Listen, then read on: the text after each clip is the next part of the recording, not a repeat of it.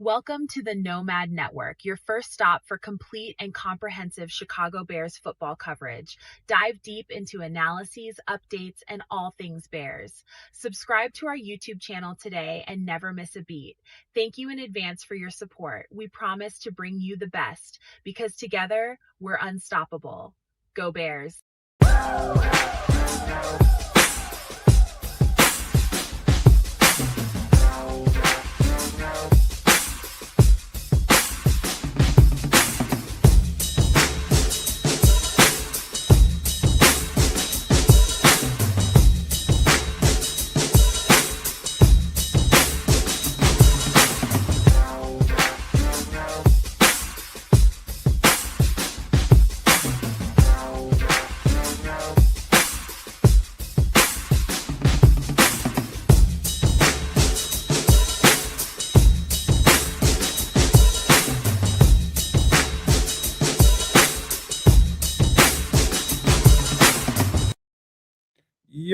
Yo, No Maniacs. Welcome into this special edition of Nomad at Night. Well, we're going to get a chance tonight to break down those UDFAs we could not do on Wednesday night because the breakdowns were really good as far as the actual draft picks went, and really didn't want to step on that. Plus, we were just there for a long time, and so we thought it best to come here on Sunday night and break down these UDFAs, and hopefully Samuel might show up here because I know he wanted to be a part of this. So, you know what, man? We about to have a hell of a show, man. I think we got a great UDFA class, and I'll get right out here on the record and tell you what I think of them overall. I do think the Bears are going to try to clear out some of the bottom rung of that roster. Some of these guys that have been here a couple years at least. I think this is really an opportunity for them to kind of flip the roster the best way they can. And some of these guys, I'd say about 7 or 8 of these guys, I think have a very strong chance to make this roster.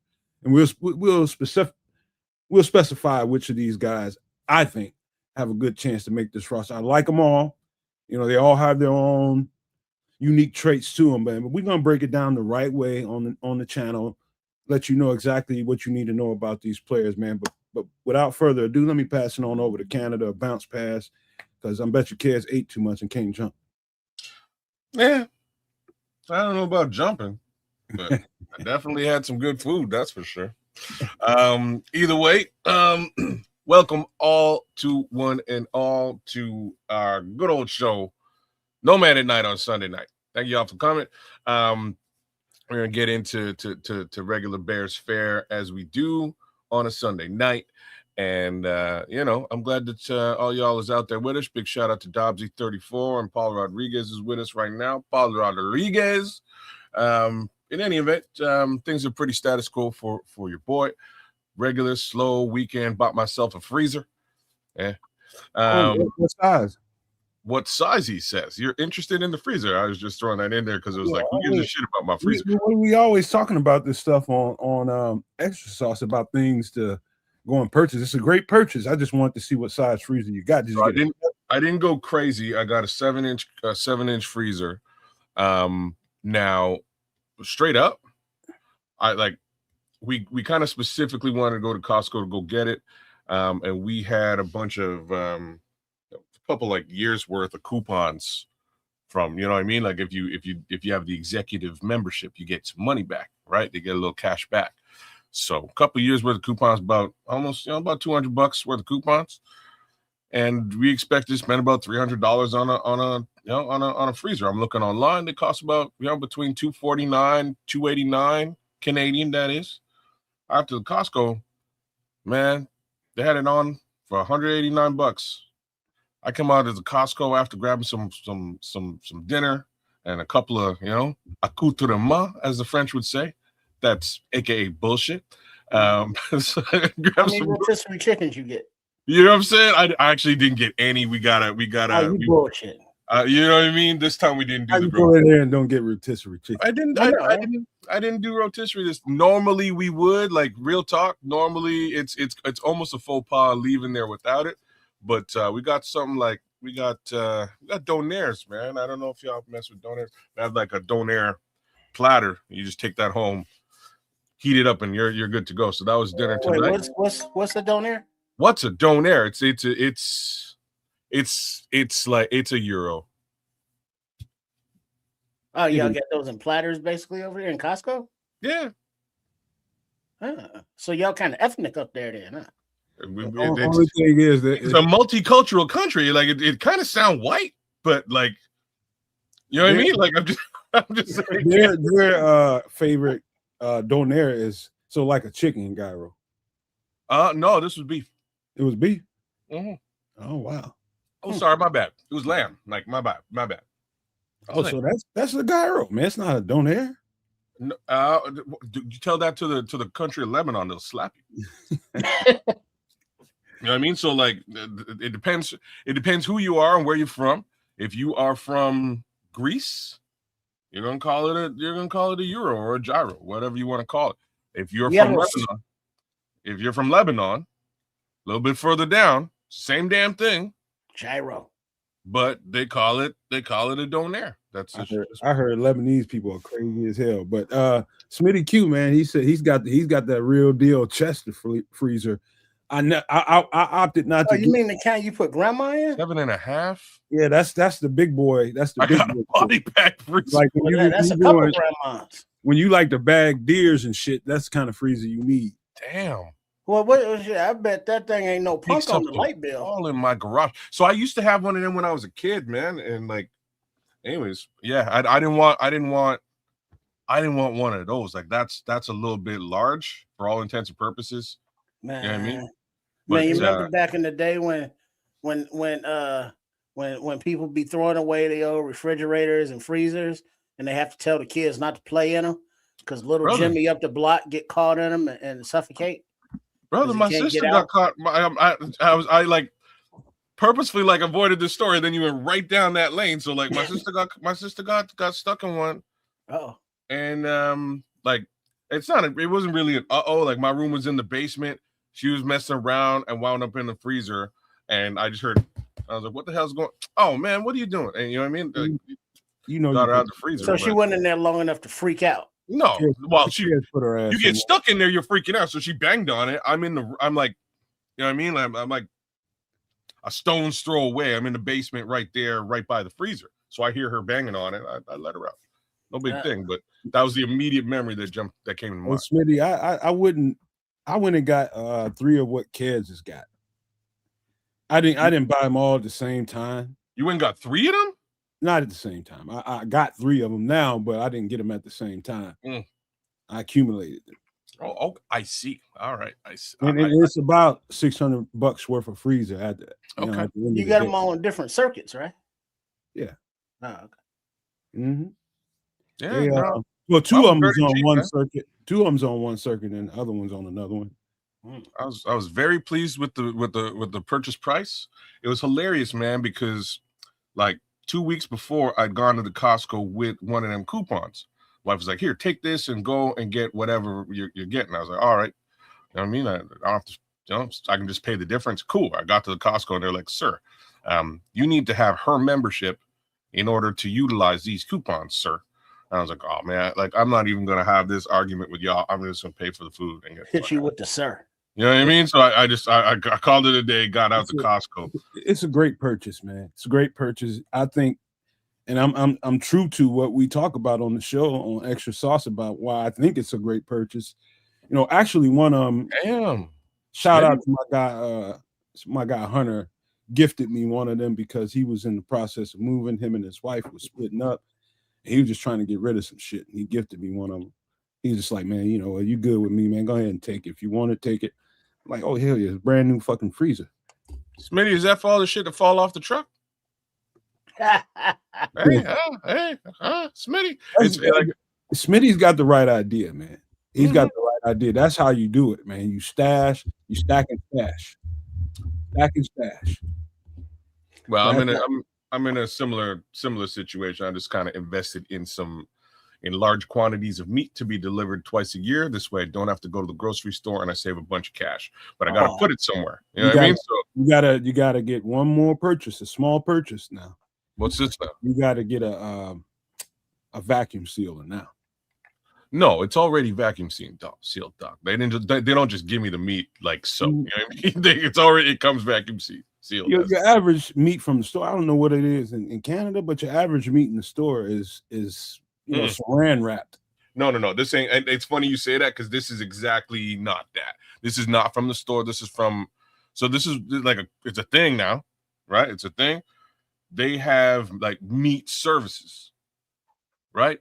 Like folks who get meat in bulk and resell it at a bit of a discounted price because they're avoiding having to put it into the store. They're selling it straight to me, like from them. They cut it, hang it, chop it, send it to me, and they cut out the middleman. They cut out half that gas, and I see that savings. So it's like a new thing. There's like 4 or 5 of these services here in town. And these guys were kind of lucky that they caught me in a good mood. Kids, let me ask you a question. What's Canada's version of the FDA? You know what the FDA is here? Yeah.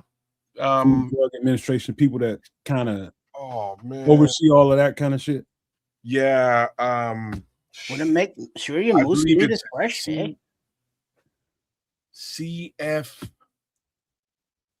CFIA, Canadian Food Inspections Agency. That's what it is. So these guys get to kind of skip past them? No.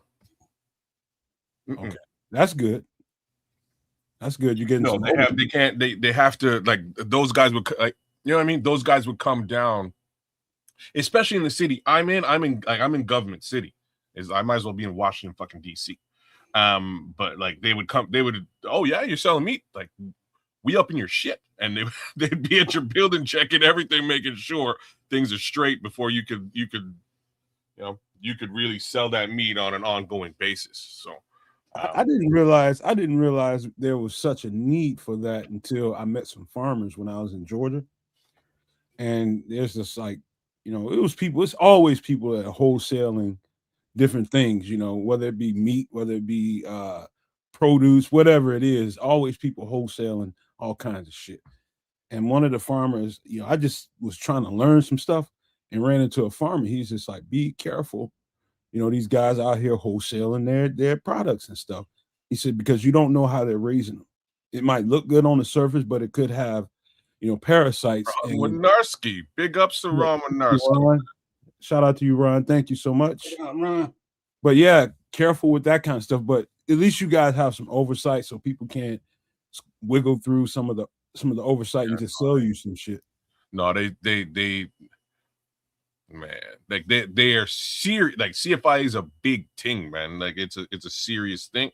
They don't mess around. They make sure, that foods is straight. To the degree that a lot of the stuff that you guys, consider regular table stakes foods that you can get at the grocery store, these guys are like, nope, we ain't letting that onto grocery store shelves. You have to modify that or you can't sell it here. So it's quite a different thing. Like I'm saying, like when I go to Walmart in the US, I walk around the grocery aisle and be like, oh shit, I ain't seen this in about 15 years. How to get this? Like there's all kinds of stuff. Y'all get, we just don't. They won't allow. Great purchase, man. Again, man, just start stacking, but you got to stack wisely, because if you don't stack that the right way, that little freezer can get a little out of hand. You have too much shit in there. Well, like I said, it is for a very specific purpose. It's to handle all this meat that I'm gonna get delivered. This coming Friday, so it should be enough. I should be straight once it's all done, and it's meat is being delivered on Friday. Where's the pause in that? All that meat, all kind of pause. All that BBC being delivered. What's on your brain, Doc? Hey, you the one that ordered all the meat. Hey man, it's me. That's what it is. I can't. What am I supposed to call it? Oh, I don't know any other way to say it. I don't. Hey, listen to Ryan. He said he saw some TikTok videos of fake food, so be careful. Yeah, okay. Yeah. All right. 3D printed. That's what I'm trying to, like. It's funny you say that, Ron. That's what I'm trying to avoid. Is a fake food at there's fake food at the grocery store now, because I don't know if this is in the U.S., but definitely here, I can only assume it's in the U.S. Canada is here.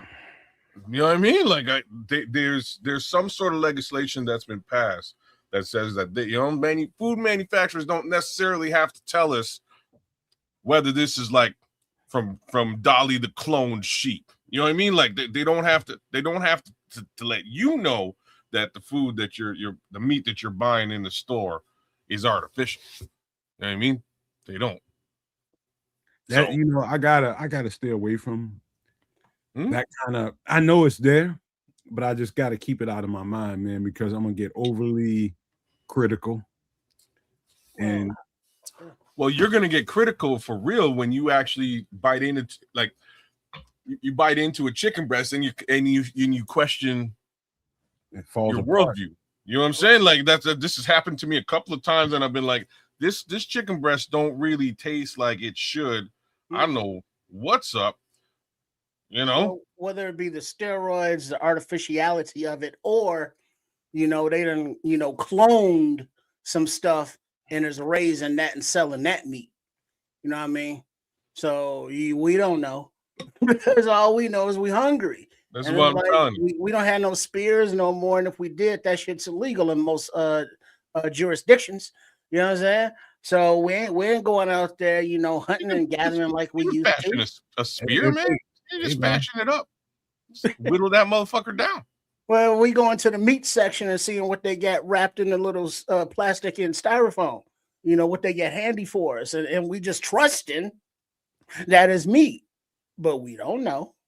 Hey, all I know is if they can clone a chicken, it's damn sure easy to clone Tyrone. Well, the first thing they cloned was a sheep, and those are delicious. Shit. You because they gave it a name. Shit on my fire, but it was a sheep. They gave it a name and shit, and it's like, man, lamb chops. This is a cloned a chop of lamb, but it's that's not good for the human body. Hence all these different cancers and such. But happy Sunday. And it's Sunday and Nomad at night and not some extra sauce. So with all these fancy fruity ass drinks Nomad be coming up with, I made my own concoction. You got this V8 Energy orange and pineapple. You pour that in a glass with some ice. Wait, slow down. What is it? A V8 Energy? Yeah, V8 Energy orange and pineapple. Never heard of that one. And then you throw it in a glass with some ice, and I got some strawberries.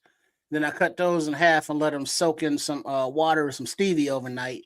And you put that in there, with a couple fingers, of a little something, and you got a nice little cocktail. And you ain't got to do no mixing and no nothing. Oh, so what's the heavy flavor in that V8? Fruit. Oh, so nothing really sticks out. It's Dolly the sheep. Thanks, Pilgrim. No, I mean pineapple. She was called Dolly. Pineapple. Pineapple orange. So you know how pineapple's got that kick to it. Yeah, they dominate everything. Orange got that subtle sweetness. It's just that mixture, and then you throw those the real strawberries on there, and then you got that berry flavor in there too. So it's real fruity. I would literally mix pineapple with any drink and be okay with it. Mm-hmm. Just love the taste of pineapple. But it's not always in season. Fresh. And the stuff in the cans and the syrup, that ain't no bueno. But that's why I saw these. I think it was like a little 6-pack or something. Huh. And it's like, it's no like sugar or none of that shit added.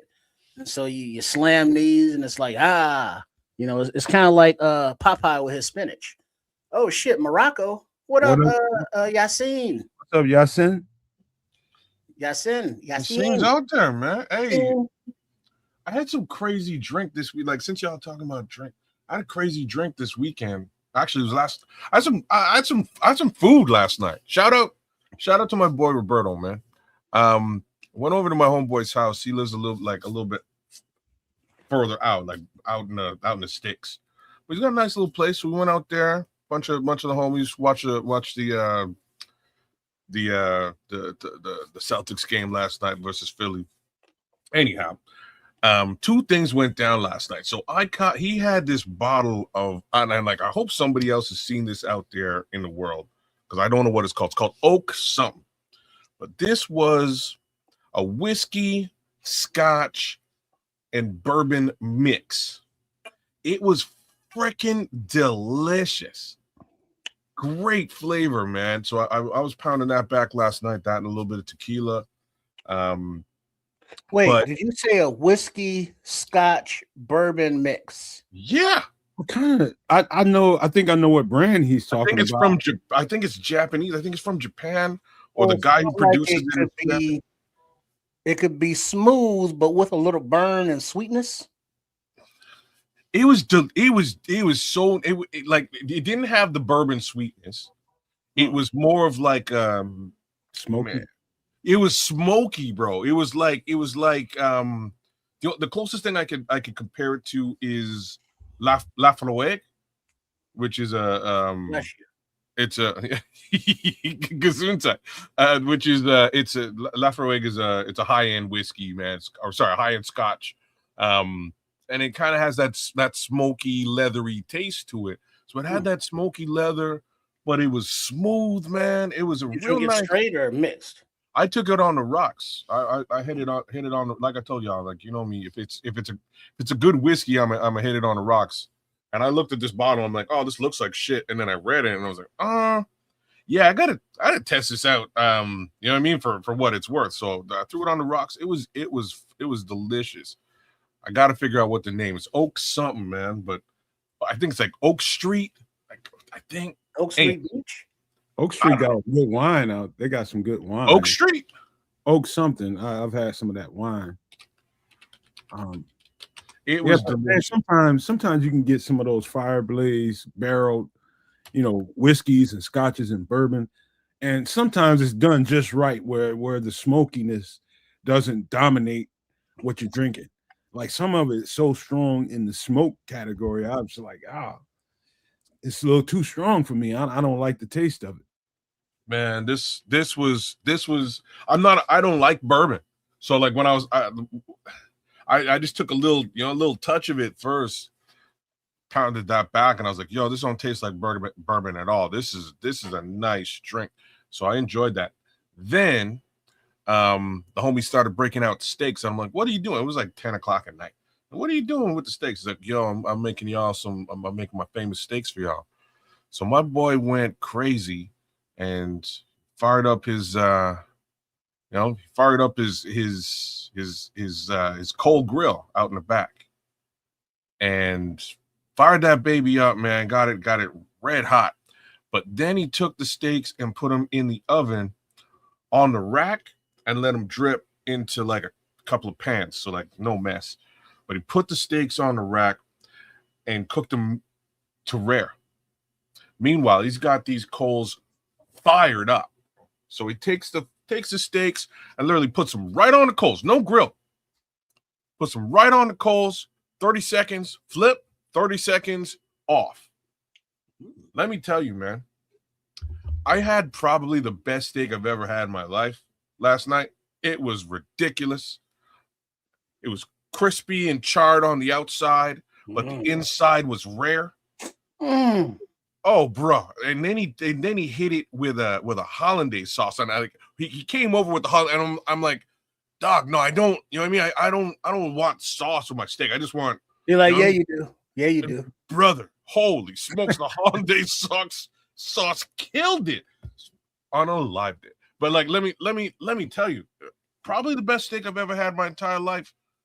Just saying. So shout out. Was it one of those Wagyu beefs? What kind of beef was it? See, that was the only problem, and we all kind of said it. It was like the only thing we could have like that would make this steak better is if it was like a Wagyu or even a ribeye or something like that. It was like it was just top sirloin cut. But these are big. Quick shout out, kids, real quick. Dante Purify, shout out to him. Just busted up in here, of course. Dante. Oh, what's up, Dante? Paul Rodriguez, I don't know. Collins too. Shout out earlier. Sir and Collins, thank y'all for jumping up in here. But carry on, bro. Yeah, man. Trust me. I'm just saying that was the only slight.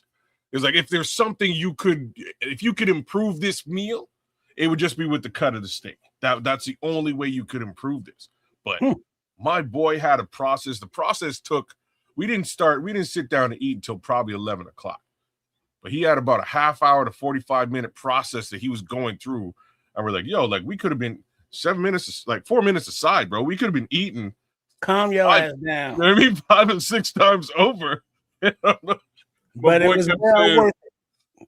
My boy kept saying, man, he's like, yo, just at this point, it's gonna be breakfast. So you might as well just start cooking eggs too, man. We'll have steak and eggs. Forget about it. And I'm laughing. But in the end, bro, holy cow, did I ever have one hell of a steak last night. Nice. It was wild. It was crazy. Chris, what's going on with you this week, man? Hey, I re-upped, and this flavor is strawberry banana. So I didn't realize that they're different flavors of these little joints. So it's an energy drink, V8? Yeah, it's a fruit and veggie supplemental thing. Oh, his ass about to be tweaking. Hey, man, don't worry about it. I'm grown. I ain't got to drive nowhere. See? Okay, yeah, that's right there. Yeah. I'm gonna look for that in the grocery store, man. That looks, because I don't mess with energy drinks like that at all, man. I'm too worried I'm just gonna drop. You know what I mean? And that's sugar. No, it's not like a Monster, you know what I mean? That kind of energy. It's more of a fruits and vegetables kind of energy. That's what I'm trying to be about. So like that's what I'm saying. I'll go look for that in the grocery store and I'll give it a taste, because I could use much more fruits and vegetables in my life. Wait a minute. Yeah, I'll send you the link right now. I'll just say there's a black cherry V8 energy that he likes. Yeah. Okay. The blacker the cherry, the sweeter the juice. Wait, what'd you say? He said there's a black cherry flavored V8 energy drink. Oh yeah. Yeah, and I said the blacker the cherry, the sweeter the juice. So yeah, it tracks. Did y'all see this? Smitty says, all right, boys, 136 gallons. Talking about for his truck. $880. Look. Wow. Man, you 136 gallons for $880. How much was, let's say, 136 gallons a month ago? We got to put it in context. Well, here's the context. I know he's smiling and swiping the corporate card on this one. You know what I mean? You know what I'm saying? Like, like if he ain't swiping the corporate card, he's going to expense all that back and get that 880 back at some point. Ain't no way he's not swiping the corporate card. Ain't nobody doing that shit on there. The hell no. What are you talking about? Unless he's got his own trucks he's running. Well, you gotta have some kind of write-offs. Even if you got your own truck, you're expensing, like, he's a trucker. He's expensing that tolls, gas, maintenance, a month ago. All right, so 5 and some change. So that's at least 300 plus. Wow. $300 plus for one goddamn tank. Oh, kiss my ass. So I'll drink to that, but not in a good way. You're not necessarily in the city right now, like I'm not. And so I just say the gas just went up 70 cents here overnight. 70 cents. Yeah. That's huge. Gas really trickles, 3 pennies here, 3 pennies there, 5 pennies here, 5 pennies there. It just jumped overnight to 70 cents. Well, here's the thing. Smitty's saying, yes, kids, you are correct. I don't have to worry about the cost. Yeah. But, that corporate entity that's paying the cost is charging everybody who's, shipping. Oh, you don't know. So everything that's in the back of that truck is reflecting that increased diesel fuel cost. Nomad's saying that gallon went up 70 cents a gallon, and Smitty may not be paying that diesel, but everybody, the consumers that are purchasing things off the back of that damn truck, is paying that difference in that $300. Yeah, man, that's the supply chain, man. And this is why, trucking is such an important, career business aspect of North American life. Like, you call it what you will. You got to get your goods and you got to get your shit from one location to the next. You just have to. It doesn't matter what we're talking about here. Produce, electronics, doesn't matter. Has to move from one place to the next. And when gas goes up, everything goes up, man. They just bake that because, the company that Smitty's representing ain't bearing that cost. They're not eating that cost. And exactly, that's the question, though, kid. That's the question. at what point does your overhead override the goods and services you have to deliver to people? At what at point that does point it you go Spirit Airlines. No. But this is what I'm saying. The company doesn't bear that cost. They pass it on. You have to, or else your business isn't profitable. You know what I'm saying? Say what? Spirit Airlines. Pass it on to who? Yeah, Spirit Airlines. To us. No, they went out of business. Spirit?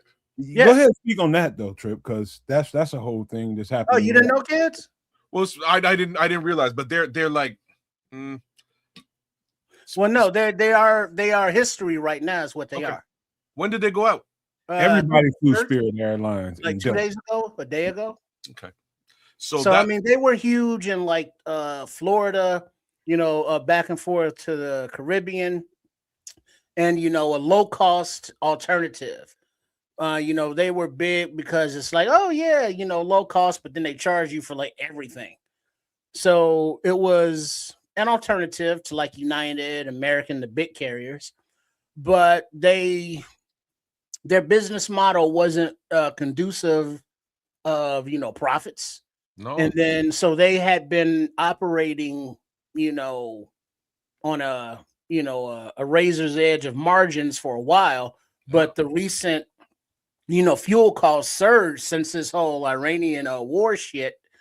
It just pushed them over the brink, and so 17,000 employees were laid off, and the passengers that booked flights, would be automatic renewals, but there is no customer service, there is no nothing because they are no more.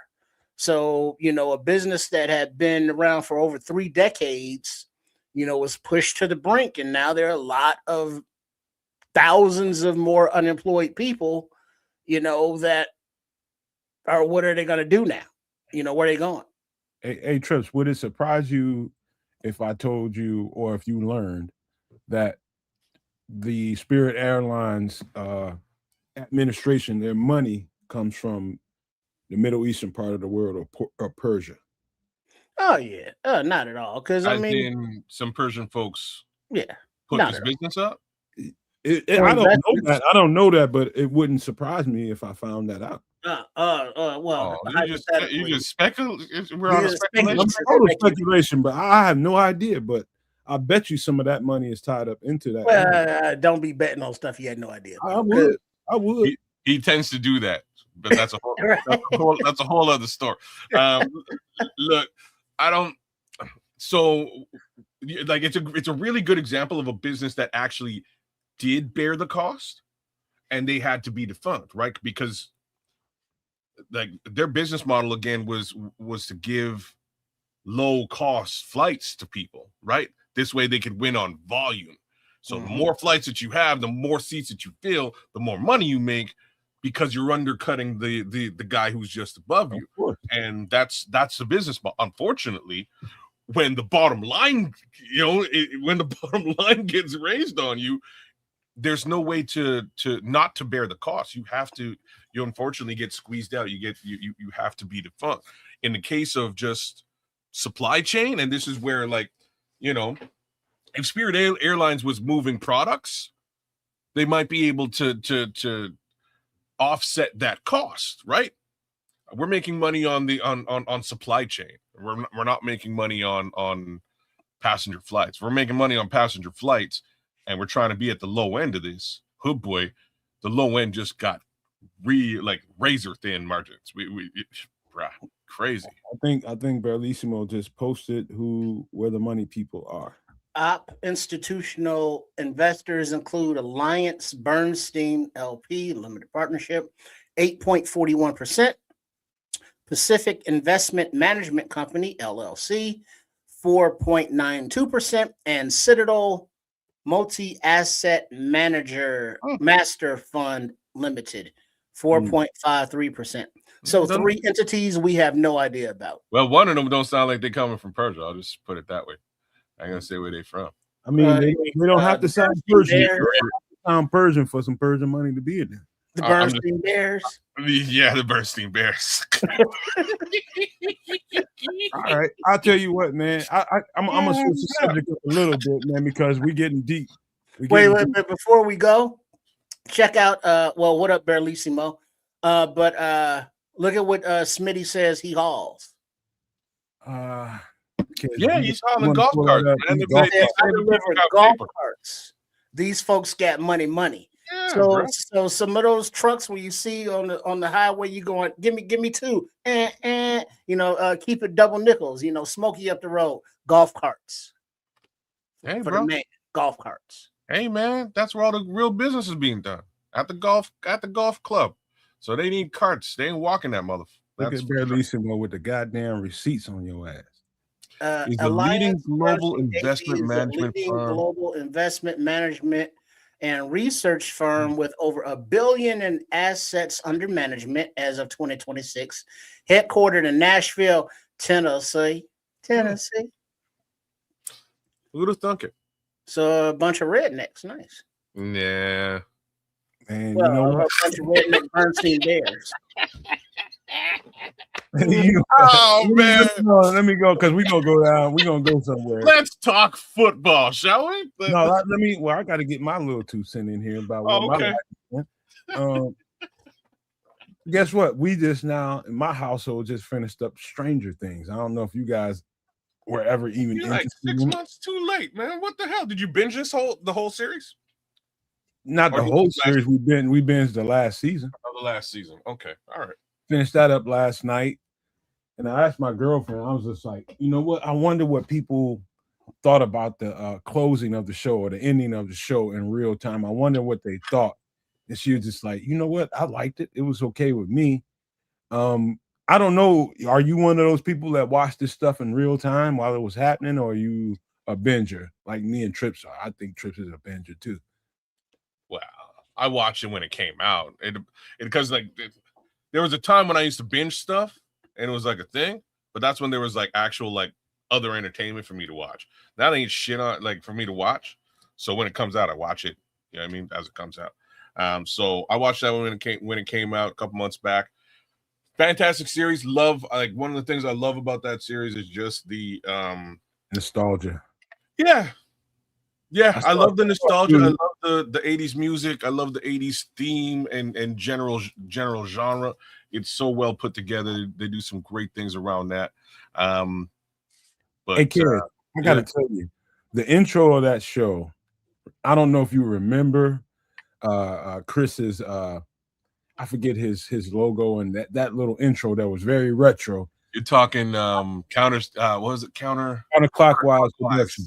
Yeah. And I fought that man, and I fought him for probably 48 hours to not mess with that because it was so retro and cool. It was cool. He just had to. I guess he was probably just tired of it. But I fought that man for 48 hours. I was like, Chris, leave that shit alone, bro. That shit is so fucking cool. Don't mess with that. That's how people know you. But he just had to change it up. But I just love the retro. That whole period right there. It's just everything about that, man. Yeah. Talking about when technology really took a turn. You know, we're talking about people were getting their first desktop computers. You know what I mean? All that kind of stuff. It was a real. That era was just something else.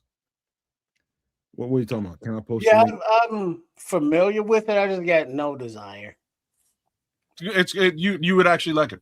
Go ahead and post it, Berlissimo. Yeah, you know, but it's like I saw the first season or two of like The Boys, and it was kind of interesting and entertaining.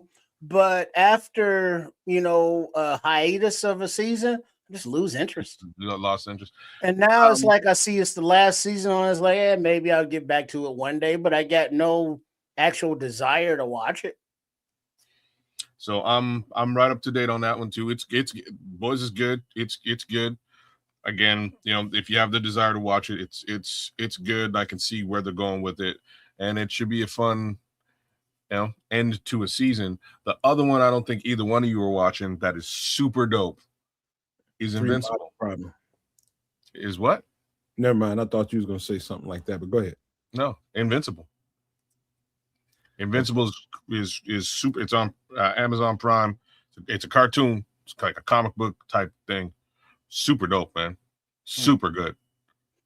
And to be honest with you, I was like, oh, the first season was kind of like blah, and I'm wrong. I totally forgot what happened in the first season. The first season's dope. First season ends on some dopeness.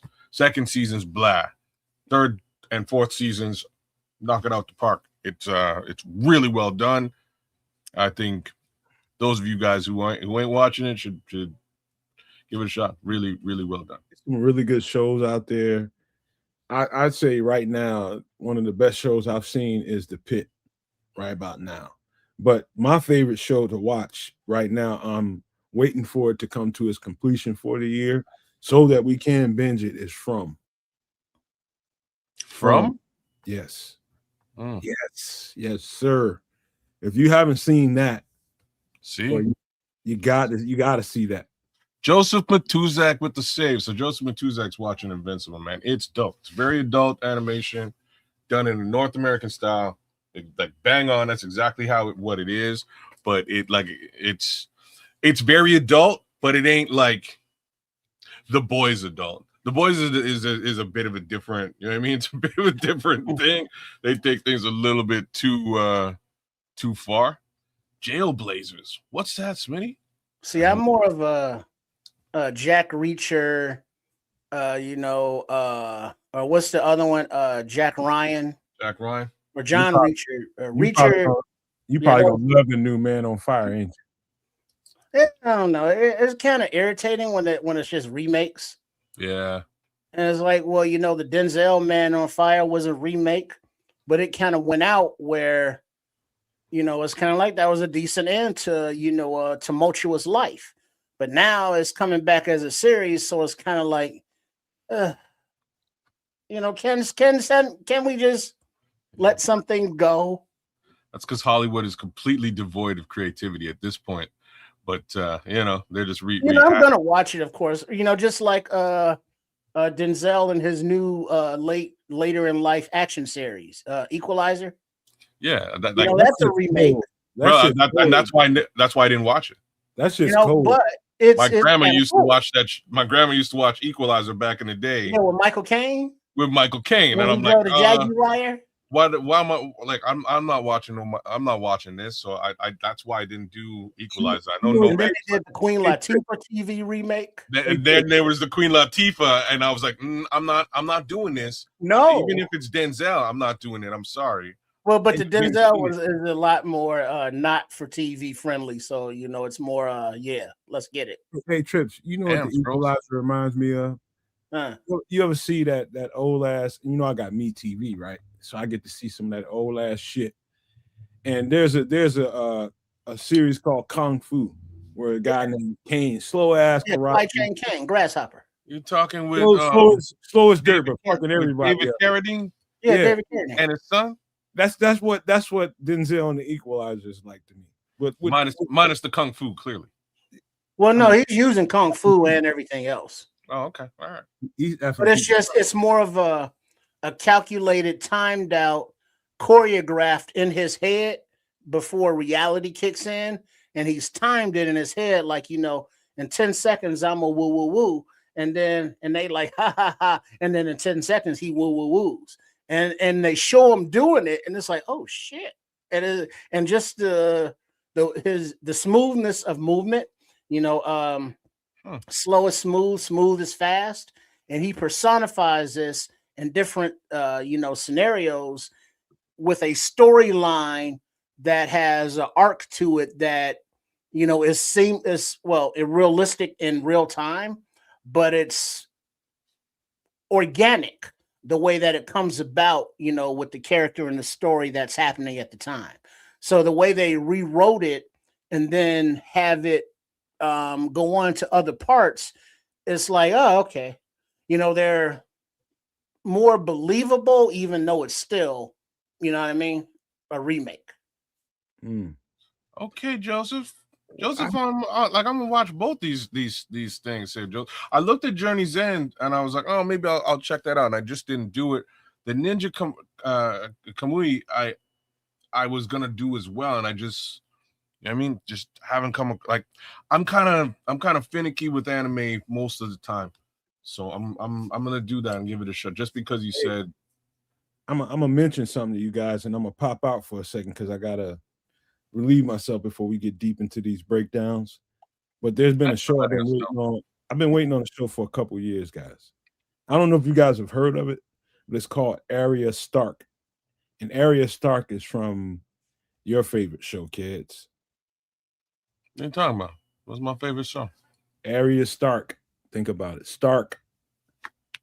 Tony? Oh, Tony Stark. The Starks. Who are the Starks famous in TV? It's either Tony Stark or it's Game of Thrones. Game of Thrones. So Arya Stark is one of the characters in there. Remember her? You're talking Arya Stark. Arya Stark. So I said Arya.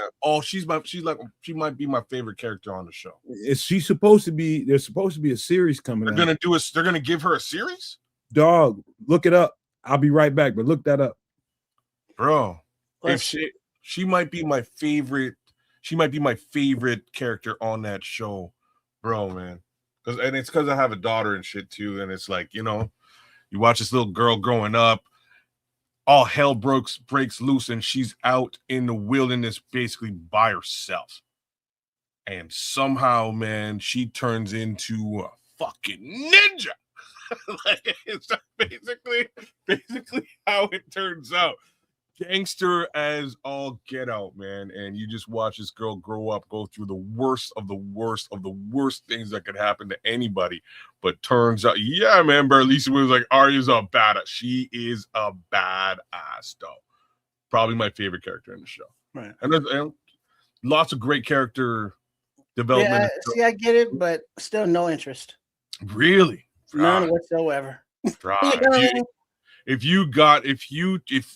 If I told you like just her alone, her story. No, I mean I understand. I've seen like the Game of Thrones, like it's been on and I've watched it. It's like it just doesn't. I'll stay and watch like a violent scene, because that's who I am, and like cool. And then I'll change the channel. No interest whatsoever to find out or character arcs or none of that. And it's just, The only reason I watched that one Dragon movie was because the two dudes was in it. The all right guy and Christian Bale. Oh, that one, yeah, that thing. That's a decent film, but it's well, but I mean that was as far as I went with Dragon. That's where you're going with the dragons. Like Dragon Slayer is like, yeah, that shit was lame. Yeah, no, man. The different character arcs in this series. I forget Dragon. I don't give a shit about dragons at all. But the different character arcs in this series, you kind of go through and you're like, yo, all right, like you see what's going on.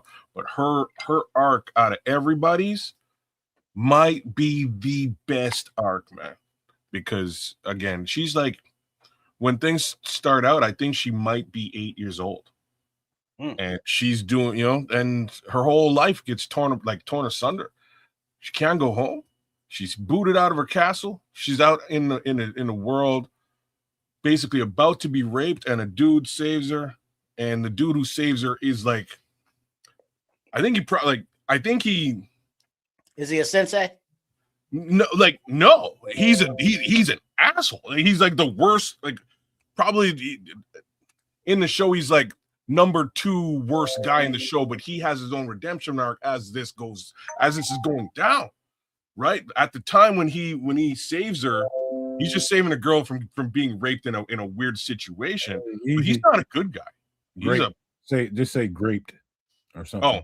Oh, sorry, YouTube. You know what I mean? But like, you know what I mean? So like, it was a situation. He saves her. He has his own redemption arc. That's part and parcel to this. But as it goes on, she just gets in worse and worse and worse problems.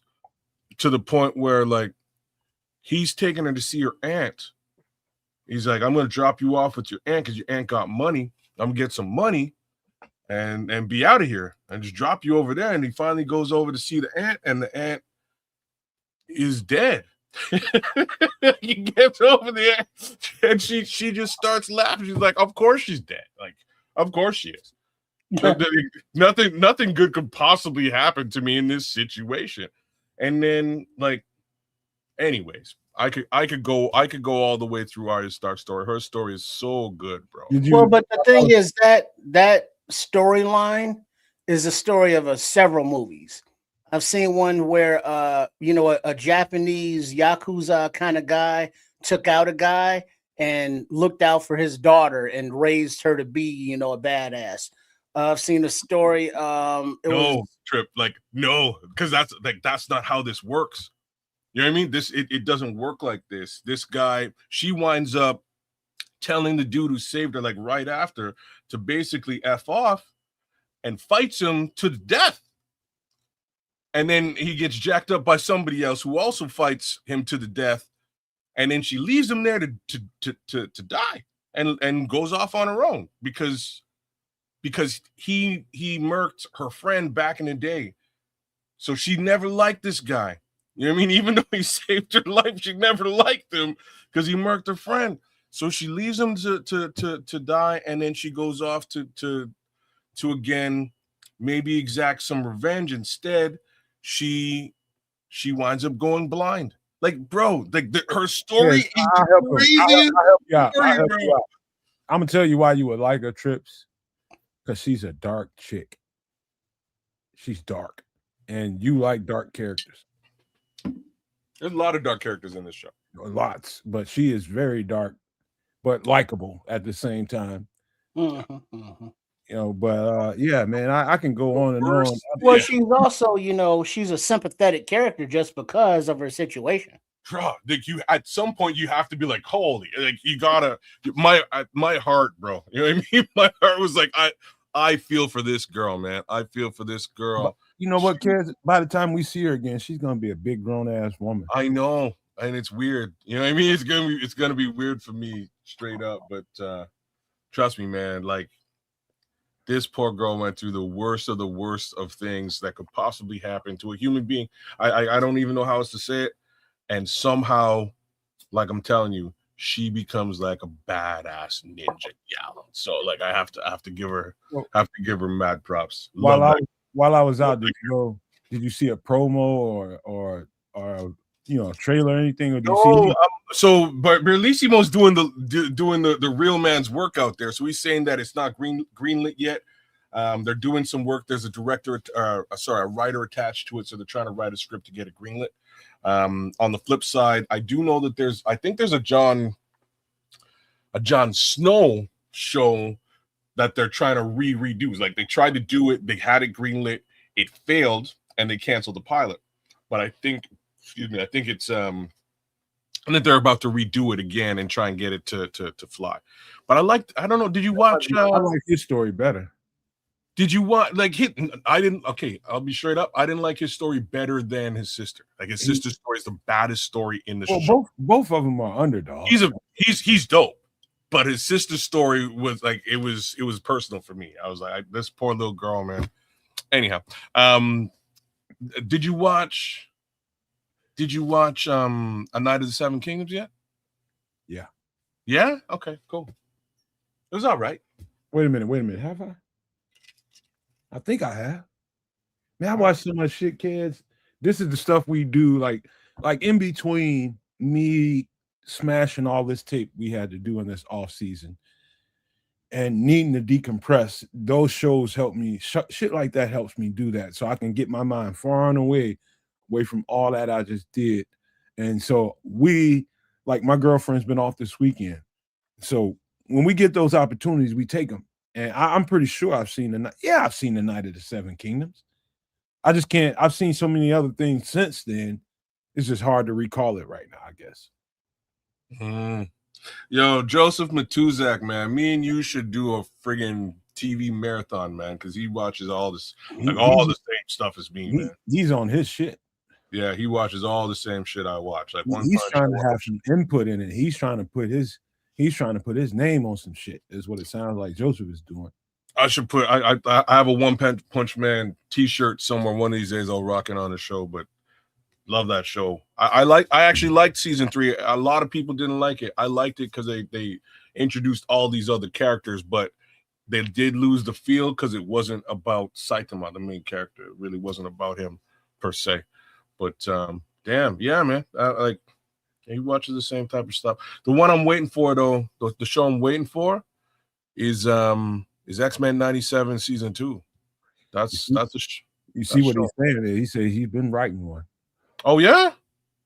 Yeah, he said that a little earlier. That's why I said he's on his shit. What are you writing, man?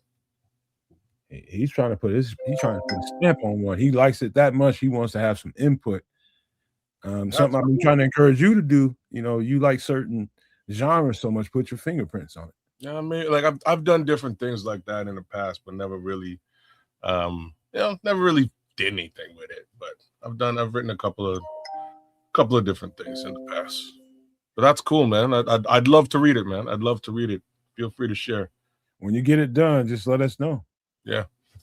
So we can for people that the only anime I've ever seen in my life was there's a recent Godzilla anime that came out in the last few years, and I love that. Oh, you're missing out.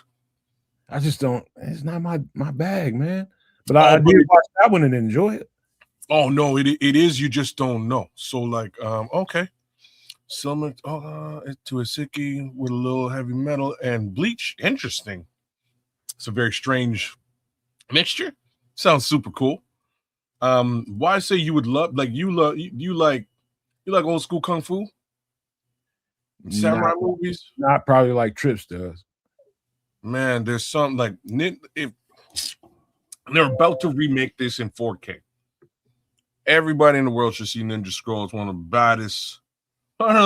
baddest movies of all time. You should like it's all animated, but it's dangerous, bro. It's a dangerous film. Akira. Go ahead, kids. Akira's another one. Like you, Blue Eyed Samurai's all right too. Akira's good. It's not like Akira's different. It's like a different thing. It's like motorcycles and government conspiracy stuff. It's a dope ass movie. Hey, but there's some good old anime out there that you can catch up into. This ain't anime what I'm about to tell you about, but there's one of my uncles made me watch it with him when I was in trouble. I was on punishment. And he's like, he kept on talking about it, and it was something from Samurai Sunday on old ass Samurai Sunday. It was called The 5 Deadly Venoms. Oh, you can't. Okay. You know that's what the Wu-Tang Clan is based on. Off the show, The 5 Deadly Venoms? Off that movie. Yeah. Yeah. Really? Yes. I thought the shit was pretty dope. Bro, it's one of the dopest like concepts. Like they sampled the hell out of that movie. Clan ain't nothing to fuck with. They sampled the hell out of that movie. I knew that, but you're right. Now that Trips just did that. Tiger style. Tiger style. Yeah, like they sampled the hell out of that movie. But that's where the concept came from. They were watching that movie and they're like, yo, what if we kind of like, you know what I mean? And that's how the Wu-Tang Clan kind of came to be. All right. I'll tell you what, man, because we can go on and turn this into some extra sauce, but we have reached the hour mark pretty much. A couple minutes before the hour mark, but we got to break down some football players because that's what people came here to see. Let's do it. I mean, let me shift the focus a little bit. And let's go from let's just get this. Yeah, UDFAs, man. Let's just get this out of the way. And I'm not going to trivialize it because I'm used to doing that. But this is kicker Gabriel Placencia out of San Diego State. Left-footed kicker, UDFA. Let me just tell you, I didn't watch like I would watch a regular prospects tape. I didn't go through game after game after game. You know, I went to he was doing a private workout, and I think he was doing a pro workout. And let me just tell you, he's got the leg of Thor. He's got the leg of Thor, he says. He's got a hammer on him, man. He's got a hammer. That's what I said about my son when he was born. God. Wait a second. Pause. Pause. But he's got a very strong leg. And let me just say, in one of those workouts, I don't remember if it was a private one or it was a pro workout for a team or something like that, or he's doing his pro day. I can't remember.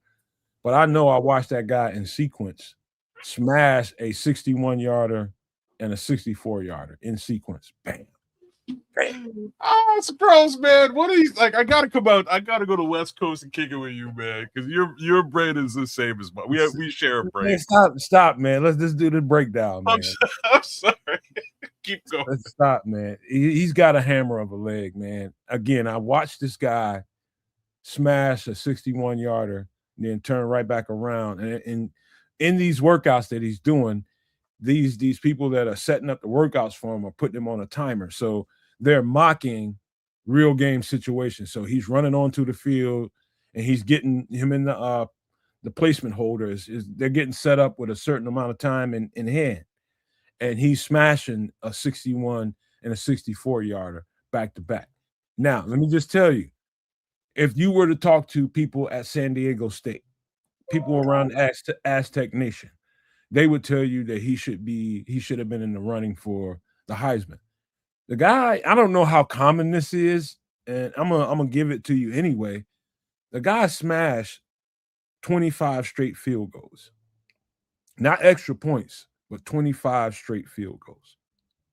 I would just lead with saying I don't know if that's very common for a college place kicker. 25 straight field goals. I don't know what down distance all of them was, but 25 straight field goals is a feat, especially for a college kicker. Huh. Yeah, that's impressive. That's wild.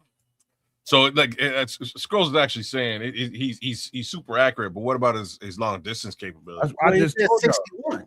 61 and 64. Oh, 61 and 64. Well, that's and it wasn't even. And it wasn't Santos.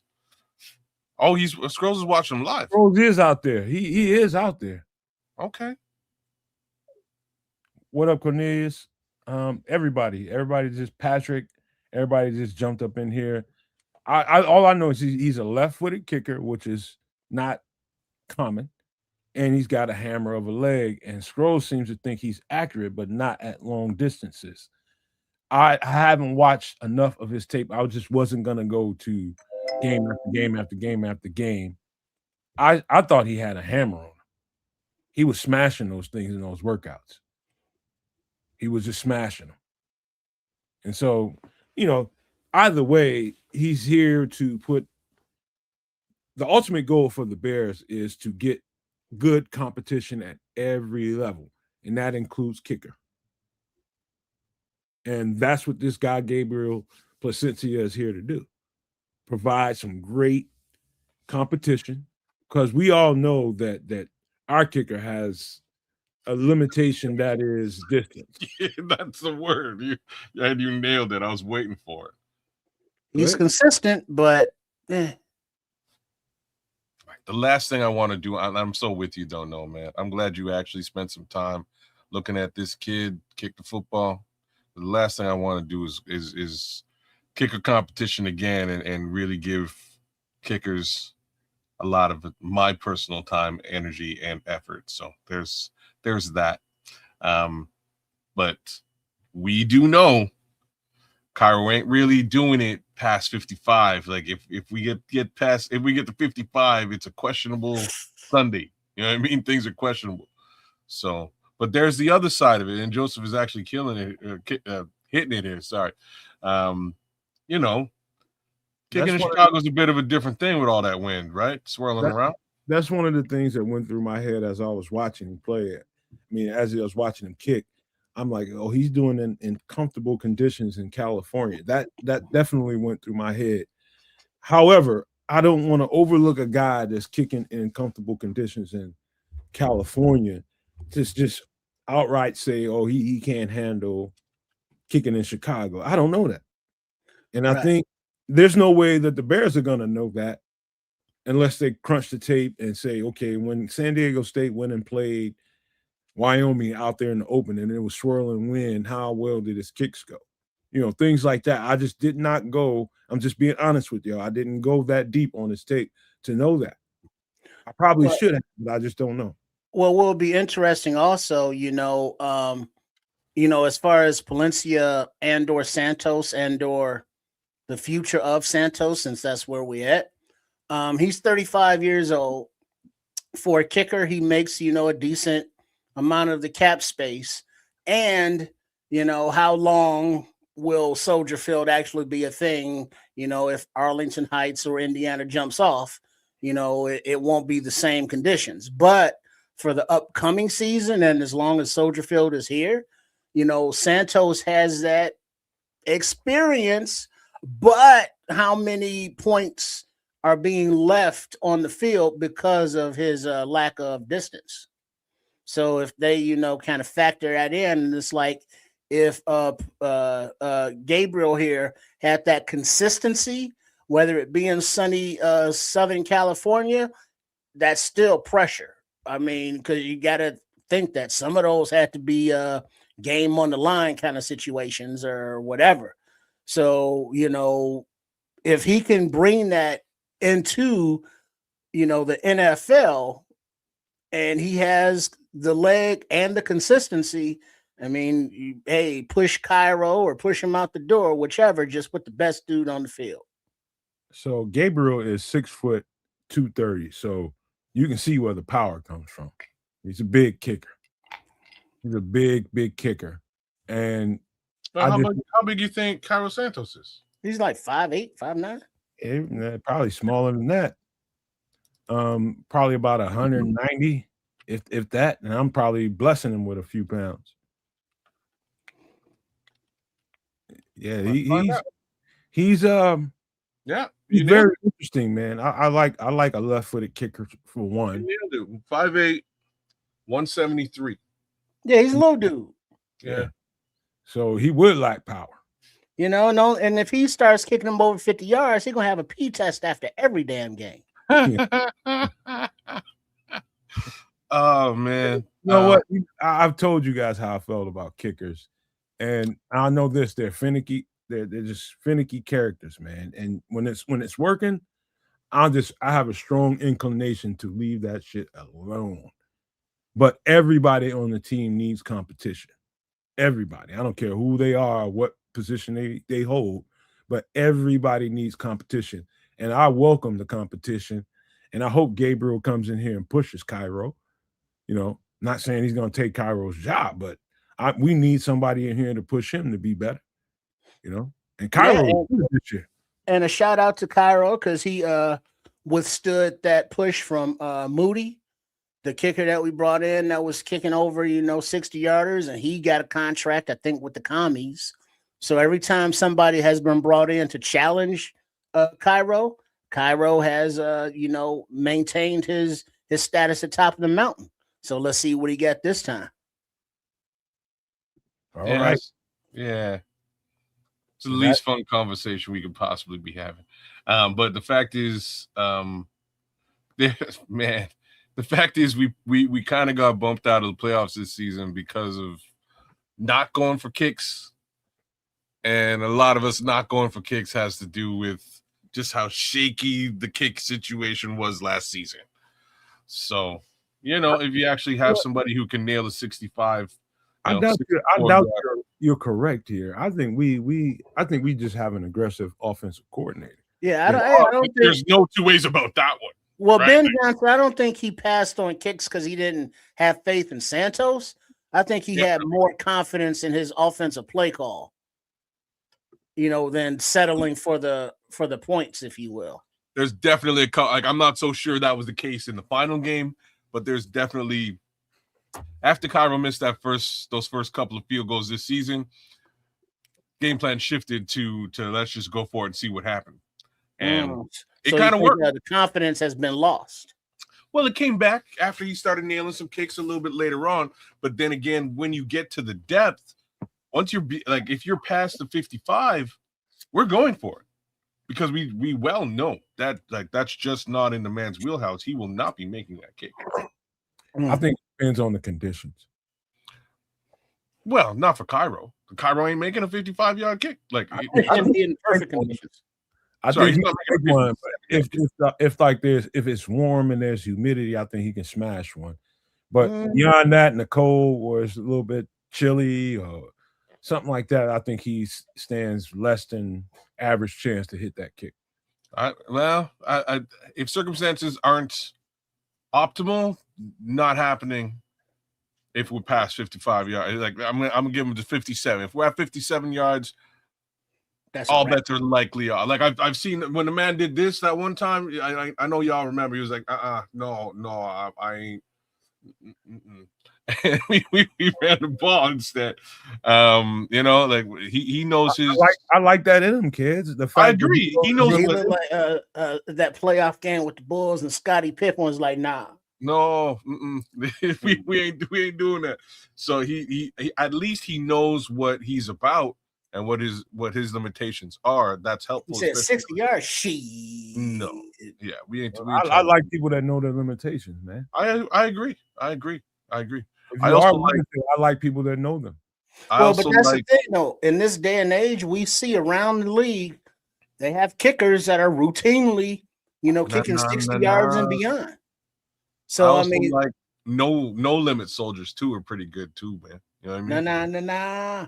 So yeah, they are not chasing a trend, but that's where the trend is. The more powerful, field goal kickers. And granted, some of those are in domes or inside, but a lot of teams play their games inside and in domes. So if that's where the league is and that's where these kickers are coming out of school at, back in 20 years ago, a 60-yard field goal was unheard of. But now it's like every other school damn near got one. And it's like, yeah, eventually the Bears going to be like, yeah, we need one of those 60-yard dudes. I do like the fact that we're in the last rung of teams that play outside. The NFL has made enough money at this point. Really? So, yeah, I do, man, because the weather is so sketchy right now. You're not going to get the same football game when you're exposed to all the elements out there. You're not.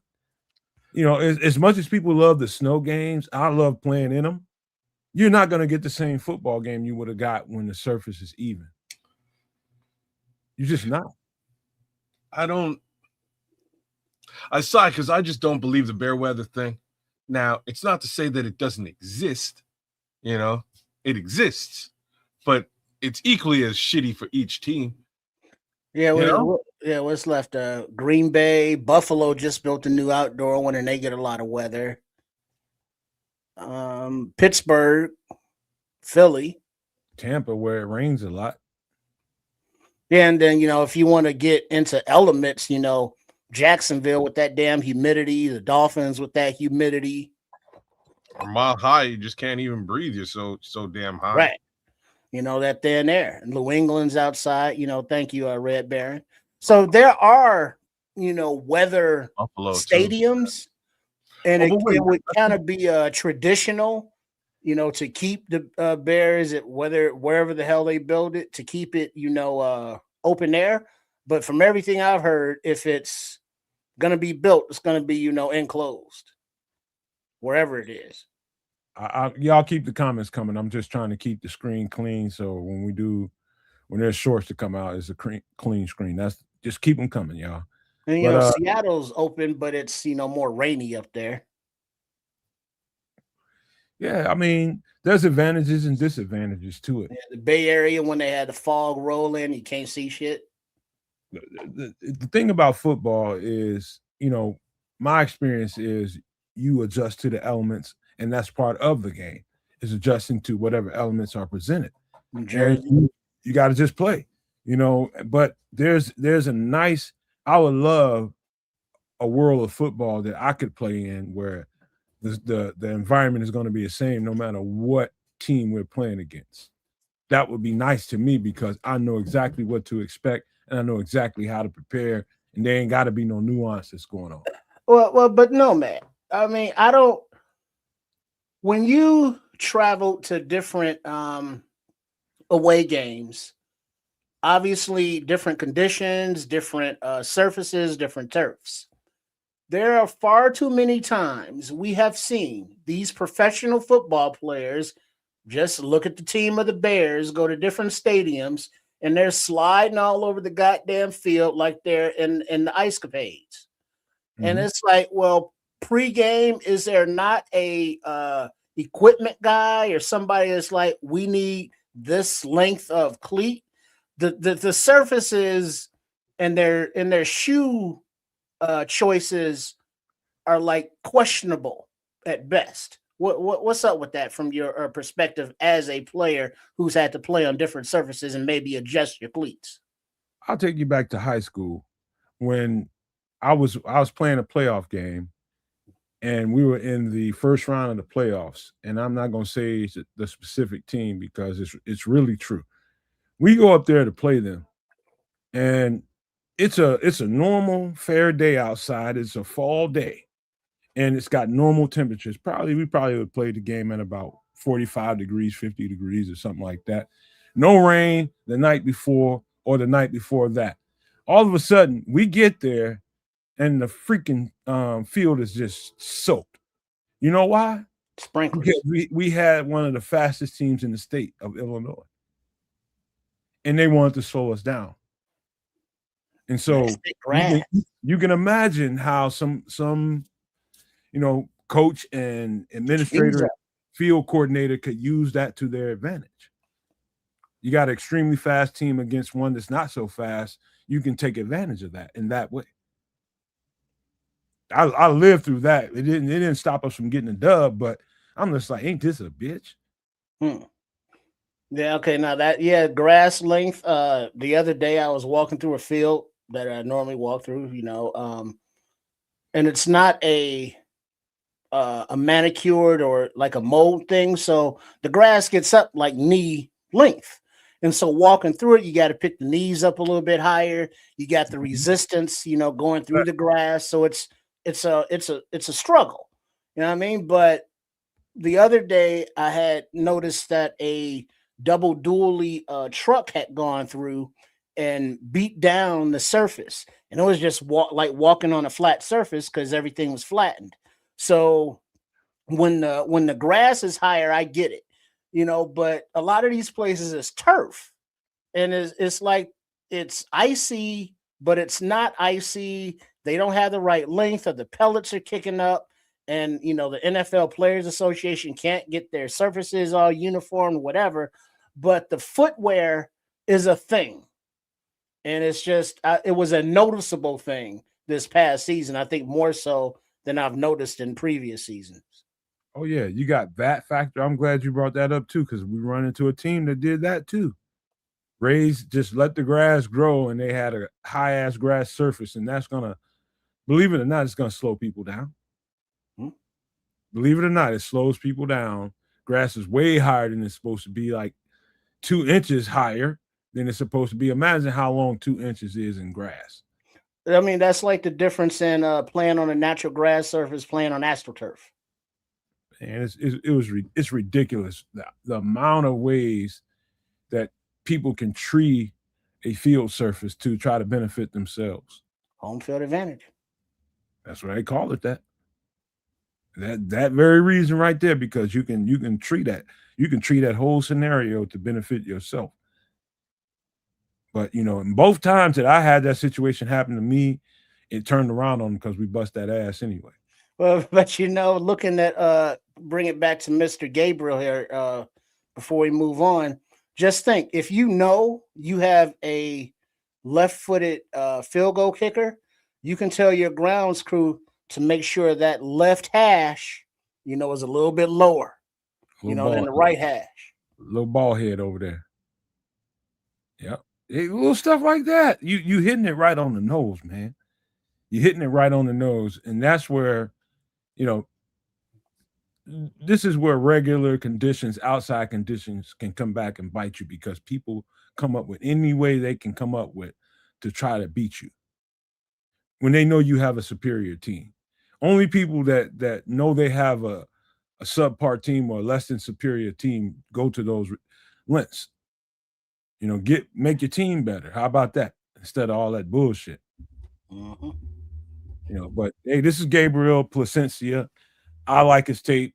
I thought he's got a hammer of a leg, and I welcome the competition in Chicago. Let's see what happens.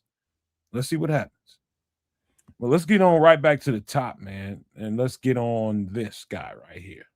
I know you guys got an idea who he is. Y'all want to talk first because I can go on about him. Kids? Nope, not particularly. Go ahead. Yeah, he was you know, it's odd because, you know, in this day and age, transfers and quarterbacks, we see him here in the Louisville uniform, but you know, I'm only familiar with his name because he was Caleb Williams' backup and heir apparent out there at USC. So it's like, oh, okay. And so it's like, are we bringing him in as a favorite of Caleb? Are we bringing him in because we like his talent as a quarterback? What are we doing? I'm not sure. You know, I don't know how he fits in, you know, behind T-Bag and Case Keenum, but is he a practice squad guy? I'm not familiar with his game whatsoever.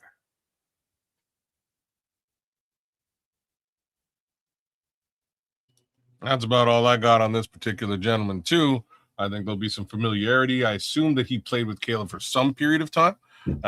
So I just assume there'll be a little bit of familiarity between Caleb and the new young man. Maybe that bodes well and works out for him to, to join the squad. Even then, I don't see them holding on to 4 QBs this season. Allow me to break this down a little bit. I'm gonna tell you what I'm thinking. They're thinking in Chicago. Yes, it probably has a lot to do with somebody that Caleb is comfortable with and familiar with. So that's a good idea within itself. However, I'm gonna talk about schematically how this made sense. I liked him at USC. I thought he had high potential. I mean, boy throws the ball all over the field, all over the yard, and seems like effortlessly. Ironically, I do think, and you guys can agree or disagree with me, I'm cool with whatever. But I do think that Tyson Bagent, Caleb Williams have a similar skill set. I'll just say similar, not the same. Caleb's got an arm like no other, and that's where it separates, in my opinion. But in between the hashes and numbers, you know, regular quarterback play, I think they're similar in that way: stature, mobility, and things like that. Miller Moss is that as well. And I do think, and I'm gonna put my name behind this. I do think this is the future heir apparent of Tyson Bagent. And I'm gonna tell you why. He went to USC. Now they ran more of a college style offense where you go look at the sidelines, you get the calls in, and you know, you go from there and you just run. It's basically a fast-paced run and shoot offense, in my opinion. That's what college offenses more times than not are.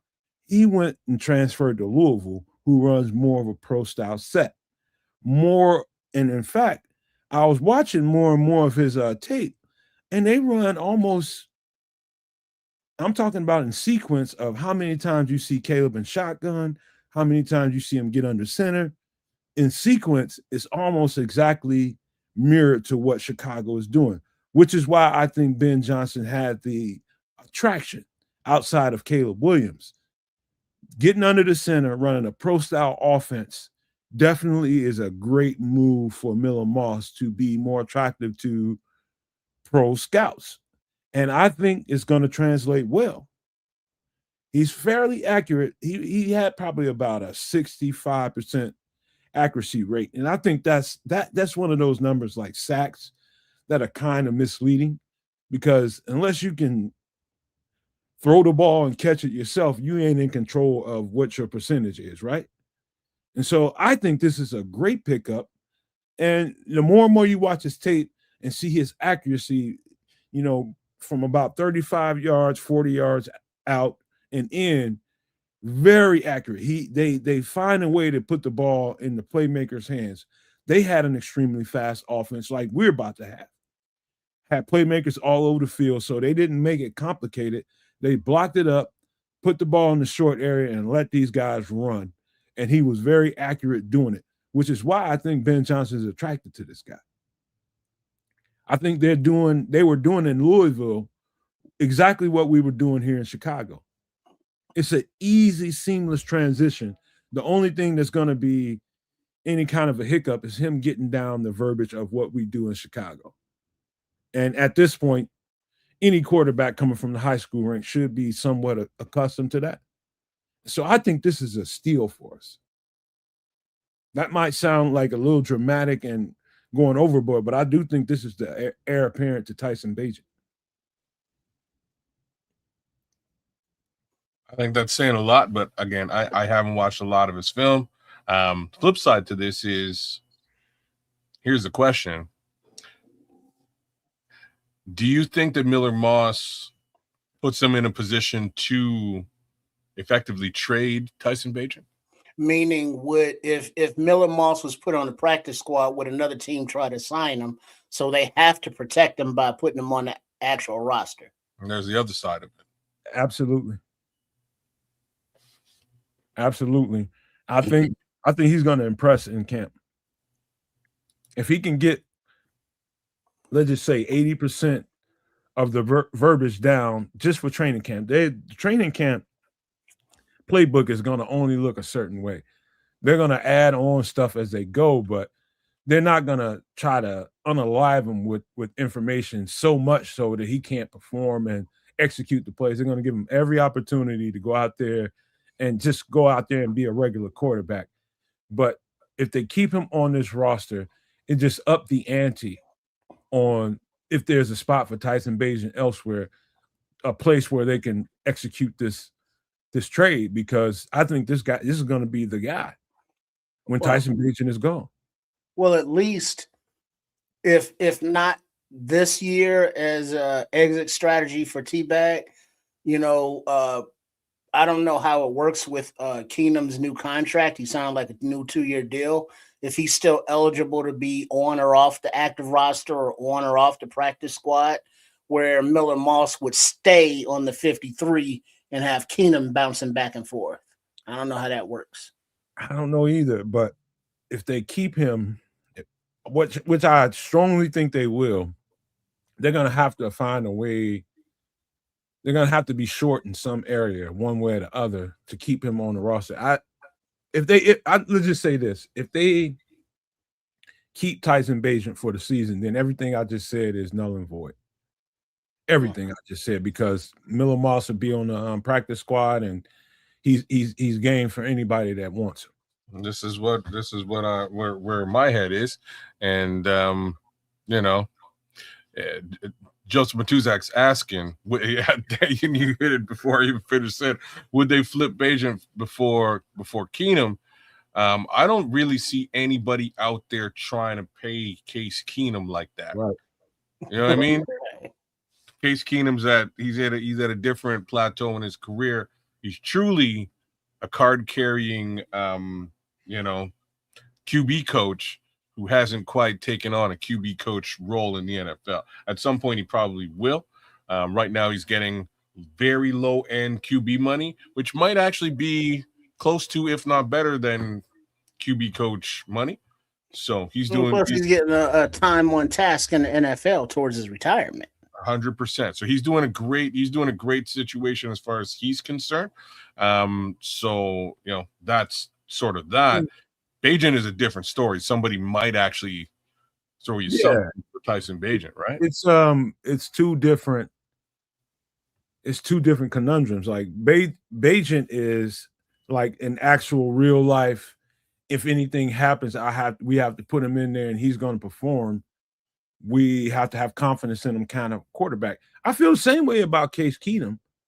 However, Case Keenum is much more valuable away from our eyes in the quarterback room, out there on the field. He's super valuable. That's why he's getting paid, because of that value.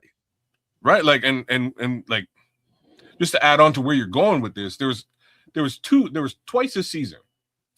Caleb went off to the sidelines after, a 3 and out, and lost his shit. Went off to the sidelines, cussing, pissed off, angry. And Case Keenum had the wherewithal to go over to the young quarterback and stand in front of him to block the cameras and make sure that nobody could see him losing his mind. And it is veteran smarts like that you keep a Case Keenum around. Like simple little things like that. Hey, you don't want, body language is a problem. Everybody talking about, you don't want this body language situation to be broadcast on the NFL because they'll spend the next week talking about how you went off on the bench. So I'm just going to stand right here. And he stood there, man. You got to give him respect for stuff like that. It's the stuff that we don't see. Like kids caught that one.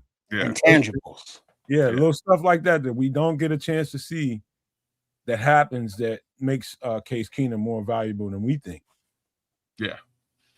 And so, when in context, when you're talking about Keenum, you're talking about Caleb, you're talking about Tyson Bagent, and now we're talking about this new young quarterback. I think they knew exactly what they were doing here, man. You just have to watch some Louisville tape and look at the percentages of how often he's in shotgun, how often he's under center, what kind of sets they were running versus I had to go back to the tape just to make sure I was seeing what I was seeing. And they run a very, very similar type of offense that we do here in Chicago. And that itself, and I don't want to take anything away from Miller Moss because he's somebody that Caleb's close to. I don't want to take anything away from him because I do think he's a dynamic quarterback. He's 6'2", about 210, 215 pounds. That's got enough mobility he ain't gonna tear you off on a 60 or 70-yard rip, nothing like that. Caleb's got that ability, but he'll get you for 30 or 40. He'll get you for 30 or 40. And so I think I like the skill set when he was at USC, but now at Louisville, now playing in a pro style offense, I liked him even more because he multiplied himself by going there and having that kind of dynamic be added to his game. So again, he's much more attractive as a prospect now than he ever would have been at USC. So I think we got a steal here. Okay. It was awesome. Cool. All right. We'll see. Big ups to the young signal caller Miller Moss. Hopefully things work out well and he finds his way onto the 53-man roster. A little bit of work to be done. Clearly, there always is. So get after it, young man. I think he really executed at a high rate, especially in the short area, and that's very attractive, man. Because most of the game is short game anyway. Your average team cares and trips might take 2 or 3 on an average big shots in a game and throw the ball over 40, 50, 60 yards. So you get 2 or 3 of those a game on an average, and everything else is dumping it off, being accurate in between the hashes, 35 yards out and in. And so in that area, man, the guy was, to me, pretty lightning accurate. He ran into a couple of teams that chased him around a little bit and got him off balance, and he wasn't as accurate as you would want him to be, and that's any quarterback. But I think his skill set is high, extremely high, and I think they're going to love this cat. Cool. All right, let's get to the next guy, and I'll let you guys have anything you got to say. I know y'all. First of all, why does Mama name him Squirrel? And I can give you a probability, kids. The way this young man moves about is like those little hyper ass squirrels. Like they're right there, and they say they're over there now, and now they're over there. Then they stop and look at you. It's like, hey, what's up? Then they're over there. Then they're up there because his movement on the field. From the snap of the ball, very quick feet, very quick hips, good turn, and he has good separation because he runs like a 4-2. So he can run deep. He has a nice route tree, short. He was this picture here. What is that? Florida State? Because didn't I see? Wasn't he Tennessee? Tennessee's got the best tape. Okay, yeah, all right. Because I remember Tennessee, and I just wanted to make sure it was the right kid. But they switching schools now, so I can't keep up. But he was a ball player on that field. He was a big, third down, got to get a first down, go-to kind of guy. He blocks, and saw something where he had a play, and he did, halfback pass, and I was like, oh shit, this is like a Xavier Thomas light, as well with the return ability as well. So I could see him, definitely making the practice squad, at the very minimum. Another kid with some juice. I like it. Wow, Cares, while you want to go, you can. I was gonna give you a little interference while you're looking at shit. No, go ahead. I'm actually not. I'm not doing that right now. I looked at Squirrel. Squirrel can run some routes, man. He's got some. Trip kind of covered it. He's got some really nice hips. He swivels really well. But I'm just wondering when does this guy see the field, man? Is really my question. I did not expect them to really be looking at the wide receiver position for UDFA. That's my little 2 cents. I think the wide receiver position looks real good right now with what we have, right down to Jade Walker. But this guy is just in case somebody, gets hurt over the season, and he won't be a bad guy to pull up. I look at it this way. You guys got to remember this, and I'm talking about everybody in the chat, everybody watching the show, listening to it. Listen, think about it this way. These players had a chance to sign anywhere, and all the competition that that's in front of him, kids. Guess what? That guy chose to sign here anyway. And what would that reason be? Question is, it's either the Bears are doing a hell of a job selling. They're doing a hell of a job selling and making this guy feel like you're going to have ample opportunity to get yourself a spot on this roster. Maybe even the practice squad, whatever. Whatever they're selling him. I know this. And you're talking about we've got 3 receivers now all of a sudden that we didn't have last year. We didn't have. We had Olamide Zaccheaus, we had Devin Duvernay. Devin Duvernay never really saw the field unless somebody got hurt. Olamide Zaccheaus was our primary slot receiver. And he started to get phased out once Luther got to where he needed to be, and they started moving Luther and DJ around in there, and they started playing a game like that. Squirrel White, think about if Xavier Thomas he's not as quick to the playbook as you would like him to be. Squirrel White's your insurance. Look at it that way. Yeah. And also, kids, look at it from the perspective of, yes, I was about to say Kirby Puckett, but Khalif Raymond, I don't know, Kirby Puckett, Khalif Raymond, go figure.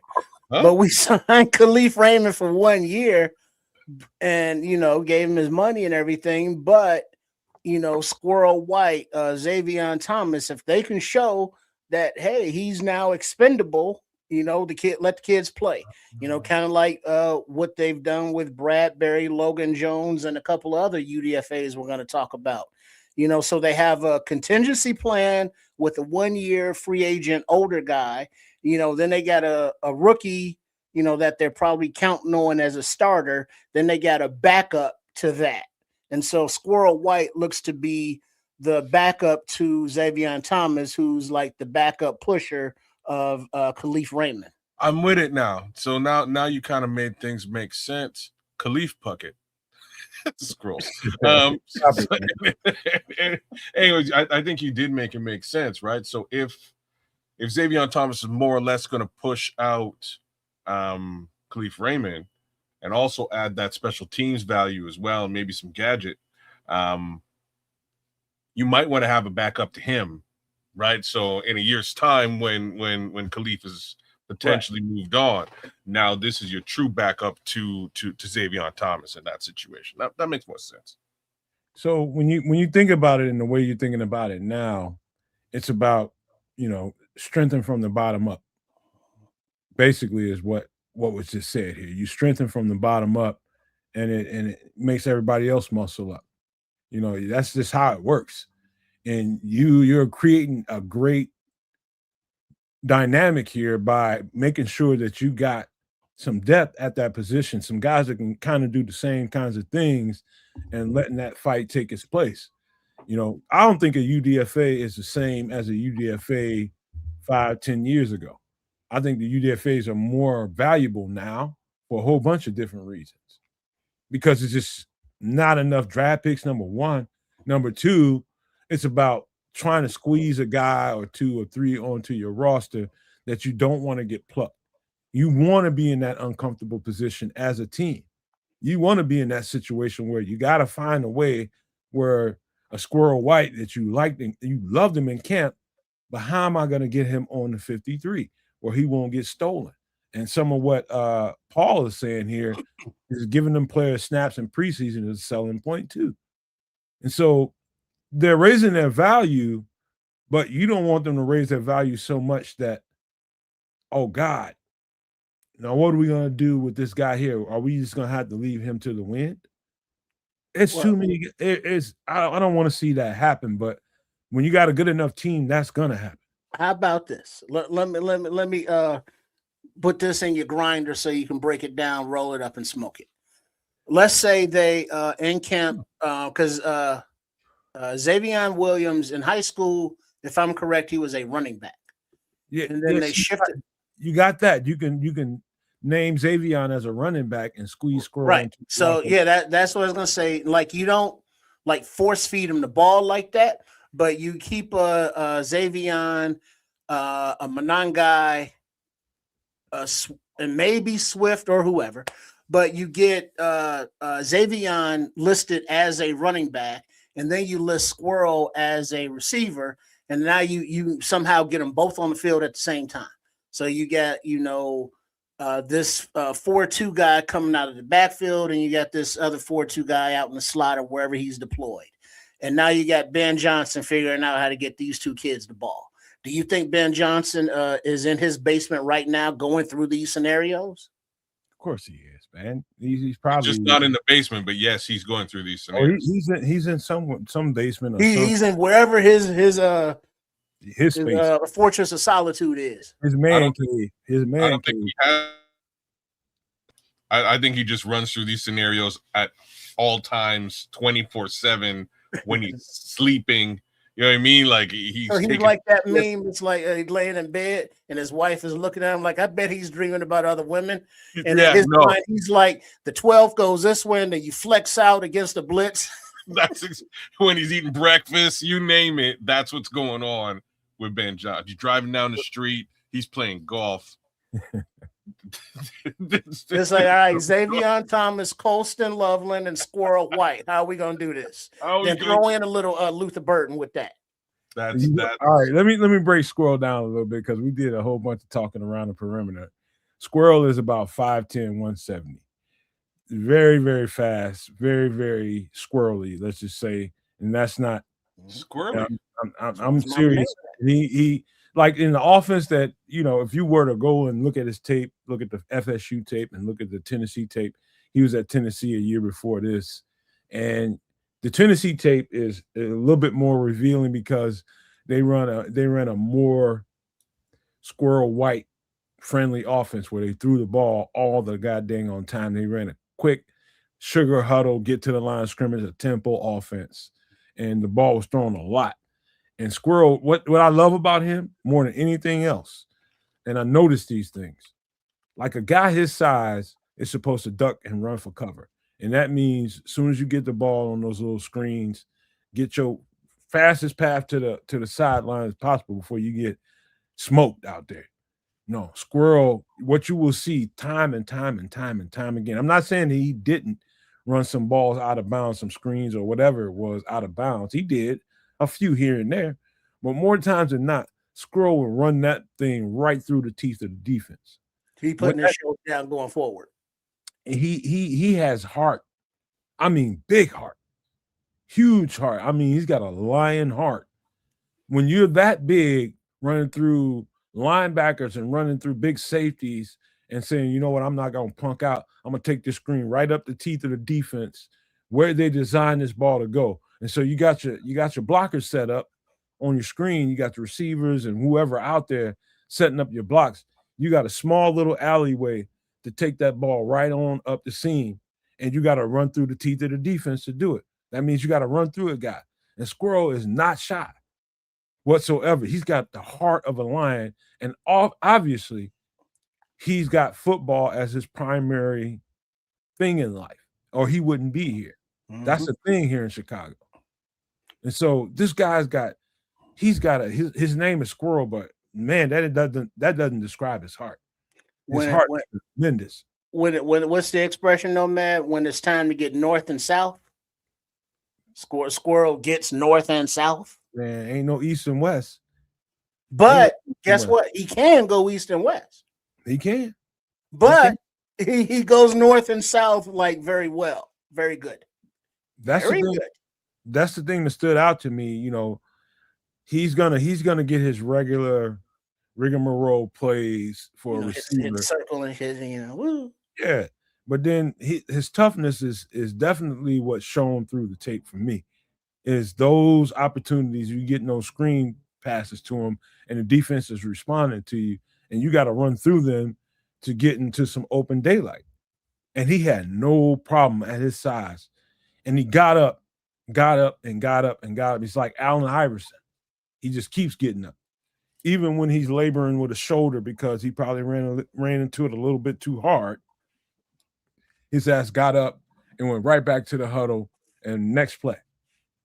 He's got heart, bro. Squirrel White is a tough little dude, man. And I love that about him. Mm-hmm. Kez, you muted, bro. Damn, Squirrel. Look, y'all pretty hype about the Squirrel. He looks decent. I can see his role on the team. And once again, Ben Johnson is somewhere in America just scheming some shit up right now as we speak. So I can't wait to see A, how they utilize him. B, it's going to be a bit of a battle there because I think we're slipping on JP Richardson, who did really well last season. White chocolate. And, you know what I mean? Watch out now. So there's some real interesting weapons on this team, and I can't wait till they're unleashed on the world. Wait, man. I know. I prefer to be talking about a Luther Burden, a Roma Doomsday, a Jade Walker, a White Chocolate J.P. Richardson, a Xavion Thomas, Khalif Raymond, a Squirrel White over a Byron Pringle or Chase Claypool. You know what I mean? Equanimous Saint motherfucking Brown. Hey, Trip, here's another thing to think about. And maybe we haven't touched on this at all, but one of the goals for the offseason, even on the offensive side of the ball, was to get faster. Speed on the lives. All those people you got through talking about speed wasn't their particular strong suit. This team is getting extremely fast, extremely quick.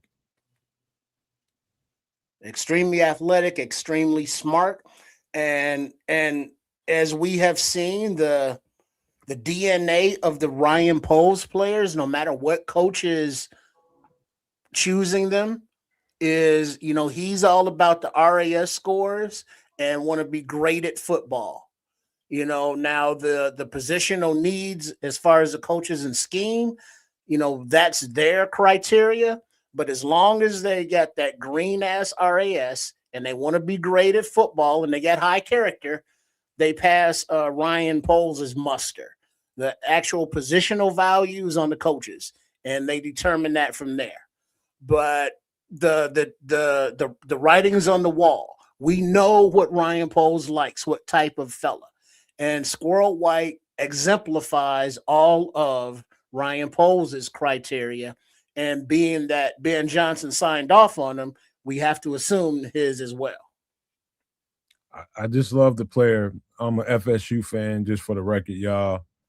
And if he wasn't at FSU, I'd feel the same way about Squirrel. He was one of those guys I've been looking at, didn't get a chance to do a breakdown on because we don't get that much time in the offseason to break down all these players.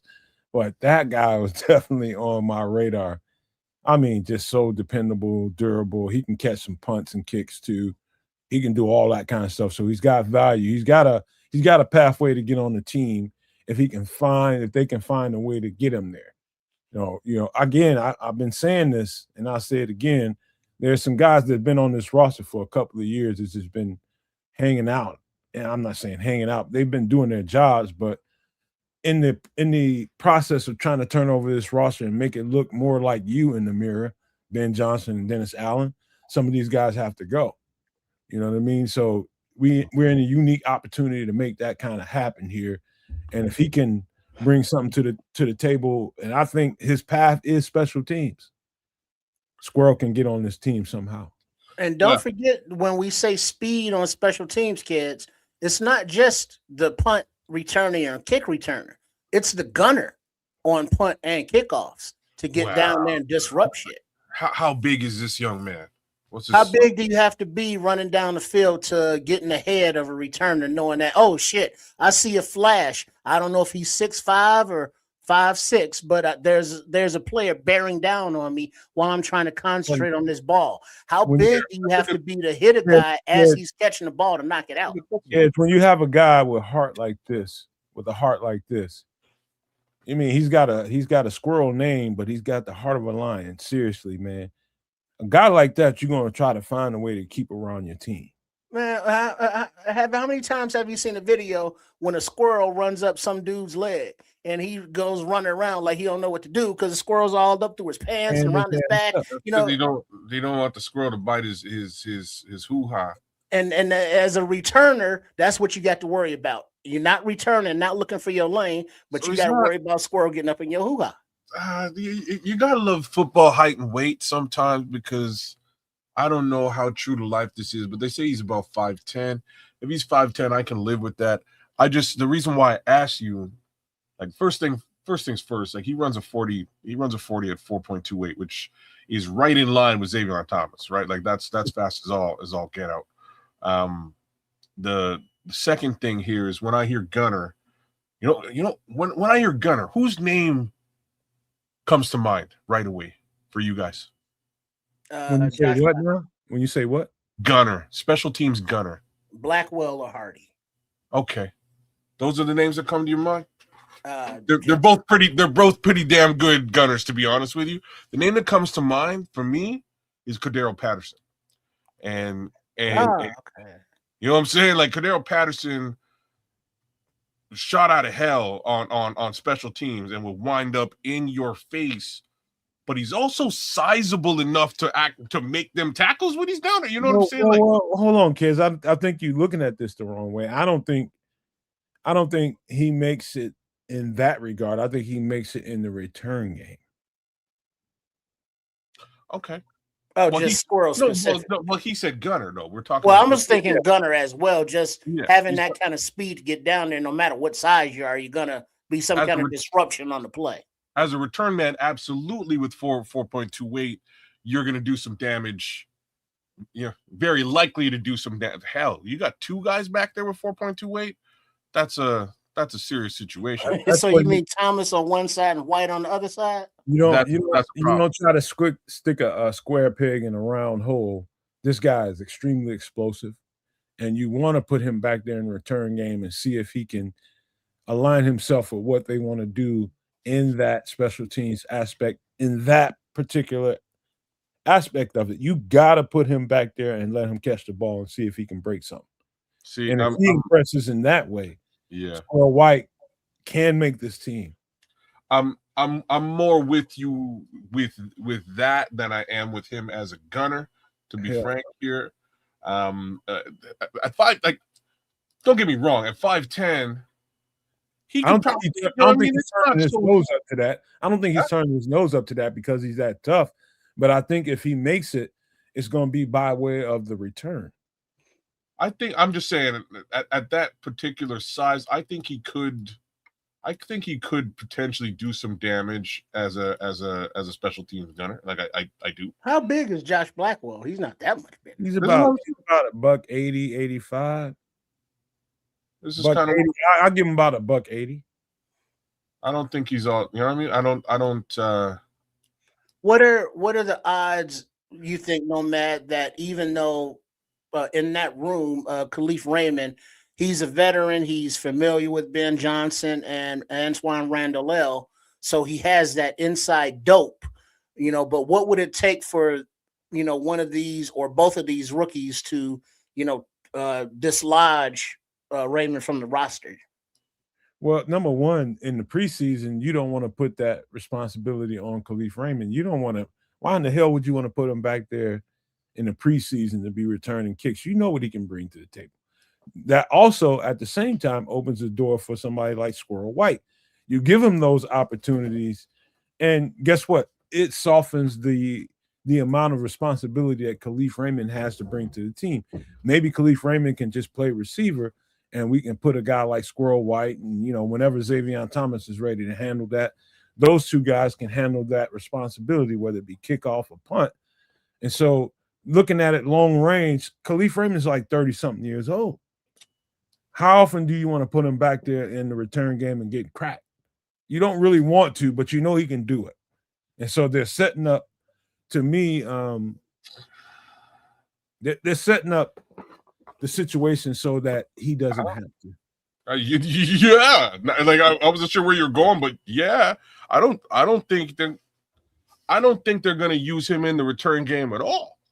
Why would they? When they got, you know what I'm saying? I'm so with you. They got those young legs back there. Yeah, you got two young guys who both run way faster than like no disrespect to Mr. Raymond, but these two young men are running 4.28 respectively. So like you put them both back there on either side, no matter who's kicking to you, somebody running 4.28, they're running somebody running the ball back at 4.28 speed. So that's a great look. It saves you a lot of potential bang up Khalif. You can really command and rock that slot position for a while. And when I say for a while, up until A, you get hurt, B, these two potential competitors oust you from that position, right? Because that's the general modus operandi here. Is the hopes is Xavier Thomas takes that spot at some point in this. Paul asks a specific question. Let me answer that right quick. He says, "And what's the point of Khalif Raymond? Khalif Raymond is going to play real live plays in and out of the game. He's going to get a significant amount of reps playing offense. There's another point. Playing offense. These guys are supplementing so that he doesn't have to get banged up. And then also, I would think Raymond is a safety blanket, security blanket, a veteran at the position that, Ben Johnson knows is like reliable. Whereas, Thomas and White are the not replacements, but heir apparents, the younger version of Raymond that, if they, brought along like Loveland and Luther, Darth Burton, by the middle of the season, they were kind of entrenched in the lineup. And so if, White and Thomas, or a mixture of the two, need that time to acclimate to the league, now you can phase them into the offense and you don't have to, put them out there too early. And then by the trading deadline, it's like if Raymond's expendable or Bradbury or any veteran that is being pushed out by a rookie, now you flip them or whatever happens. But Raymond, Bradbury, the veterans are just security blankets, placeholders until the rookies are ready to take that place. I think. So you're right. Your head's right where mine is. The last little wrinkle to all this, in my opinion, is just that as a veteran in the Ben Johnson system, Khalif Raymond more or less already knows how he's going to be utilized by Ben Johnson, right? So Khalif Raymond is the backup to Amon-Ra St. Brown, or at least he was. He knows that role inside out and backwards, and we've seen it live and direct right here in Chicago a couple of times when Amon-Ra St. Brown went down and Khalif stepped right into that role and rocked the role and was a problem for us, right? So that's really why he's coming here. The flip side to that is that he, with that knowledge, will be able to show and share live and direct on the field with these two young guys who are trying to be him, right? They're trying to be the backup to the quote-unquote Amon-Ra St. Brown in that role. And if Amon-Ra St. Brown right now is Khalif Raymond, they're going to be able to watch him do it right there in training camp and figure that role out very quickly. The beautiful thing about Squirrel White's situation, and again, he chose to sign with Chicago. And again, you may have to go back to the sale job that they may or may not have done to get him in Chicago. But here's the peephole that Squirrel White might be seeing this thing through. And that's the fact that Barrelissimo brought up the fact that if they classify Khalif Raymond, not Khalif Raymond, but Xavion Thomas as a running back on this roster, even though we know he's not a running back, but he's there to supplement the running back. That's, to me, part of the genius of that draft pick, because he can supplement the backfield actually and play it well.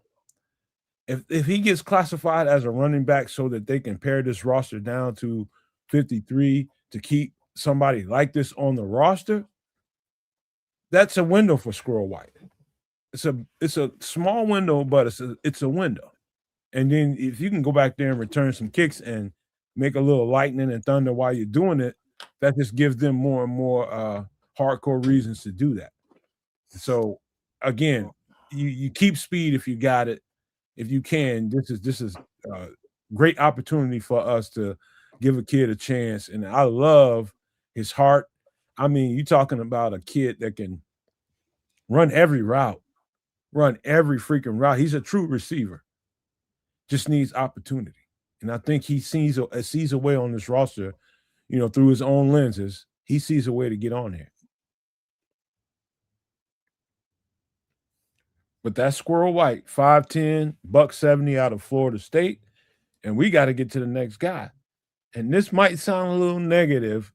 This is the vanilla gorilla everybody's talking about. Caden Burnett out of Wyoming. He's a right guard. And every rep that I saw him take pretty much was right guard. I'm going to say that I'm going to get the negative out of the way first. I think he's too slow. He is absolutely 6'5", 320 pounds. In order for him to make this team, and you're going to hear a lot of glowing reviews about how mean he is and how physical he is and all that kind of stuff. But if you can't move and hit 1 and 2 targets in the wide zone blocking scheme and hit that target on time, you stand less than a better chance to make this roster. And he is a little too slow. He's a little too slow. And I'm sorry if that disappoints some people that have been looking at his stuff and looking at people give takes on him. I'm just telling you, from a X and O standpoint, he's a great physical presence to have on the team.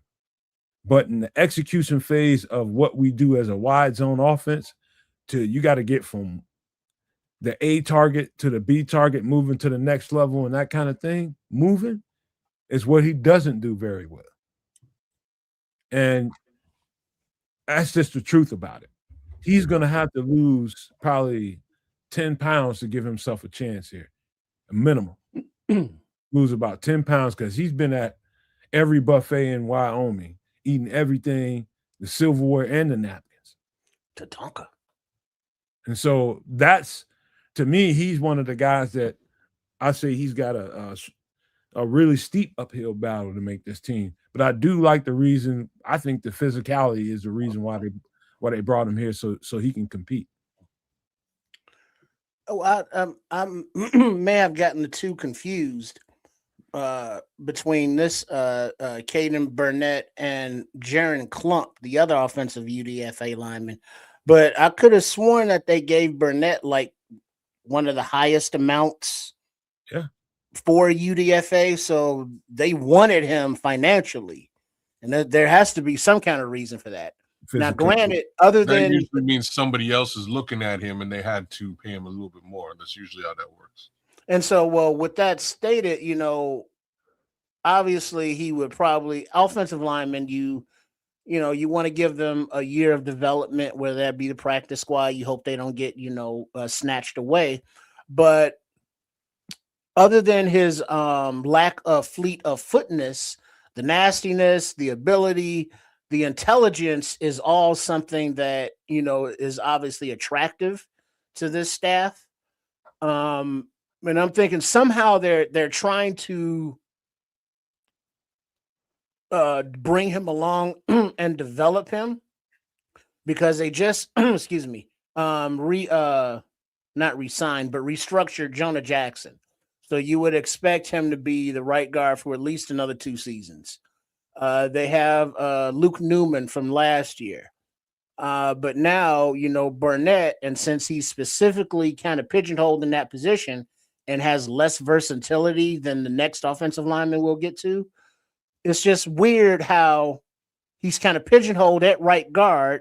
They give him all this bonus money, but he still needs development. So, I mean, it's just a curious plan. Like, what do they have in store for him? I think is my ultimate point. I think they just want to take a real time look at him before they let him get somewhere else, and that was the reason why they guaranteed him the money. And at this point, given his weight and status right now, maybe they brought him in and looked at him at his private workout, and he was down 15 pounds and moved a whole lot better. But on tape, from what I can see, I watched 2-3 separate games on him, and it's all the same. He's great in close contact when he doesn't have to move, and it's just, all right, get on your man and get him out of the way in the run game. That's his strong suit. But when he has to move in a wide zone scheme and get from A contact point to B contact point and do multiple guys got past him left and right. I saw a safety just stream right down the middle of the field, which was his B contact point. So he got on a 3 technique or a nose, and he was supposed to pop from that to the safety that was streaming down the middle of the field. He missed him by a mile. And that guy got right in the backfield and made a tackle on the running back. Perfectly set up play that he's supposed to get to that B contact point, and he just wasn't quick enough and fast enough to get there. I don't want to just dog the guy and make it sound like he's not a good player, but I know in order for him to make this team, he's got to get his weight down a little bit and get a little bit more mobile and quicker. I'm not saying if that's the only issue, I think he'll be a good prospect. Just get your weight down so that you can get a little bit more agile and move better in the wide zone scheme. And, it's, to me, that's his weakness, mobility. Yeah. That comes off on tape very quickly. You see that his 40 times about a 5.0, close to it. You see he has sort of a belabored movement when he moves. It's not, I would hate to see him in the run game right now. The flip side of all that, he plays angry. He's a wrestler. He plays angry. And sometimes that edge is probably almost enough. He also has good hands too. Like the anger in the hands are 2 things that you kind of want from that guard on the inside. So I can't argue with them bringing him in. Again, if they paid him bigger money, probably because somebody else had interest and they had to negotiate their way around it to really get a look. Here's the thing though, y'all. Not Jonah Jackson, but Joe Thuney. Right? Joe Thuney is only signed up to do this thing for a set amount of time. So they're going to want to see if they can get, mentorship out of Joe Thuney for some of these guys back there, him, Luke Newman, etc. If they can get some mentorship from Joe Thuney, then potentially they can allow Joe to move off, and perhaps they have an in-house replacement in that respect without having to pay big money or put big capital into it. Long story short, you get that mentorship from the veteran, have those skills transferred down to these young guys, and you replace the position when you have to replace the position. I so hate that you brought Joe Tooney into this, because when you do the player comparison, we're talking about the tortoise and the hare. Oh, you missed me, man. I definitely hear what you're talking about. No, you didn't. I'm not making a player comparison at all. You're not, but you did bring those two into the conversation. No, I'm saying that you want to utilize the veteran to train the young man and potentially get him up to speed to become the Joe Tooney of the future. And I'm not saying that he's anywhere near remotely Joe Tooney level today. Joe Tooney has to get down the road. Joe Tooney has to get him out of Golden Corral. That's it. Well, that ain't Joe Tooney's job. That's somebody else's job, and give him a couple of years. But give all these offensive linemen the opportunity to stand there and observe Joe Tooney go about his business. Ask questions, let that veteran leadership, whether it be by example and/or, vocally, let him get some of that, off of him, because he is a, legit Hall of Fame candidate offensive lineman. We don't see a lot of those guys. So anytime, a young offensive lineman has that opportunity, to just kind of rub shoulders with him, shower together, no diddy, do that. Why'd you go there? Well, because they do that, they're in there, with the suds and stuff. It's like, hey, when the guy pulls and, they're talking about, a football play while, lathering up, just wherever the opportunity is there. Hey, Trips, you know how I get in the it was a little bit pause. You know what I mean? Trips, you know how I get when the guy pulls. Trips, you know how I get in a certain way when you guys bring up RAS scores and all these different statistics and all that kind of stuff, talking about some 40 time and all that. There's that. I do get, because it doesn't really matter to me. It's what I see on tape. And this is a particular time when the particular, those statistics show up on the field. Like, he is legitimately slow. And I think it has all to do with his weight. However, now here's the good part about it. Number one, he might be a couple sandwiches short of a picnic. I think he's crazy. And I want a little crazy. I want a little crazy. He went there. I watched him in his press conferences, man. He's a football nut. So that boy ain't right. He wants to be physical, and you want to prioritize having physical players around your roster. Guys that just love the physicality of the game. And he's that. I think the worst thing I could say about him is the easiest thing in the world is he probably is too heavy. It's easy to go and drop a couple 10, 12, 15 pounds. That's easy.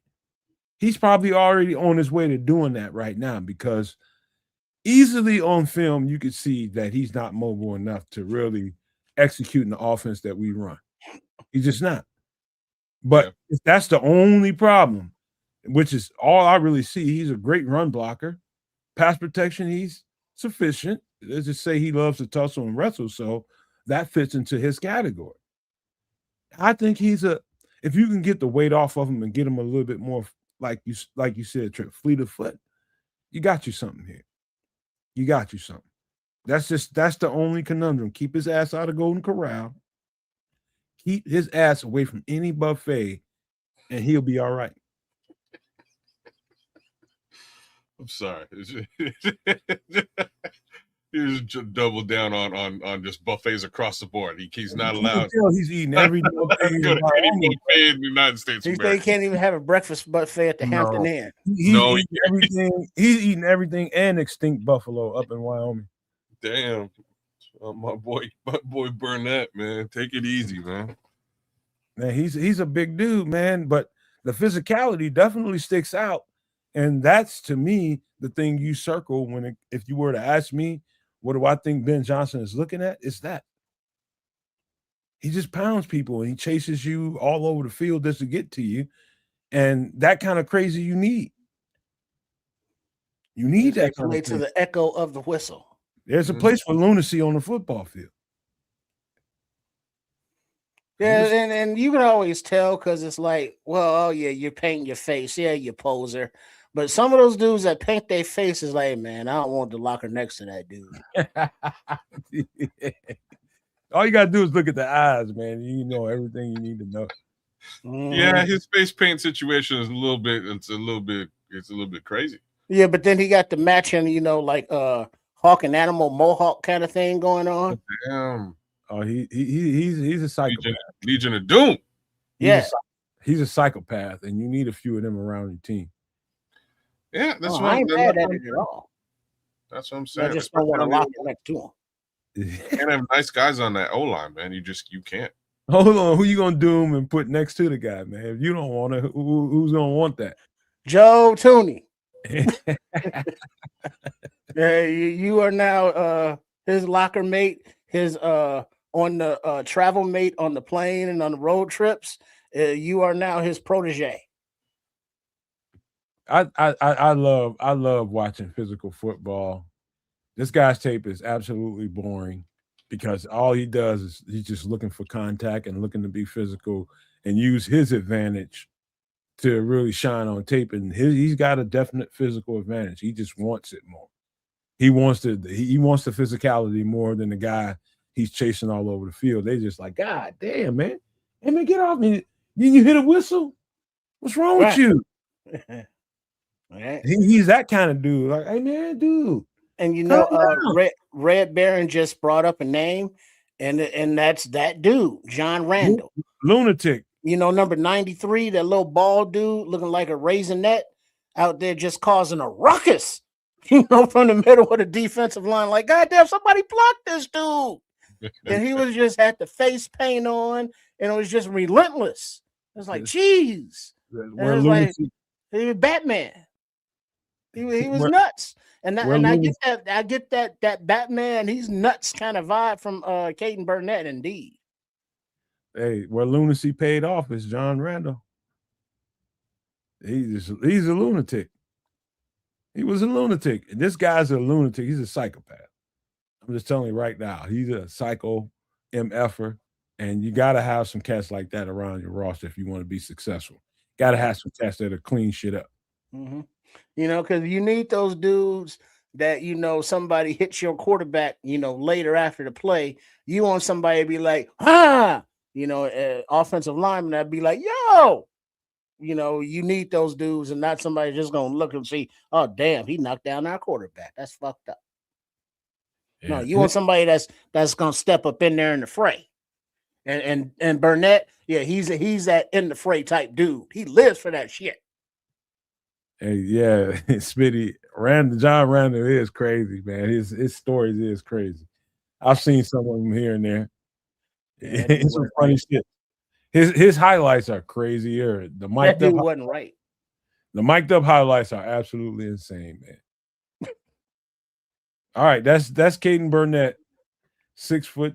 Let me see, make sure 6'5", 320 pounds, big old dude, man. And he won't be that if he makes it as a Bear on this team. He'll be probably around 305, 310. What's the weight again, bro? He's 320. 320. Yeah, he needs to drop a little bit more than that. But I'm with you.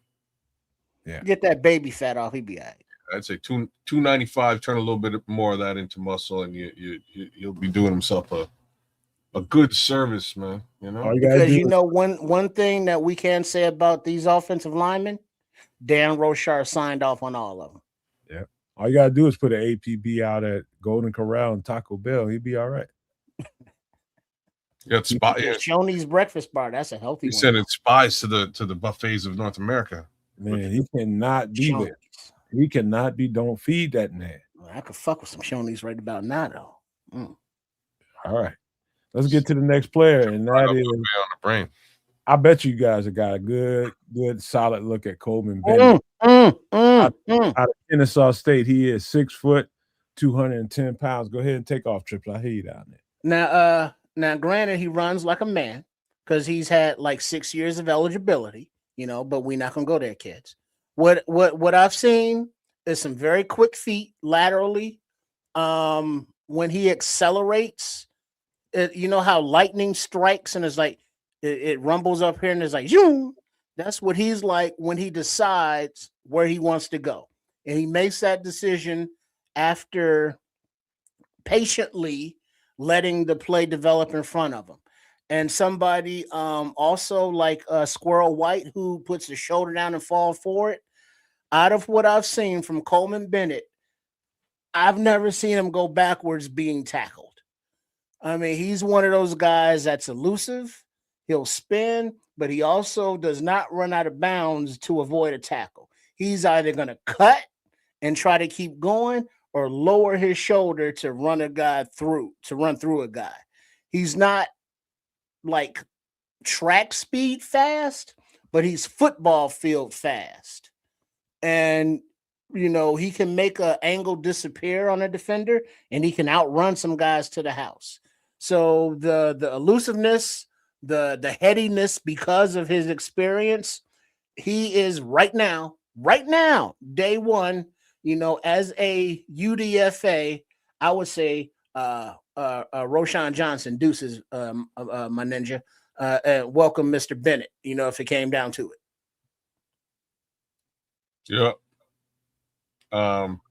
Yeah, he's all the stuff that Roshan Johnson isn't, unfortunately. He's fast. He will exceed north and south and take on contact, but he'll just as soon avoid the contact. Duh. I don't know what else to say about that one. My boy Roshan will run you over 99% of the time, and we wonder why he's got the concussion helmet on. You know what I'm saying? This kid, you're right, Trip. He's not he's like the right speed, right? Like he's got a real good amount of acceleration. He might get ran down, like he might, but when he does, he's probably got 20 yards, 10 to 20 yards into the secondary. Real decent amount of speed on this kid. Again, just enough shook and dive to get the job done. Powerful runner. I like what I see for the most part across the board with this particular running back. Back as well. He's got that in him, you know, he's got that in him too. So I can see them utilizing him in different capacities, but mostly in that north-south game, which is really what we need. Two things, fellas, that really stuck out about Coleman Bennett. And I'm looking at it, evaluating it in a way that trying to figure out what it was about him, particularly that would make him, out of all the running backs out there, the UDFA for the Bears assigned. He's probably got great character. He's probably got great football character, obviously. Stuff that we don't know about him that the Bears know about him. They know. That part that we don't know, let's think about the tape. Number one, the first thing that stood out to me was, okay, he doesn't have great long speed. He's got speed, but not like breaking your neck speed to house that thing from 60 yards out. Yeah. You don't see that. However, this guy's is two things about him that I know for a fact that Ben Johnson must be over the moon about. He's a great receiver out of the backfield. Great receiver out of the backfield. Natural soft hands. If that ball is in the right place, he catches it in rhythm. And if that thing is blocked up, he'll hit his head on the goalpost. He just plays downhill. Number one, great hands and great receiver out of the backfield. Number two, extraordinary contact balance. His contact balance is next level. You can hit him anywhere on his body, but if you don't wrap him, Coleman Bennett is going to rumble. Period. If you don't wrap them legs up and lasso him and take him to the ground, he is going to rumble. Yeah. He's going to run through your arm tackles. The first guy rarely ever brings him down. So those two things are the two things that I think Ben Johnson is just like, yeah. So he's got a little bit of that David Montgomery in him. I that's just a little bit. The other thing I liked about him is you're gonna catch him like you do with any running back on a east, you know, on a sweep or, you know, coming around the corner. he has a tendency to hit the corner and find his way back into the center of the field. He's not trying to go out of bounds. He's trying to come back in and get some extra yardage. And I can appreciate the hell out of that. But yeah, I like Coleman, man. He's a prospect. When you guys get a chance, No Maniacs, and you two guys too, man, go back and look at the tape again and watch how many times he bounces off the guy that's initially trying to get him. Uh-huh. And I know he's at Kennesaw State. You know, take that for what you will. I'm talking about, I think that translates. And I think in Hallis Hall, they thought it translated. You don't lasso and buggy whip them legs and wrap him up and bring him down to the ground. He's going to rumble. You know, he can only, play the competition that's lined up against him. And those dudes that was lined up against him, he was like, get off me, little boy. And he was running through dudes, around dudes, making a miss. So his shiftiness was there. He may not be a 4.28 top end guy, but his football quickness is noticeable. That contact balance, and the receiving out of the backfield. I mean, he's such an easy hands catcher. Easy. I mean, it's just effortless. He looks like a receiver when he catches the ball. And those are the kind of guys you're looking for, guys that don't look like they need to be made into a receiver. Somebody that naturally catches the ball naturally and assumes the position of a running back once he gets it in his hands. And with that kind of contact balance, you know, most plays that running backs make, all you have to do is break one tackle, and you pretty much have the whole universe in front of you. And I think they see that in this cat, man. That's what I think they see. What is Joseph Matuzak farm boy? You know, not that I'm telling anybody, kids, but like that dude, offensive lineman from Detroit that wore the overalls with the shorts. Yeah, I would fuck with that outfit. But he's saying, Joseph is saying that Coleman Bennett is like a farm truck. That's what I'm saying. He's a small farm truck. He takes small hits and bumps all day and goes right on by. So, like, you know, his favorite truck, Betsy, that old Chevy or that Ford double dually or whatever. He's not a monster truck. He's not one of those drag racing trucks, but he's a workhorse that is like, damn, that some bitch still running? Look at that. No, he's Dave Montgomery. Like, it's probably the closest immediate comp that I would give him.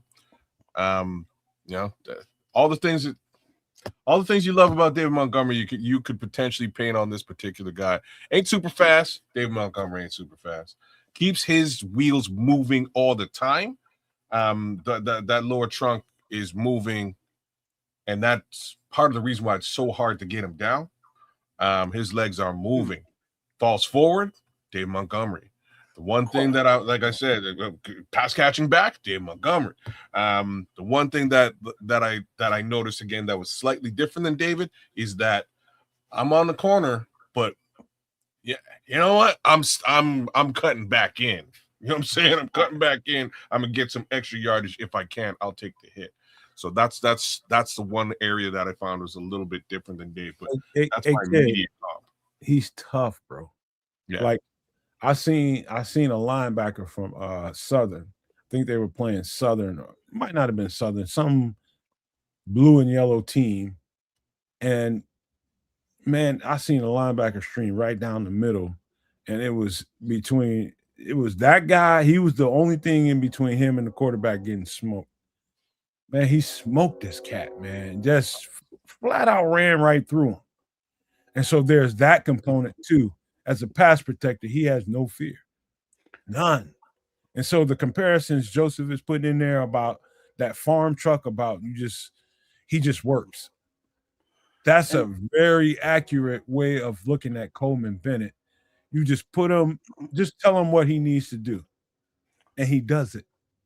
And Paul, is he better than Britton Brown? I think he's different than Britton Brown. Yeah, he's a different. You know, to stay with the analogy, if Coleman Bennett is a farm truck, Britton Brown is more of a like a 2-wheel drive truck, more for the beach or something. Britton Brown, I see is more as an outside guy, get to the edge and utilize speed, whereas he can run up the middle, but it's not really his thing, where Bennett looks more comfortable going through traffic.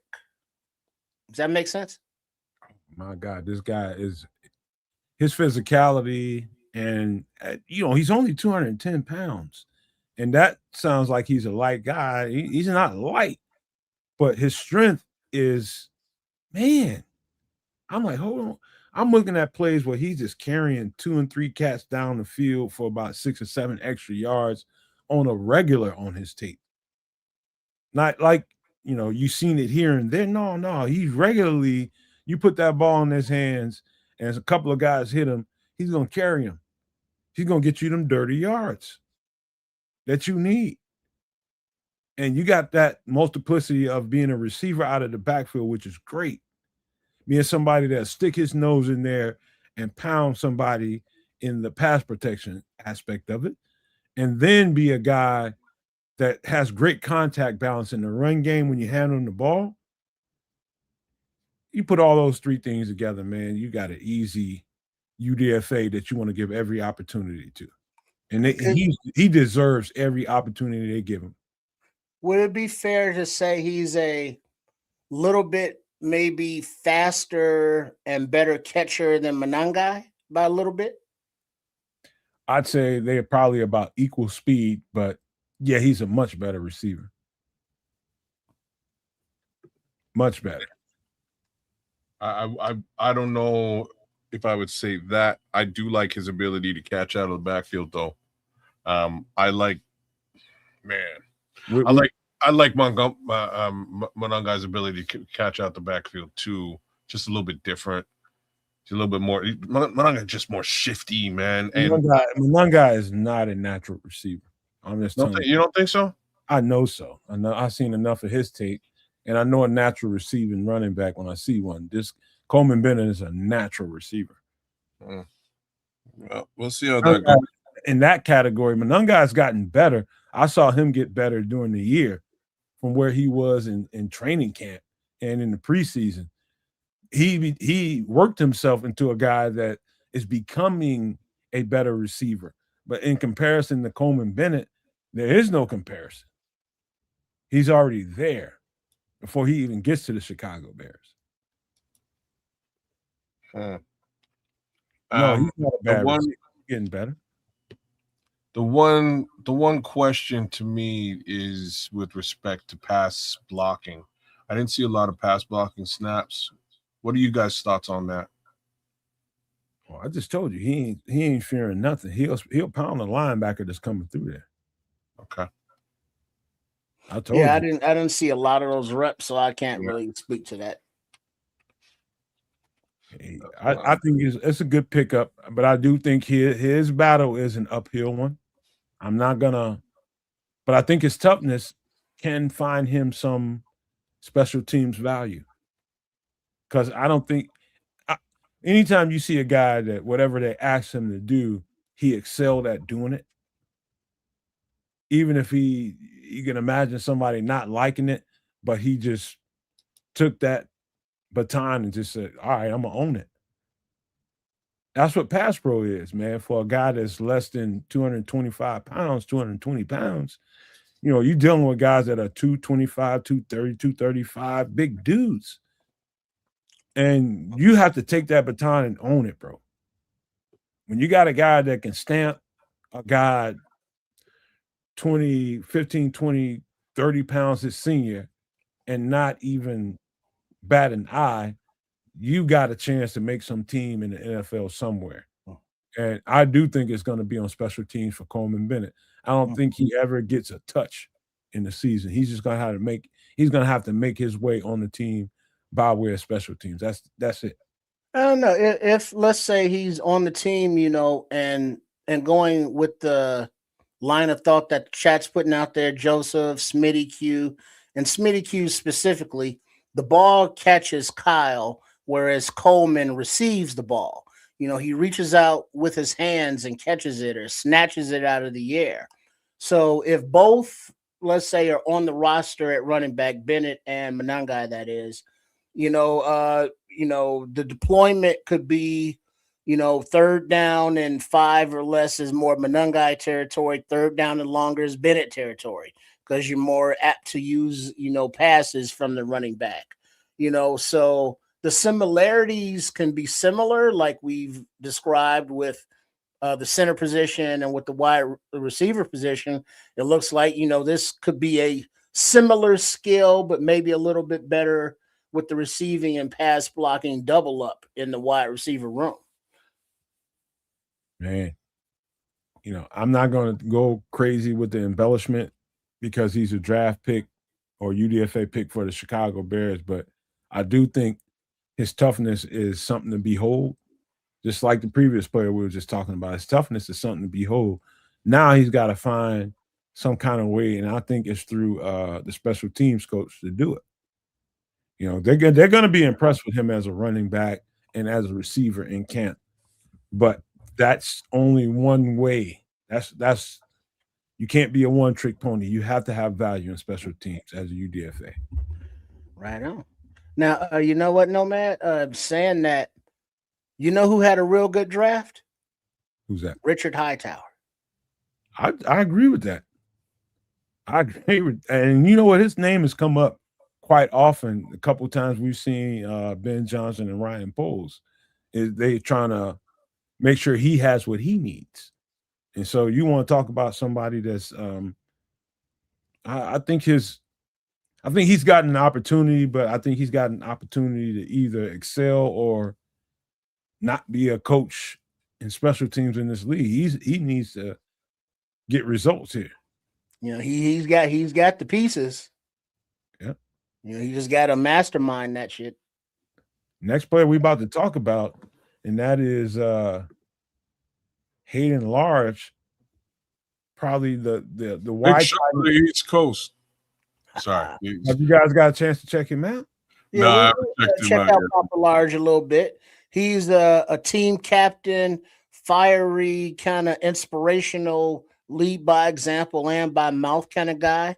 He kind of fell off because he had a injury. I don't remember what it was, but it kind of slowed him down. So he stayed in school, and he's another one of those lineage guys. You look at defensive backs from this school or this position from that school. But when you look at Iowa, offensive line and tight end, and Hayden, Papa Large, big shot on the East Coast.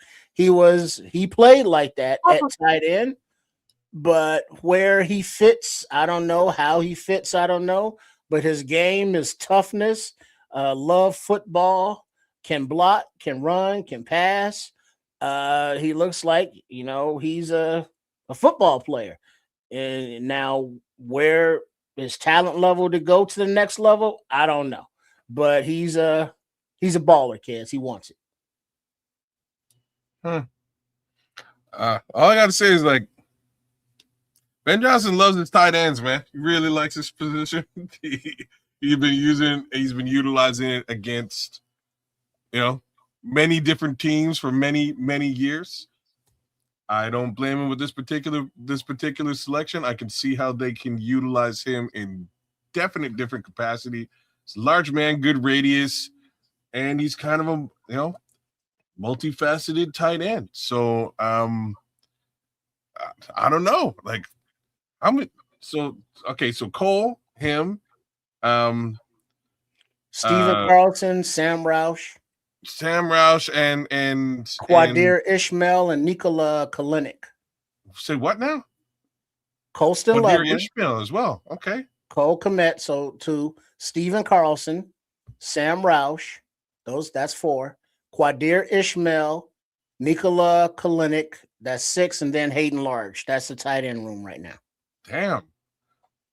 That's a very. Now I hope they have a big room. That's a big. You know what I mean? That's a lot of humanity to fit in that room, and I mean that, but because literally and figuratively. You know what I'm saying? In both possible ways. These guys are huge. I don't know how you're gonna fit all these people into a single room, The upside here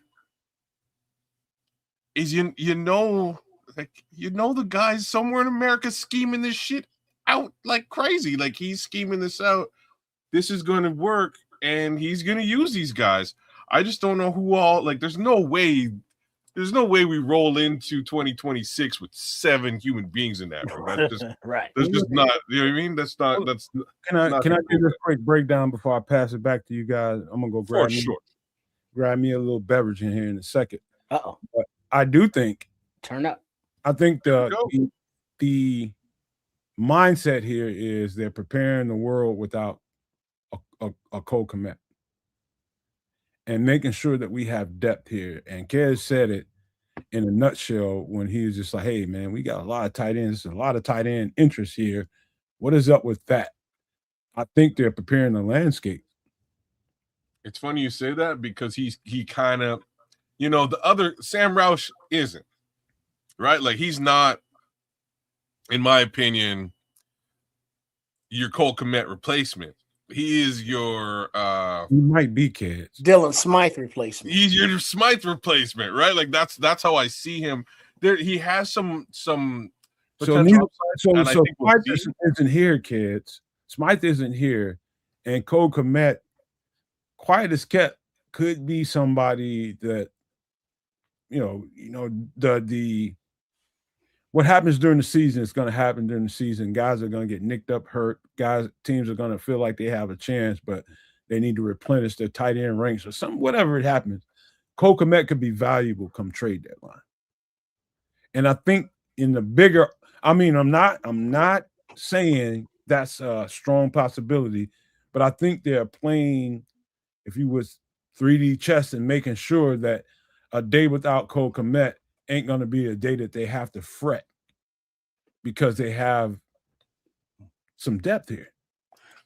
Well, I think a lot of it, though, it would depends on how it plays out, kids. And Nomad, sorry to cut you off there. No. But if the offense, decides to, play the first half of games from the beginning of the season, not just the second half, and Kmet is a part of that offense, whether it be blocking or, whatever his role is.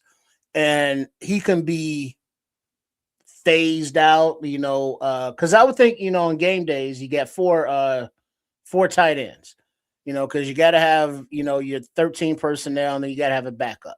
And that backup is probably going to play special teams. So if, Carlson and Kmet can be phased out by Ishmael and Roush, okay, then maybe you trade a Kmet. But if the offense is rolling and the team is winning, I don't think he would be a piece that you got rid of if he's a contributor. You know what I mean? You don't want to disrupt the flow of the offense, especially when he's not gonna walk, after the season anyway, because he's under contract for a couple of years, and because they restructured him, it's even more trade friendly if you go into the offseason as opposed to the trade deadline. So unless he is not contributing, I don't think he would be a piece that you tried to flip at the deadline, because the position is just too valuable in this offense.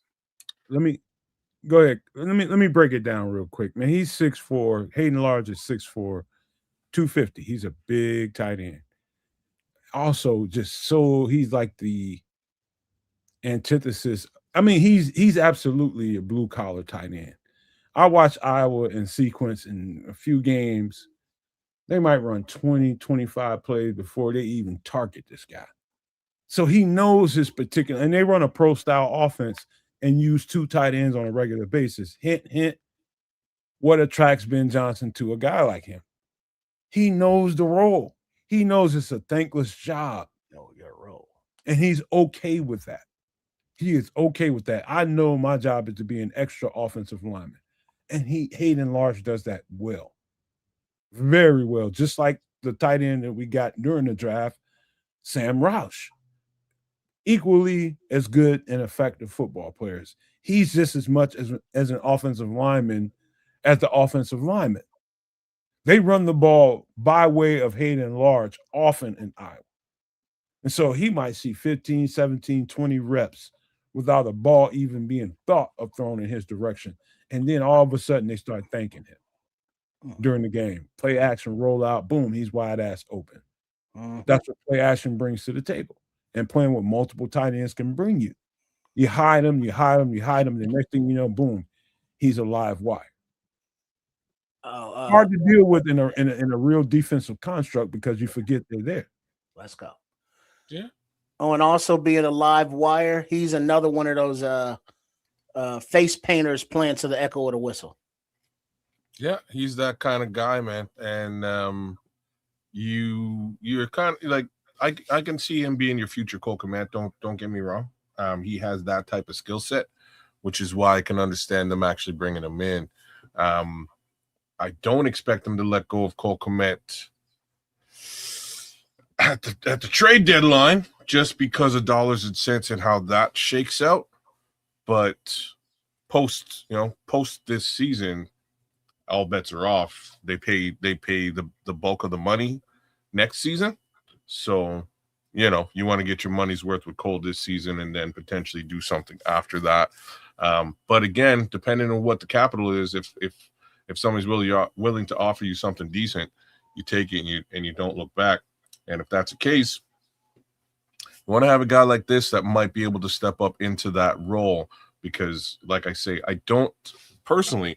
I think that Roush is your Kyle Juszczyk. That's how I look at Roush. I think they're going to use him in some different capacity, mostly blocking, but also offensively too.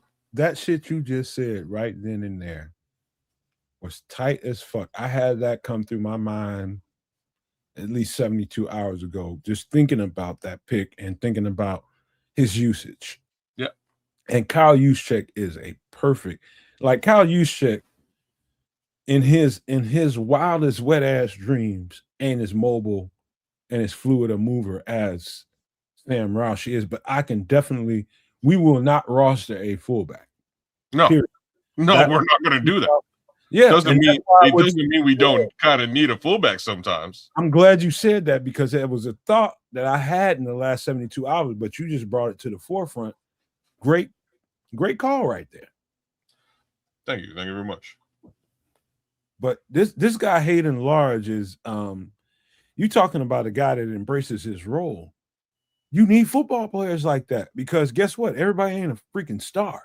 Everybody ain't no freaking, you're going to get the ball 10, 15 times in a game. You're not even going to get thought about. You better shut the hell up and do your job. He embraces his role. And he's crazy about football, obviously.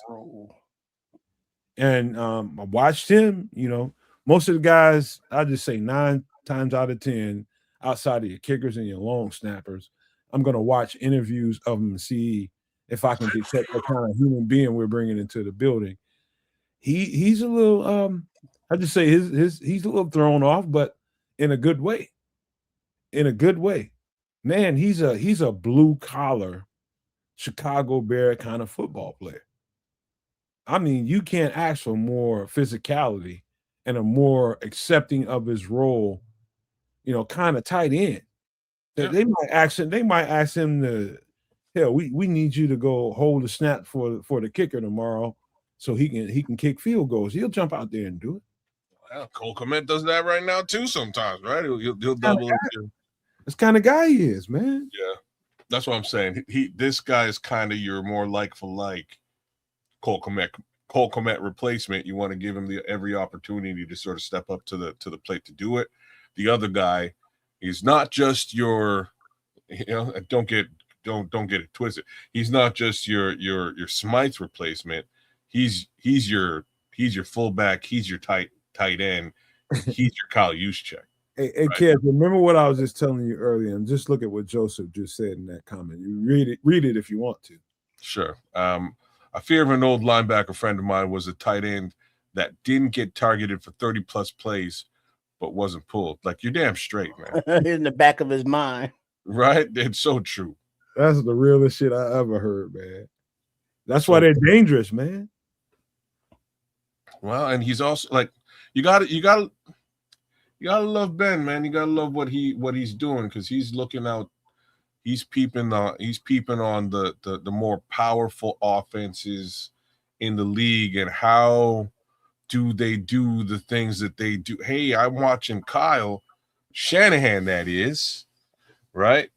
I'm watching Kyle film, and like, he uses Kyle use check, that is, in those situations where like you don't expect him to leak out into the flat, and all of a sudden he's off for a couple of yards, just in a situation where you just didn't quite account for it, right? So you have to you have to applaud Ben and his creativity, general understanding of football.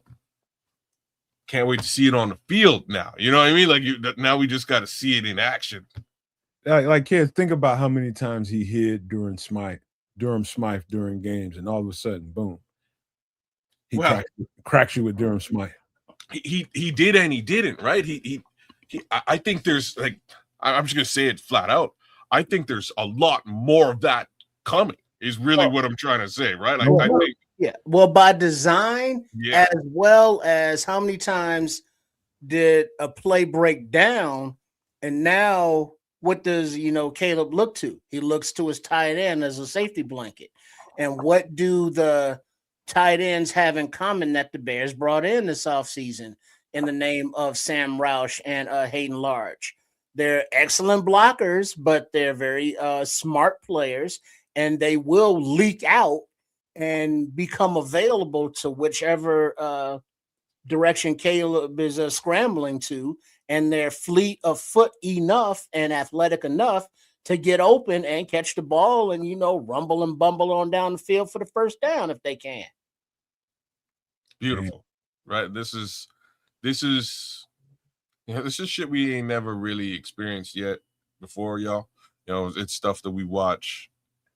It's stuff we watch when we watch other football teams. So I'm kind of. You mean competent offensive threats? What is that? I've never seen that before. We play defense in Chicago. We don't know what offense is. You know what I mean? So look at it this way, fellas. When Cole Kmet, who hardly ever misses anything, when you have the kind of depth that you're comfortable with, and number one, the coach needs to be comfortable with you being there on the 53.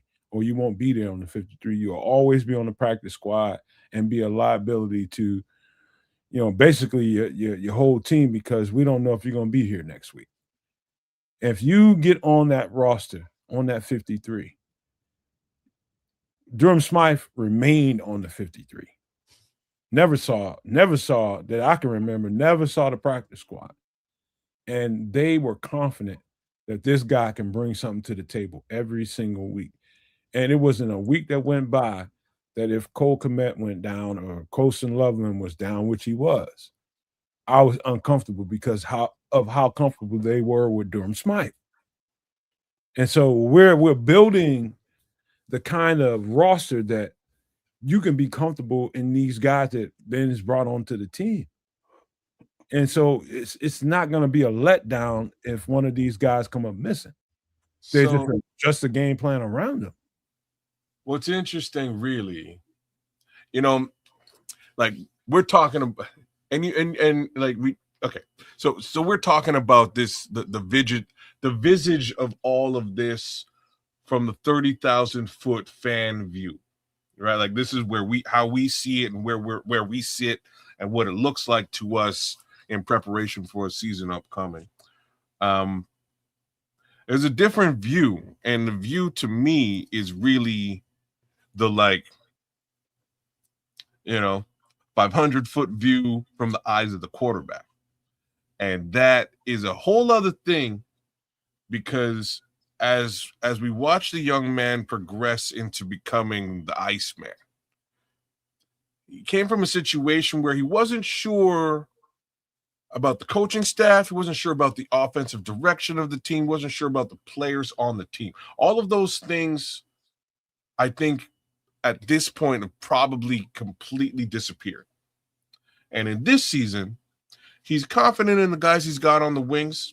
He is. He's going to get confidence in these brand new talents as far as the wide receiver core is concerned. He's now going to have confidence in the offensive line that they're building around him once more. He's going to have some more confidence in the tight end group, which now, for the most part, includes 13 personnel with a potential, fullback / tight end who can also leak into action. Right, these are all weapons for Caleb Williams to utilize. And when you sit down and you talk about completion percentage, well, snap. Look at all the guys that he can potentially actually hit that he will have belief in. I'm super excited to see what that is going to look like in 2026. It's just a little bit more than that when a guy like Hayden Large. You know that whatever role you ask him to play, whether it be on special teams, whether it be as a supplementary tight end, whether it be fullback. And so when they have to put a guy on the field and feel confident that he can complete the task, if he's in line as a tight end and all of a sudden Caleb sees a blitz coming from whatever side and he shifts this guy into the backfield, he's going to be completely comfortable with this guy being able to pick up the protection. Little things like that. Shad on Sports. There's a question. Question. How much more of a ceiling for this offense have we added in terms of passing run game? Not as high as it will go. Because I'm looking at the roster now, and it's like the draft picks and the UDFA's added. Miller Moss, okay, a future development kind of guy. But Caleb Williams, another year in this offense, with the mastery, I can't say the word, with the mastery thereof. I was trying to put that phrase together. Mastery thereof. There you go. And, DeAndre Swift, he's still, I believe, upgradable as far as a home run hitter at running back, but he's still here, so whatever. But Coleman Bennett is a competitive piece for Roschon Johnson. He may only play on special teams. He may get some offensive snaps. Knowing Ben Johnson, he would. I think that is an upgrade. Sam Roush and Hayden Large are upgrades over Smythe. Smythe was the veteran, but how many plays did we see him whiff one blocks in the run and in the pass game multiple times all last season? So that's, yardage and points left on the field, putting, Caleb in more of a scramble mode than necessary, faster than necessary. And speaking of those scramble modes, when we got frustrated that wide receivers would not come to the side that he's scrambling to, Ben Johnson specifically addressed that he was, speaking to wide receiver coach Antoine Randall to coach the wide receivers to come into the area that Caleb is with. But Sam Roush, as well as Large here at tight end, they are more comfortable in that area and will do that naturally because they're heady for the game. You look at the replacement of Alameda Zacchaeus and Devin Duvernay with the increased speed of a Xavier Thomas and Squirrel White, and Khalif Raymond. He's faster anyway, but he's an older guy. So that room is faster and more talented on receiver wise as well as return wise. Offensive line, you got young guys that are training. So in training and development coming up behind me if they make the team. But I think the long story short, TLDR, this offense will score more points than they did last season. They're going to play more of a complete game from start to finish than they did last season. And they're going to put the defense in a position where they're not playing from behind as much as last season. So I think with the guys drafted and the UDFAs that are backing them up and or challenging them and pushing them, we see the vision, and we are trusting this staff to get the best out of the guys like they did the last draft class. So yeah, I think this offense will, be a 30-point, per game average scoring type deal. All right, real quickly, we just to focus on Hayden Large in particular, but not so much. I don't know if I seen a podcaster or somebody that does Bears coverage or Bears content that has put it this way, and I'm gonna put it this way to you two guys, Trips and Kids, so that you think about it, and the No Maniacs out there in the chat. I don't think this draft was about finding starters, particularly this year. I think this draft was about, and remember when I say this, one of the things I keep hearing from Ben Johnson and Ryan Poles was their self-scouting and their evaluation of what they had on the roster. Their self-scouting made them draft this draft in a certain way. I think we drafted for depth. If you look at this draft from top to bottom, I'm talking about the actual guys that were drafted during the draft, day 1 through day whatever. All those guys that were drafted and the UDFAs. If you can't, after we finish breaking this down tonight, if you can't come to the conclusion that they drafted for depth and they saw that their depth was a hamstring to the roster during the entire season last year, I don't think you're seeing the big picture. They know that their depth was a problem, and they went to address that in this draft. And that might sound like hold on, Nomad. What do you mean to tell me we only got one starter out of this draft? We only got one day one starter out of this draft. But the guys that they drafted have high capability of being starter, may not be this year. So I think in total, this whole entire draft, and that includes Hayden Large right here on the screen, was about depth. Depth and depth only. Well, look, you're probably right. I'm not sure if that's like, I don't know if that's like the right thing to do. It's proof is in the pudding on this one. That's all I can really say. There's areas of need that require support. It's like what's a viable analogy? It's like, if you're building a house, it's like you got you got 16 doors put up but no walls. You know what I mean? Like the doors are taken care of, but people could just walk through the house. It's weird. Now, going. Well, I'm just saying, if you're going for depth without addressing the obvious starting case scenario in situations where you might not, in situations of need where you actually need to put up walls, and like in my analogy, you're ignoring the walls. Well, kids, you're gonna go down a road where I already know where you're headed, and I'm just gonna take you there. And you feel like edge rusher again it was a need pick, and a lot of Bears fans think they think the same thing as you, and I beg to differ, man. And it's for one reason and one reason only, and that's because of Austin Booker. And if you reach out there and you go and grab somebody that you think is a starter, you do that. What are you going to do with what you think Austin Booker is? And that is basically saying you have no confidence in him. But you know what the Bears told everybody? We have confidence in him. And that's just the bottom line. All I'm saying is we're going to see what this looks like in real time. And one of two things is going to happen. Let's just boil it down to the reality. Either this team's putting up 70 points on everybody while allowing teams to put up 40 points on them and winning football games, or the opposite is going to happen.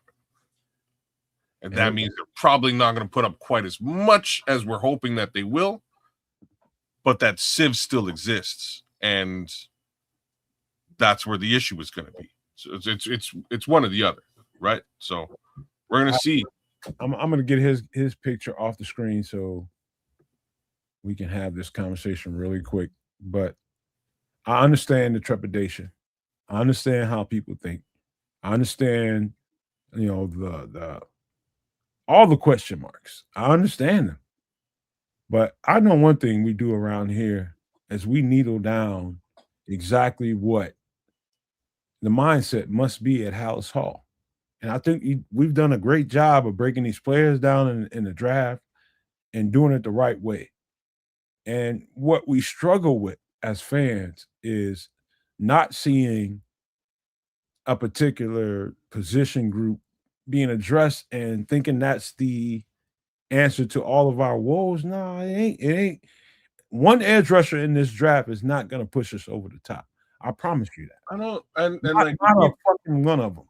Not we keep zeroing in on edge, but Patrick is probably actually addressed it a bit more smart. And at some point, if it isn't at the edge position, then it's like what to me might have been more important than rushing the passer. If you're going to go down the road that they went down, is stopping the run. Because that's where we are. Like the flip side, like, and here's where things get interesting though, right? So the flip side of this, and where Ben's head is, which is a super cool place to be. I just need to see it in real time. What I'm getting at is, like, if your defense ain't on the field and their offense ain't on the field, they're gonna have to pass the ball. If you got 21 plus points over top of the other team, they can't really run you down. So it's a really interesting strategy that he's employing here, in my opinion, that we've never seen. May just work crazy like a Fox type shit, but at the same time, like, you would think that you'd want to shore up if you could also prevent the run from happening. That'd be great. All right, then you don't have that as a problem. We got a few more players to deal with real quick, and we can have that conversation on the back end of this conversation. Casey Eziomume out of Tulane by way of, I think, either Arkansas or Alabama State. I can't remember which tape I saw, but it's Arkansas or Alabama. He was at a smaller school, HBCU, and then he moved it up a class to compete there. Casey Eziomume is a cornerback out of Tulane who is 6'1", 198, maybe 200 pounds. Remember, every corner that we talk about here at this point is a press corner. That is press man to man. Y'all got anything to talk about here? Go ahead. Yeah. When I looked at this kid, I saw both schools, and whatever wide receiver he was lined up on, he was just on them, like the cape on Dracula. Wherever they went, he was just there. Drag whatever route deep across the field, he was just there, ready to break it up. And then if there was a run play, he was more than willing to come up and make a tackle. His awareness is pretty good. His shadowing was just uncanny. How he was just in receivers' pockets. Go ahead, kids. I'm just you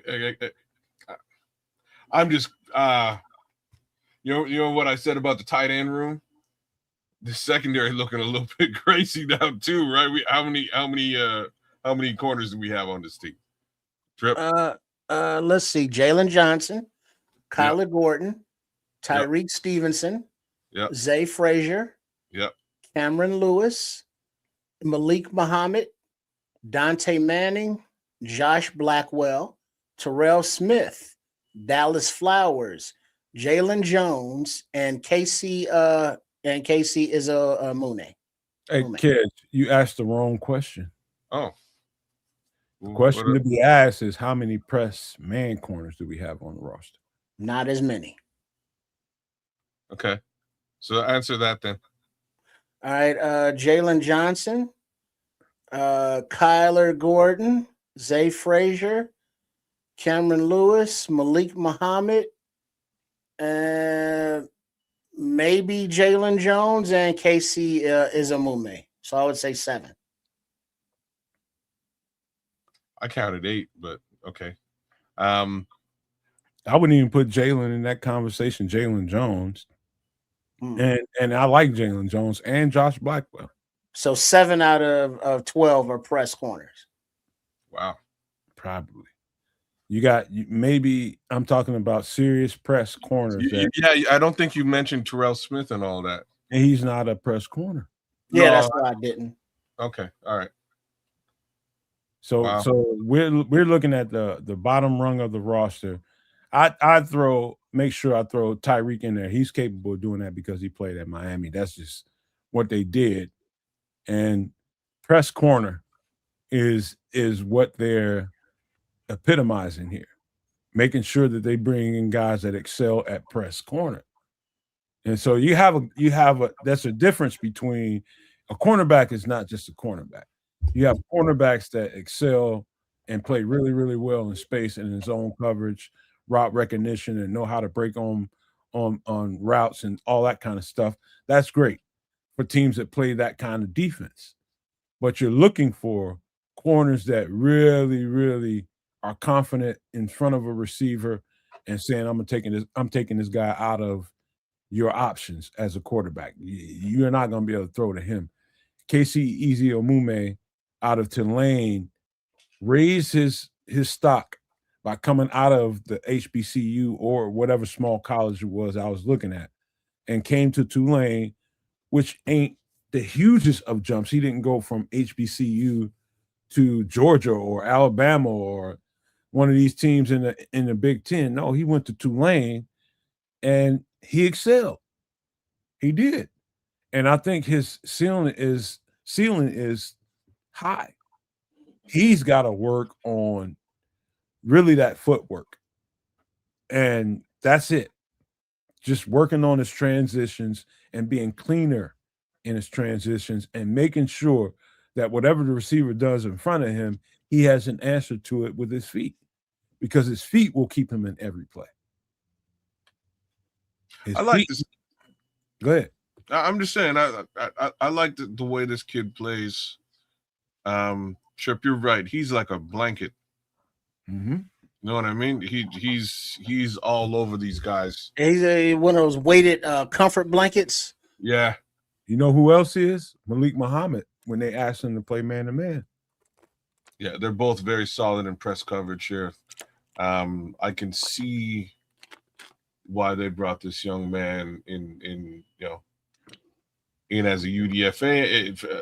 End of the day, but I mean, he also was that exact. He looks like he could use a year in the weight room, and eating, from a professional nutritionist and chef and such.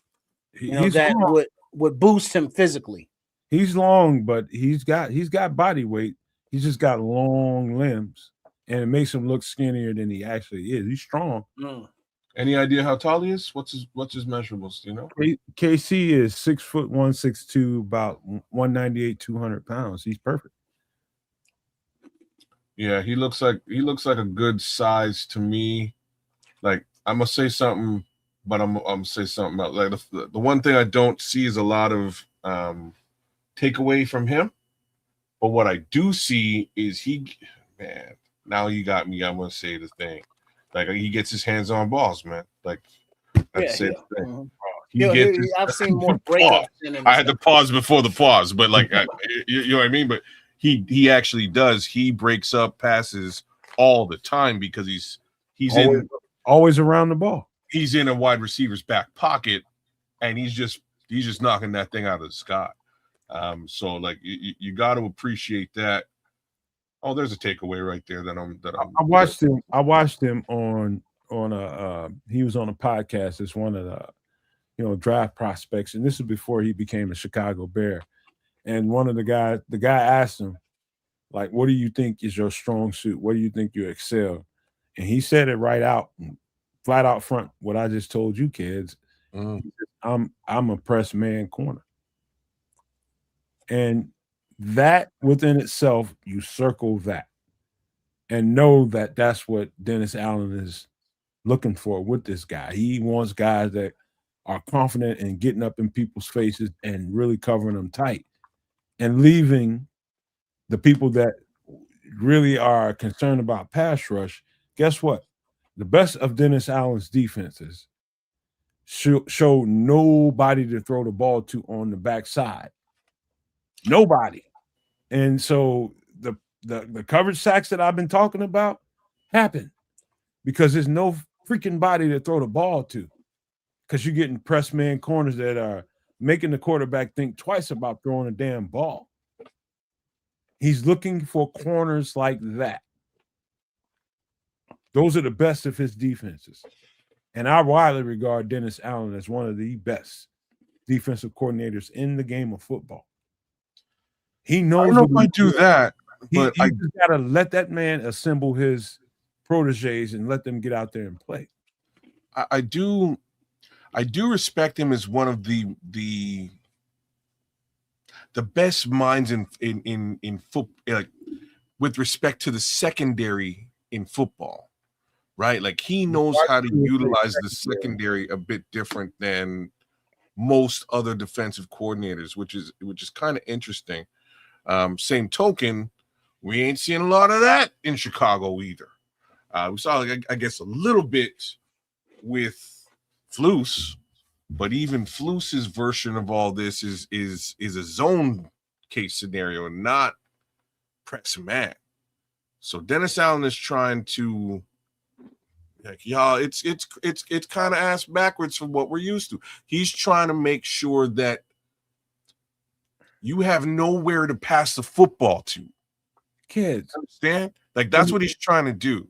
Okay, let me give it to you from another way of looking at it. So you see the defense from the front side out. That's what I'm used. That's how I've watched football my entire life. This is where I'm about to challenge you. And a defensive coordinator that sees the defensive backs and the linebackers as, like, I'm looking at my pressure coming from how you guys do it from this side in. And so turn it around and look at it through that lens. And if there's nobody to throw the ball to, guess what the quarterback is going to do? His eyes going to get a little jittery. He's going to start thinking about moving around. He's looking for some kind of option, and he's not seeing it. And guess who's chasing him? The defensive line, and it doesn't matter who it is. And so when you think about it from that construct, a coordinator that thinks about it from the backside forward instead of the front side backward. I get it, and I don't like. Fuck, I just don't know if I love it. I need to see it work, right? So, like, Joseph is saying what I would normally say, and I'm going to read it here. Joseph Matuzak is saying, but he needs some kind of freak up front, and it'll make a job 100% easier. That's what I'm used to in real time. Because again, if you can get that quarterback to be a little bit jittery, get him off the spot, then if you really don't have anywhere to throw the ball to, it's a problem, and you're taking that ball away. Now, the flip side here, imagine this, Joseph, right? Because I'm just trying to bring my head into this new headspace. If there's nowhere for the ball to go, then even if you don't have a freak, it might just be coverage sack city all day anyways. Hey, kids. And they count the same.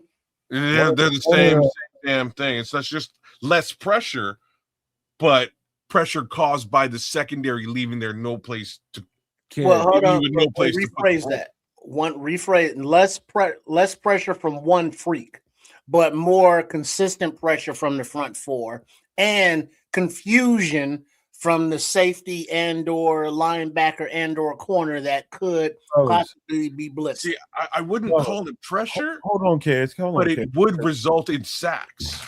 Kids. You know what I'm saying? Confusion. Listen, let me explain something to you, man. If you and I'm telling this to everybody, If you want to see what Dennis Allen is capable of, take it all the way back to 2018. Take it back to 2018 when the Bucks were making their run. Take it back to the Bucks game against the New Orleans Saints. And you want to see what I'm talking about? When I tell you he's looking at this from the backside and forward. You'll see exactly what I'm talking about. There was no particular freak of an edge rusher on either side of that ball. But what he had was pressure that came from the middle, it came from the edge, it came from the secondary, it came from all over the place. Linebackers, everybody got after him. You know why? Because he was assured that those guys on the back end of that defense could cover. And Tom Brady just lost his shit. He lost it because there was no answer for what Dennis Allen was doing. If you have nowhere to throw the ball, if they take the top off, if you can't throw the ball over the top, that's his last option. If there's nothing to throw to down the field, then you have nothing. They took away the short game. They took away the intermediate game, everything. When Dennis Allen's defense is humming, he has fast linebackers. He has great press man corners. He has a nice-ass freaking slot corner. And he has pretty much everybody else up front who is – you had your Cam Jordans of the world. You want to call him a freak? He had him. But everybody else were just guys that were drafted. Best defense in the league that year. Best defense in the league. Go watch that fucking tape. And you'll start understanding what I've been talking about on these shows. Go to 2018 New Orleans Saints, Tampa Bay Bucks, and you watch the sequence of how that played out defensively. And I'm telling you, it's tried, tested, and proven. If your back end is tight and guys can cover man to man, you can freak this shit out any way you want to up front. And you don't have to have the top-notch edge rusher. You don't. You can have some guys that can really get down and play, and they will be sufficient. I've been trying to tell people that for the longest time, but you're going to have to see it play out before you believe it. No, that's the facts. That is the facts. Because again,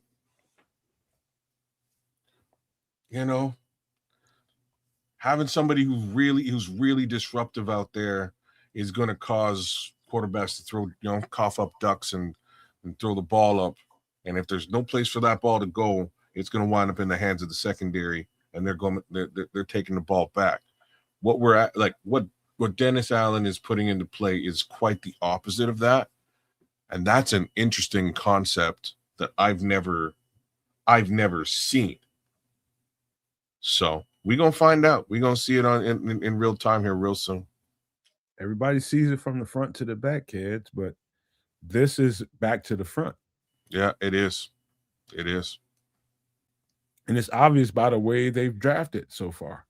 Yeah, they went the other way around. Mm-hmm. They went from the stink to the pink. Wow. That's one way of looking at it. But Casey Omume, you guys are right. When the first thing that you notice is he stick to you like flies on shit. Press man corner. We just added another one to the list of guys that we think can really, really cover man to man, and that's what he's going to need. Like, why this isn't? Like, fuck, I have to see this. I have to see this real time. Why this is kind of cool is like he's got guys in the secondary that he can blitz like mad that are probably faster than any edge rusher you're going to find anyways. 4 3s. Who needs an edge rusher when you can have linebackers, slot corners, safeties get all the sacks? Yeah. You know what I'm saying? You don't have to have that edge rusher. Oh, we don't have a guy above 5 sacks or 10 sacks. We don't have pass rush. Pass rush comes from all different angles. What do you prefer? One guy with 15 sacks or 4 guys with 6 sacks? Exactly. I don't give a damn. Say that shit. Somebody's getting to the quarterback, and Jared Goff ain't eating this alive. just because he's got time to do so. But this prevents the time. It's a very, like, again, conceptually, it's a very interesting concept. I've never seen this fly in real time on a football field, but it's, it's crazy like a fox shit. It just might wake. Kids, think about it this way. Now, you watched the games live like we did, like me and Trips did. If you notice, you didn't really see the slot corner come off the edge and blitz a quarterback until you saw CD Gardner-Johnson come on the team. That's no. They used Kyler when he was healthy. Yeah, but there was some time between. There was a little time. He wasn't confident on the back end to send the slot corner. So you got to be confident in not only your corners and safeties, you got to be confident in your linebackers as well. So that's the thing people don't understand. Like, you got to be comfortable that your linebackers can slide into that space and are quick and fast enough to cover the space that's vacated by the slot corner that's blitzing. He wasn't that confident. And I understand why he called the game the way he called the game. These guys weren't, let's just say TJ, for example, wasn't fast enough to cover those spaces. So he called the game a little more conservative than you would imagine a Dennis Allen doing. And so, again, this is KC Easy-Omume out of Tulane, added to the repertoire of competition for press man corner. Let's see if these other guys like Terrell Smith, guys like that, can really step up to the challenge of playing press man corner and doing it well. I think he's got the size, he's got the length. He can do it, but is he used to it? Casey Easy-Omume is. And so that's his he's got to get to KC's level instead of the other way around. All right. So the next guy is Skylar Thomas out of Oregon State. Yes, sir. Go ahead. He's 6'2", 212. Go ahead.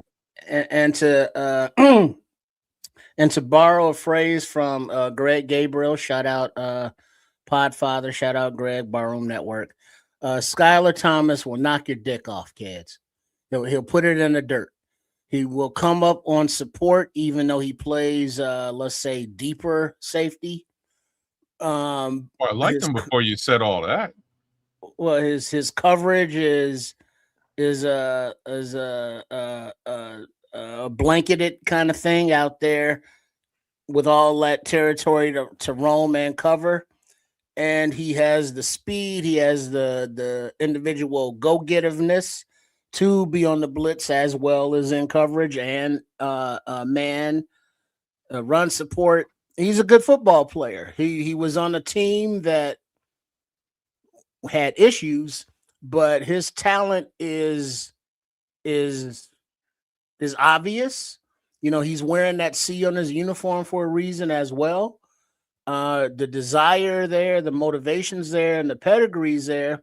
It's just his production in that defense didn't really show what he can do. I don't think. And as seen from the other players that we've talked about and will talk about, this coaching staff is looking for players of that certain DNA that they have. Poles and Dennis Allen or Johnson, offense, defense. But Skylar Thomas is a football-loving, play to the echo or the whistle, physical thing, specimen that I think that these coaches want to develop into a multi-positional kind of, fella. Why do you think this guy didn't get drafted? Because of the depth in the safety room, as well as playing for the Beavers. No matter how much we love the Beavers, the prospects from the Oregon State, team didn't, tickle a lot of procrastinators or the draft consensus board fancies. He looked pretty decent to me, man. He's good in the run game, definitely good. Obviously, he's a safety. He's good in the pass game for sure. Pretty solid, just general FBI. His instincts are, he's got really good football instincts. He looks for, he's looking for the gaps. He shoots the gap with quickness, gets your running back. He will shoot it to come up and get your quarterback if the need be. Pretty solid safety talent, pretty solid safety prospect. Like I say, I'm kind of surprised that, again, I wasn't following the Beavers as much as I love them as well. Anyways, I could wax poetic on Beavers all day long. wax Beavers. In any event, in any event, I mean, the kid's a solid tackler. He actually gets the job done quite well, and it has probably more to do with where he was playing than what he was doing on the field while he's an undrafted free agent. And if you look at the room, you got Kobe Bryant, Dylan Thieneman, Javarius Owens, Elijah Hicks, and Skylar Thomas. Not bad. The thing to pay attention to, if you want to go back and look at Skylar's tape, again, he's 6'2", 6'3". He's a big kid, 212 pounds. He doesn't move like 212 pounds. He moves very fluent. He moves like a 170-pound guy. He's a very fluid mover. That's the first thing that stuck out to me. Was like, how much you say he weighed? 212? Oh, he's big. And moving like a little fox, man. That's just the way he moves is just so instinctual, though. Like, he knows where he needs to be at all times and closes gaps super fast, like faster than his size would dictate, right? But I like I say, I like this player, and I know we needed just a little bit more support in that safety room. So I hope he sticks around. I like what he puts on tape here, man. So I think we got a future backup safety for free. And when you heard me talk about, there's some guys that's been on this roster for the last couple of years, just there, just laying around. Not saying they ain't worth nothing, but according to the previous coaches that we had, and you're trying to assimilate the roster and accumulate what you can keep and what you can't keep. There's some guys that ended up on this roster that didn't necessarily fit what the coach wanted to do, but they had to roll with him. And there's a couple guys that were on that roster shouldn't have been there. I think he has one of the stronger, Skylar Thomas has one of the stronger cases to make this roster one way or the other, because he's more like what Dennis Allen's looking for. Now, when you're looking at safeties, if you want to think about their value, especially as a UDFA, think about how well he played when he's a lone high safety, when he's up top by himself, not in a 2 high, but he's in a 1 high. Think about how well he navigated that course. Not only that, and when they slide him into the box, and he has to play more close comfort kind of football and get in there and tackle and make plays in the short area, he's equally talented in either one of those roles. Versatile. Yes. Mm-hmm. Yeah. Equally. That made him particularly attractive to this team. He's comfortable in zone, comfortable in man.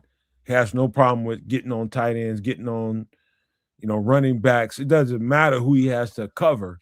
He steps up to the challenge and accepts that role. And also, not only Skylar, but look at the DBs that we've talked about, KC. But look at what we talked about earlier with the tight ends. As more offenses and other teams are going 12 and 13 personnel, we're going to need those versatile defenders, that can cover bigger guys and that have the speed that can do that. And lowest common denominators with the versatility pieces that we are bringing in at linebacker, at safety, and cornerback, they can do that. This is probably one of the better pickups in the UDFA class. I ain't gonna say probably, he is. One of the tapes that I was more confident about him making the team. So he's one of that 7 or 8 guys that I think, unless he F's it up personally, he's gonna make the team. Excuse me. All right. Like I said, definitely like what I see. Decent measurables, high football intelligence, man. Really knows where the hell he needs to be at almost all times on the field, and that's key when we're talking about the safety position. So this is one of those guys that I do hope sticks around and becomes a sound addition to that safety room. Let's see. True Pilgrim, he will make the team, in his opinion. So. AC Adam, this UDFA class is solid, no doubt. Power Pulse compels you. Hey, man. Kids asked why didn't he get drafted? And it goes back to my eternal argument of there's not enough players drafted. And they have to forever deal with the fact that they were UDFA and they got to fight their way into relevance. And that's unfair to me, man. But that's me. That's me. And life is unfair, as they would say, unfortunately. Easy peasy to say. Let's talk about this guy. Let's go receiver. Oh, we did that already. No, this is a different one, kids. I know I'm teasing. I'm being kids. Go ahead, Trish, if you got something. Amari Kelly, wide receiver, out of Michigan State. No matter give you all the particulars, but just looking at him, he was another one of their he was their go-to guy in big situations when they needed a first down. You know, he was the guy that they fed. He ran all of the routes of the tree. He doesn't have that track star 4.2 speed, but he plays fast. He has that toughness. He plays special teams. You know, he'll return on that ass. And he did something else that we saw Squirrel do, as well as Xavier Thomas. I saw a highlight where, you know, they threw it out to him on a screen and he did halfback pass, kids. So, you know, Ben Johnson sees that. He sees the football IQ. He sees the toughness. He sees the love of football, the relentlessness, the athleticism, and you come up with a UDFA of Amari Kelly, who has the runway to compete. You know, he may end up on the practice squad, but he's definitely somebody who, if he made the roster, he would contribute in some form or fashion because he is a football player. What do you think, No Man? Are you passing it to me? Sometimes I do that, yeah. Number one, who just said that? AC Adam just hit it right, Dex, just smack on the head. When you get through with the composite for Omari Kelly, who is, to be sure, he is 6 foot 188. So give him 6 foot 190. Not as small as I thought he was while I was watching him play. He looks a little smaller when you're watching him play, but holy crap, when they need a play to happen, they need a first down, they need anything, number one is going to get the target. He is a playmaker. He's not a specific slot receiver. He's not that. He's an X or Z, in my opinion. That's going to have to. He's going to be kind of Luther Burden's push. Okay. If you want to ask me what he is. And when we're talking about depth and they're just trying to add to the depth and competition of the roster, he's there to push Luther Burden. That makes sense to you all. He's there to push Luther Burden. Whatever plays that Luther is going to be running during camp, whatever plays he has to execute, they'll ask Omari Kelly out of Michigan State to do the same thing. Go out there and run Luther's plays. Is he the same player as Luther? Nah. But he can make plays. He can make plays. And he made them in abundance at a Michigan State. He's a playmaker, bro. There's nothing really bad you can say about him except his long speed. His long speed ain't top notch. But his in-game speed is everything you want. Who does he remind you of? Luther Burden? Mm-hmm. That's who you say? Yeah. Who does Luther Burden remind you of? A lot of people. A lot of people. Yeah. I'm looking for the person you said the first time that you saw Luther Burden. You made a very specific comp because that's who he reminded. Yeah. DJ. Yeah. Ding ding ding ding ding ding. That's who he reminds me of. He reminds me of DJ Moore. That's what I see when I watch this tape. He looks like a running back once he gets the ball in his hands. You got it.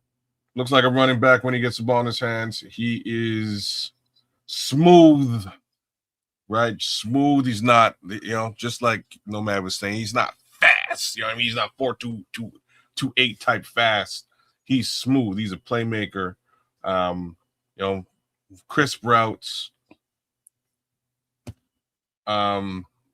You're bang on, man. He's the guy that gets put on the field when Luther Burden goes down.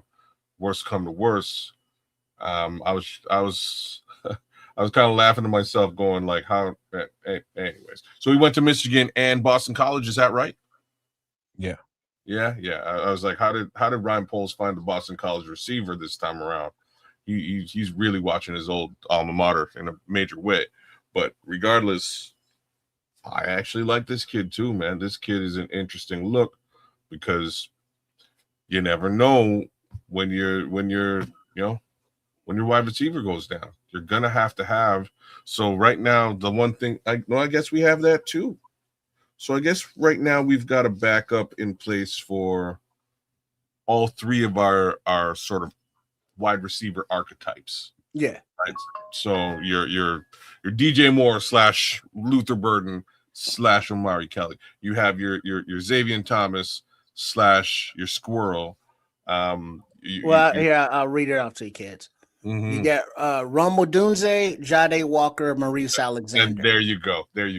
Luther Burden, JP Richardson, Omari Kelly, Khalif Raymond, Xavier Thomas, Squirrel White. It's crystallizing on you guys that we really drafted for depth and competition, and which is to me more valuable than drafting for, let's say, a need where you have to stick a rookie into a grown man's game and expect him to produce and give you the kind of output that you're looking for. When you draft for depth, you're basically, again, you're muscling up from the bottom and pushing the people at the top to be better. You whatever you liked about one of these starters' attributes, you have these starters' attributes beneath them. And don't be afraid of the word depth, because we think of, well, not we, but a lot of people think of depth as not starters, not people that are going to contribute, unless some guy goes down, whereas I'm looking at a lot of these depth pieces that we're talking about, and they are starters in a year or two, because guess what? They have to be developed. And when we say, oh shit, when did we get that guy? Oh yeah, he was a UDFA last year. He's been on the practice squad for 2 years, and now we see them contribute on the field. It's like, oh, they weren't play one, day one starters, but they developed under this staff, and now they are starters. So depth, is not a bad thing. It is a very necessary thing, a necessity, if you will. Very much so, Trips. Great way of putting that. I mean, it's just what you got to have. And this is Omari Kelly, 6 foot, 188, 190 out of Michigan State. That is everything you liked about Luther Burden, just to push Luther Burden. Hey, Luther, we love you. We love what you bring to the table, but guess what? Don't get fucking comfortable. I wouldn't go saying all that, but all right. Let me keep it going because you want to turn into another conversation. No. I'm just gonna say let's hope he stays healthy because this guy might take his job. You want to talk about depth? This is Jaron Kump, center out of Utah. Bigger kid. Jaron Kump. Let me see. Let me make sure. Jaron Kump is 6'6", 315 pounds. He's a bigger center. You can see that right there. Bigger center. But you talking about you ain't getting pressure my ass, sacks my ass. You ain't getting nothing past him. He's a wall. Mm-hmm. He is a wall. And so, okay, Nomad, they just drafted a center. What do we need with Jaron Kump? He's a center. You need your draft pick to be pushed. And that's what this is about. Pushing your draft pick. You think Logan Jones is going to be the future center of the Chicago Bears? Guess what? We just brought a guy in as a UDFA that's going to push him. And so we don't have to wait 3 years for Logan Jones to get up to par because we got a guy that doesn't give up sacks. He doesn't give up pressures, let alone sacks. Check his stats. Mm-hmm. This is what Jaron Kump is.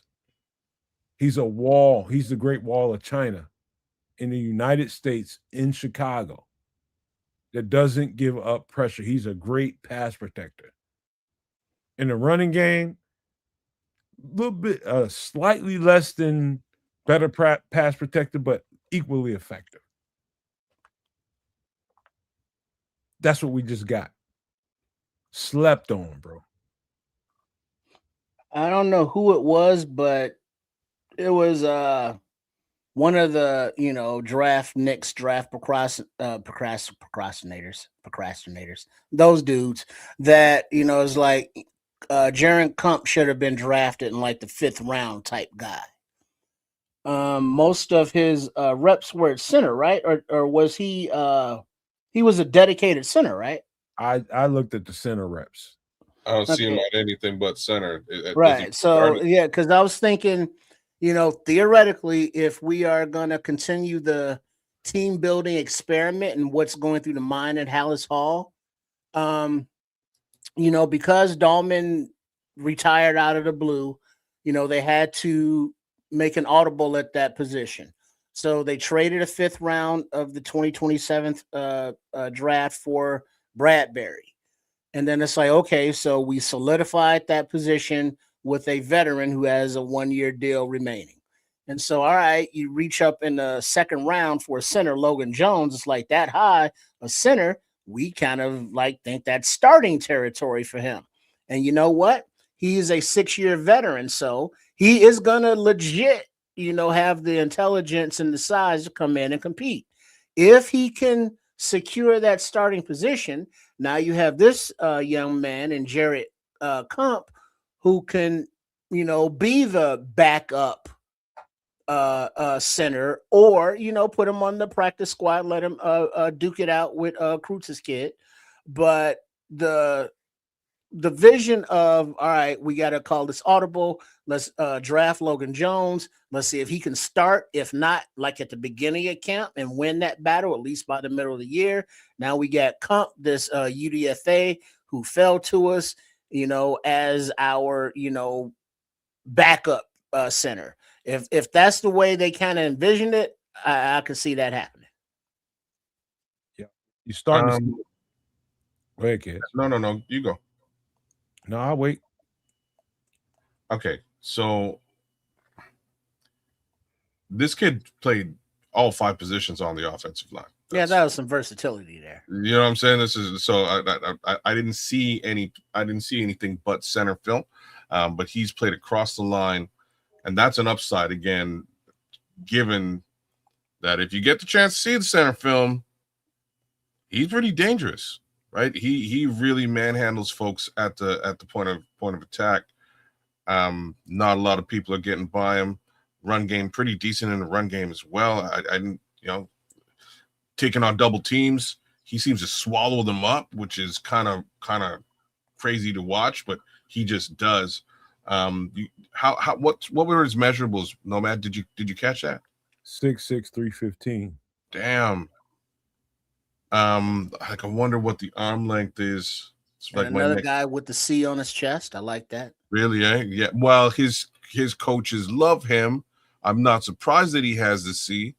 Coaches, quote unquote, has come out and said that he's, in his 12 years of coaching, this kid has the highest football IQ of all the players he's ever coached, which is, that's a pretty decent compliment coming from a guy, again, who's been coaching football at the collegiate level for over 12 years.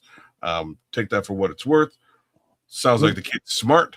Look at his hands and fingers, how he swallows up that ball. Yeah. He also swallows up double teams the same way. Like I'll put that out there too. Right. So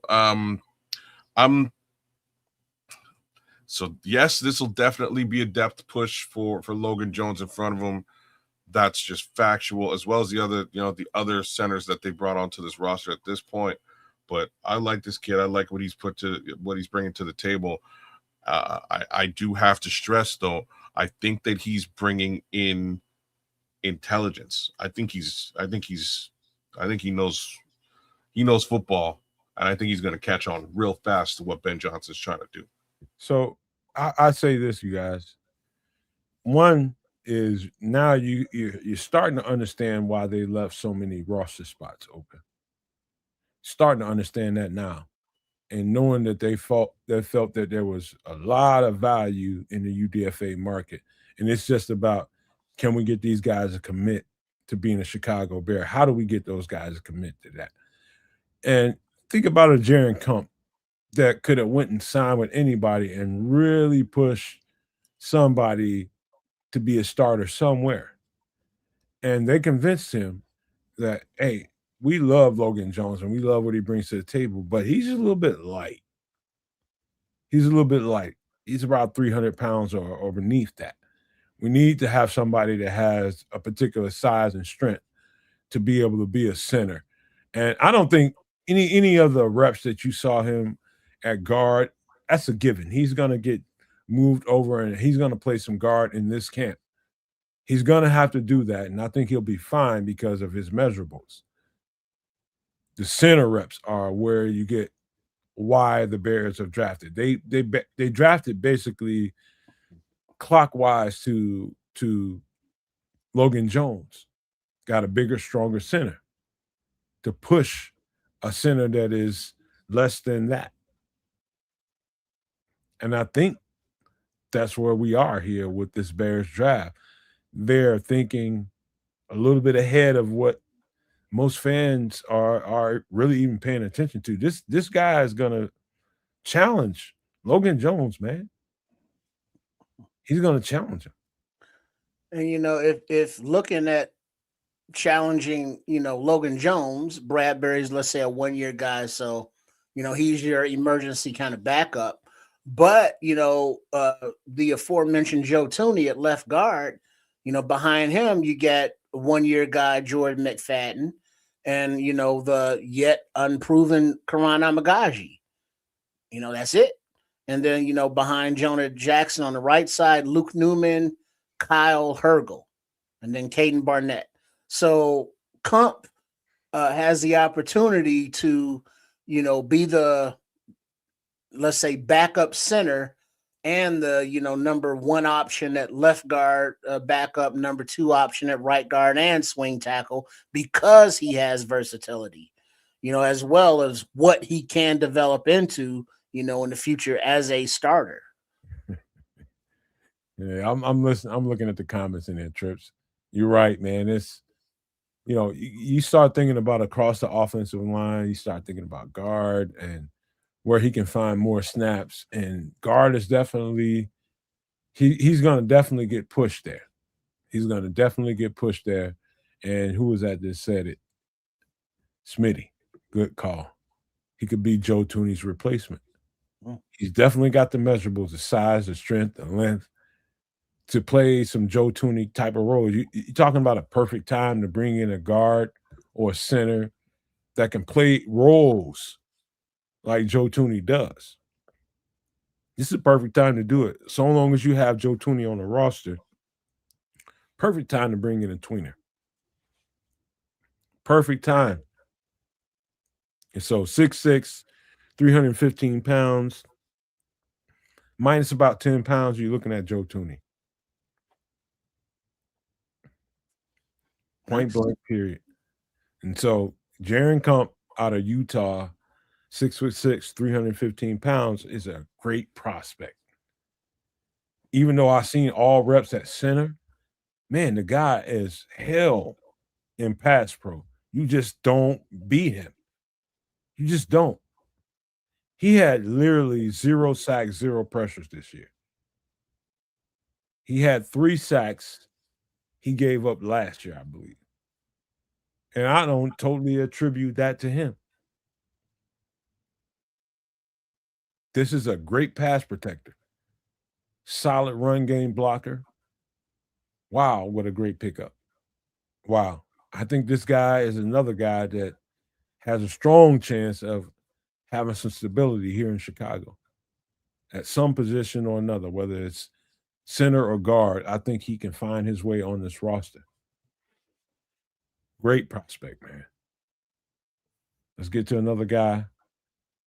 And I'm gonna sound a little bit negative at first because this is Mason Murphy, who is 6'5", 320 pounds. He's another guy that I think lacked the foot quickness to mirror guys at tackle. And since he's since he's here at the tackle, let's talk about his tackle reps, because I didn't see any other reps other than tackle.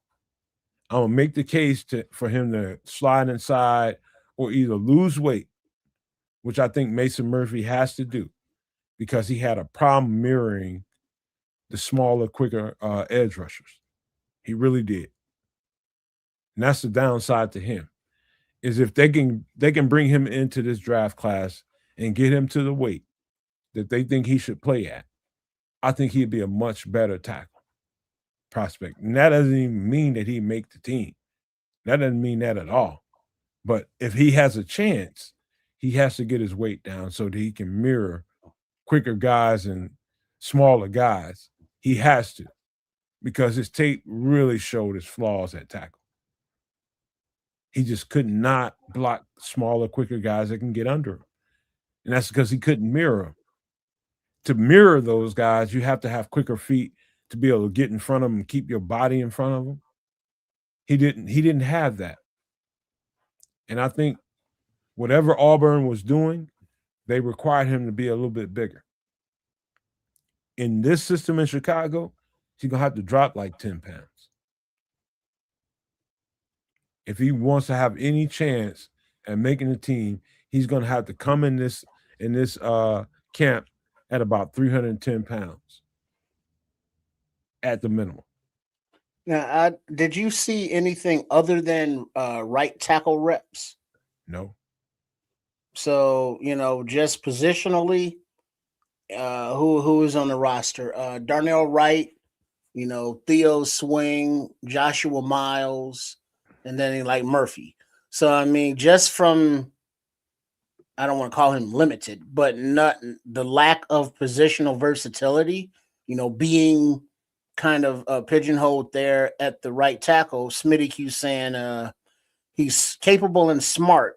Mold him into what you want. Exactly. So you put him on the practice squad and you just let him mold, maybe learn how to swing a little bit or whatever. But it seems like a future in development kind of prospect right here.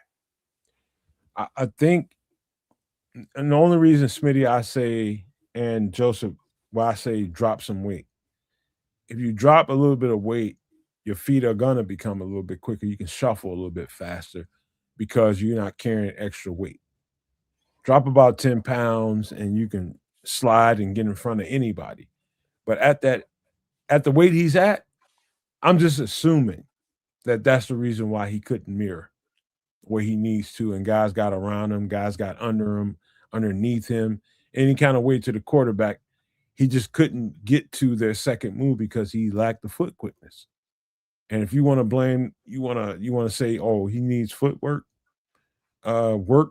Yeah, he does. He needs that simultaneously to dropping some weight. He does. But what I see on tape is kind of scary. If he doesn't lose weight, he has no chance to make this team. Losing weight is going to give him an opportunity to be able to mirror on some of the guys that are going to be rushing. Luckily for him, in this camp, most of the edge rushers that we have on the team are heavyweight guys. And he handled bigger guys a whole lot better than he did the smaller, quicker guys. He could anchor against them guys. That's probably why Mason Murphy signed with his team, is because he knew that the Bears had bigger, stronger guys that he felt more comfortable, that didn't have that quickness and all that comes with some of these smaller edge rushers. He can put on some good tape here in Chicago with defending against those guys. Put him against a whole bunch of 3-4 defenses that have smaller, quicker guys. He has no chance in hell. Not at that weight. Nope. He cannot be a professional football player blocking those guys at that weight. He can't. This is probably about as negative as you probably heard me talk about a prospect, ain't it, Trip?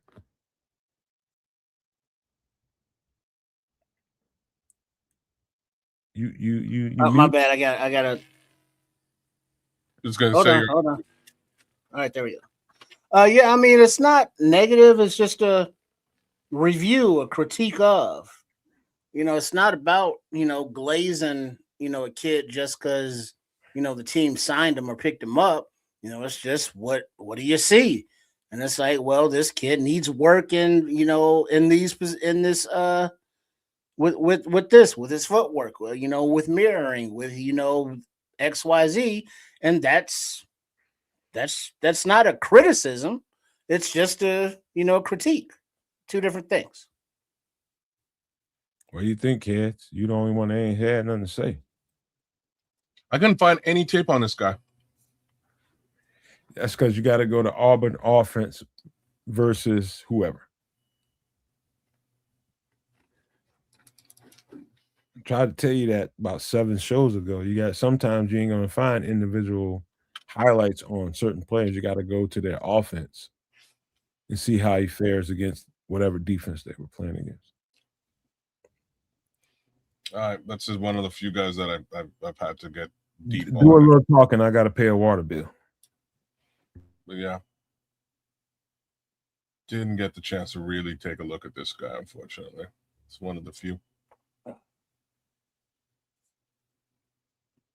Ooh, big up to everybody tuning in. Yeah, sorry, that was you got the personal vibrator here going. You're doing what now? Personal vibrator. Oh, okay. And it's heated, and it's got the cold. So you turn that side for cold, turn that side for heated. And it's got and it's like, yeah. Okay. Yeah. Get your mind out of the gutter. Sorry. Heard vibrator and I thought. Yeah, it's good to work stuff out when you're stiff or loose or dry. She said all of those things. Yeah, no, didn't get the chance to look at this guy, man. It's unfortunate with Mason Murphy. We can always use help on that offensive line, and it looks like in this UDFA class, they went pretty deep into the offensive line because I'm pretty sure we're going to be looking at a Josh Kreutz here soon, but he wasn't. He just was a minicamp invite.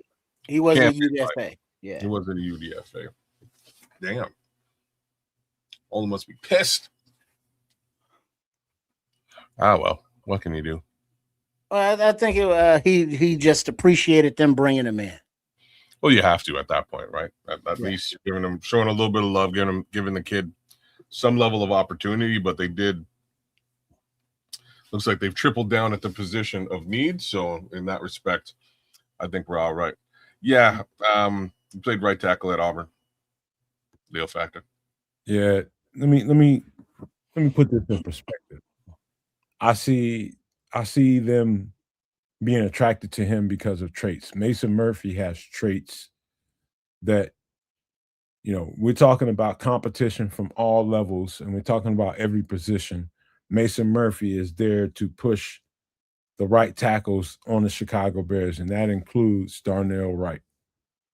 And if Darnell Wright is looking at him as competition, he's got let's just say Darnell Wright carries his weight a whole lot better than Mason Murphy does. His foot quickness is a lot better than Mason Murphy's is. Mason Murphy can be a very good prospect if, in my opinion, he drops a couple of pounds.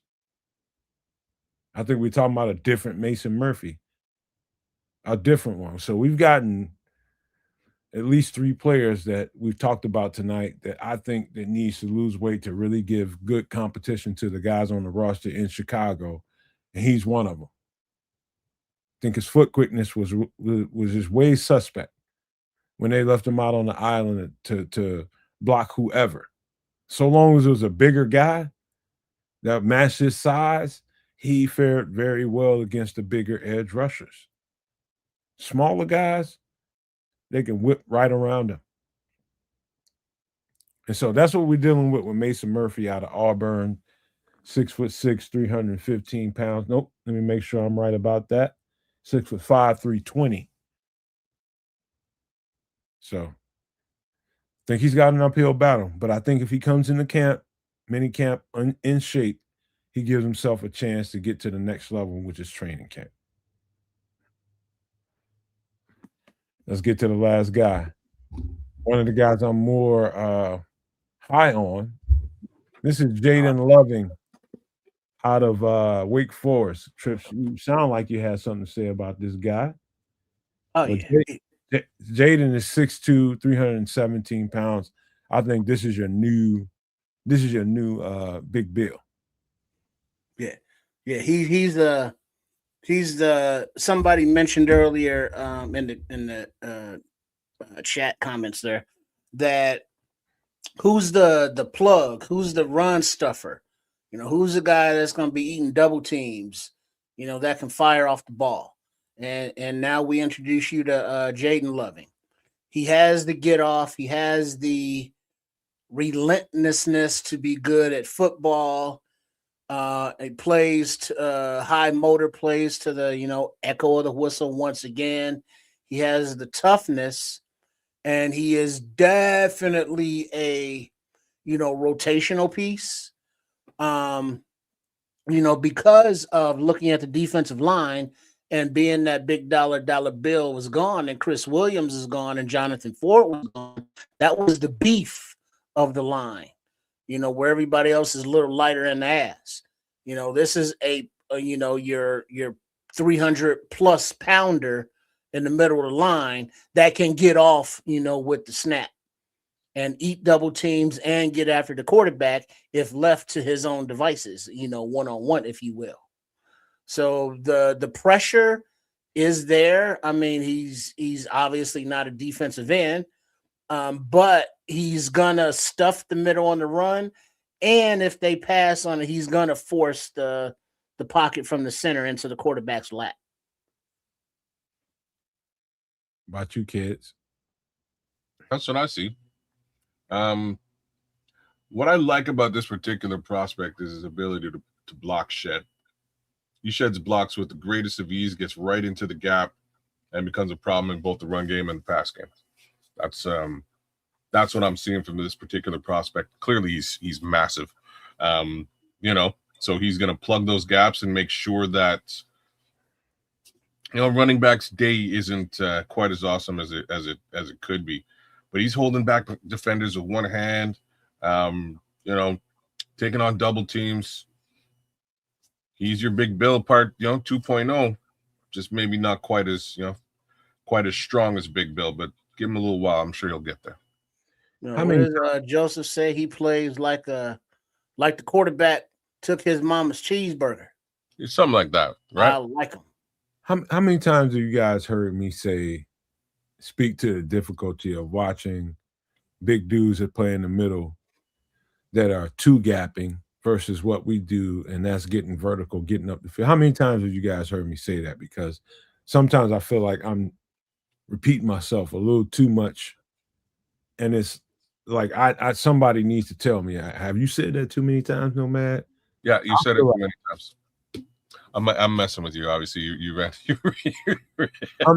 But watching this guy on film, you're gonna watch him, and people are gonna be like, "Okay, why is he not getting up the field? Why is he so slow? This or that?" And not really understand what they're looking at. They won't unless you constantly repeat yourself and tell them that you're going to be bored watching Jaden Loving's tape because he's protecting two gaps. That's what he's doing. He's not trying to get up the field. And so the to endure his tape, you have to be patient. And so he's another guy that was on the list to be talked about, but we just never got to him. His tape was so effing boring. I ain't gonna lie to you. Until you seen the moments where they asked him to get vertical and nobody could block him. And you start talking about shedding blocks and getting off blocks and getting on upfield. You can't mess with him one-on-one. You better have two people blocking. Because when they say, hey, all we need you to do is get vertical and make a play, just get in the backfield. Present yourself in the back. There's nobody that's going to stop him. And that comes from his childhood. Again, my scouting let me know that because he grew up in a family full of brothers, and everybody, they fighting, they're getting into it with each other. Everything is a competition. Hence what the Bears are looking for. They're looking for people that just love physicality, they love football, and guys that love to compete. He's a competitor. In fact, I think he did himself a disservice playing at Wake Forest in a two-gap scheme. Just flat out disservice. If he was anywhere in the country that got up the field, like say Miami, 4 down front, or say Iowa for that matter, that just really focused on the 4-man front, that your middle guy got up the field, he'd probably been drafted in the 5th or 6th round. But he fell undrafted because when you look at the tape, it's hard to translate what you're looking at on tape, him two gapping and trying to figure out what that looks like in a scheme, and seeing if you see, just imagine if you've seen enough reps that he got up the field and made a play in the backfield. Just wasn't a lot of that. But when you did see those flashes, holy shit, they can't hold him one-on-one. They cannot hold him one-on-one. He's going to get right off your block because his bottom level of his body is stronger than yours. He's just going to run right through you. And his hands are powerful as shit. I think this guy's going to make the roster, and I think he's going to supplement what Big Bill does. And let me just say this for the record. I don't think people should be thinking about Javon Dexter on this roster as a 3 technique. I think you should be looking at Grady Jarrett.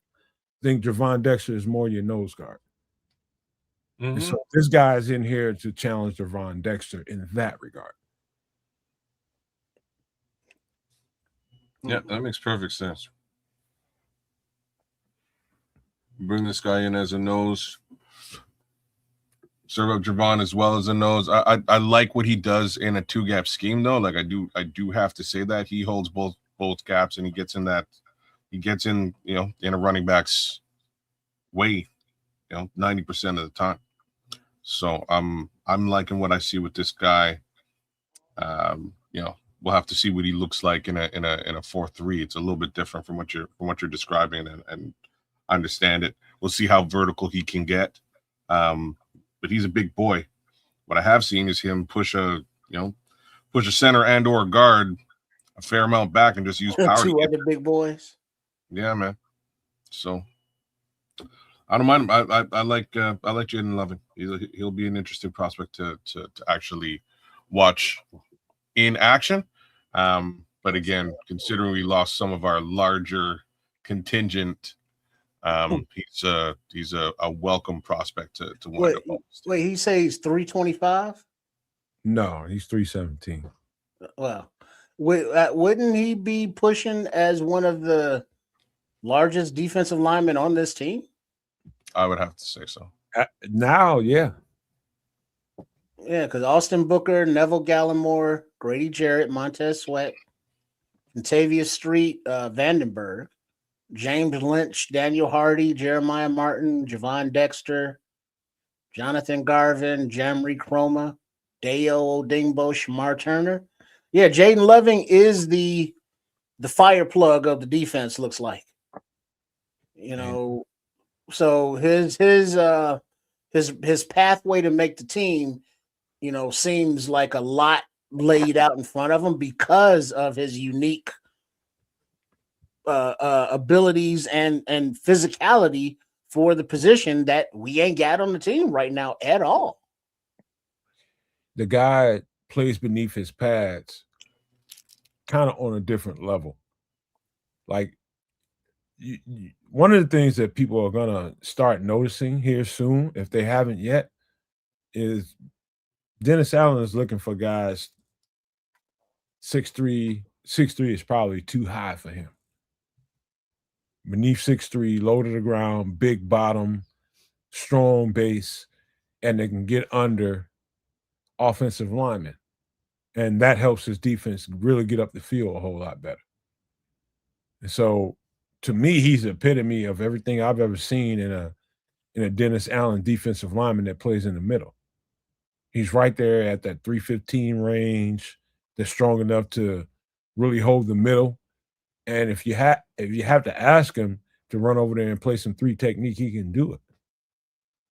So he got guaranteed money. Pay attention to that. And so when you start thinking about who is going to challenge Javon Dexter, look no further than Jaden Loving. Man, from what we've seen, I mean, obviously, Javon is a professional, for a few years, but from just the skill set of being able to take on the double teams, being able to split them, being able to, do all the things that Nomad and we've all talked about Loving doing compared to, Dexter going into a contract year.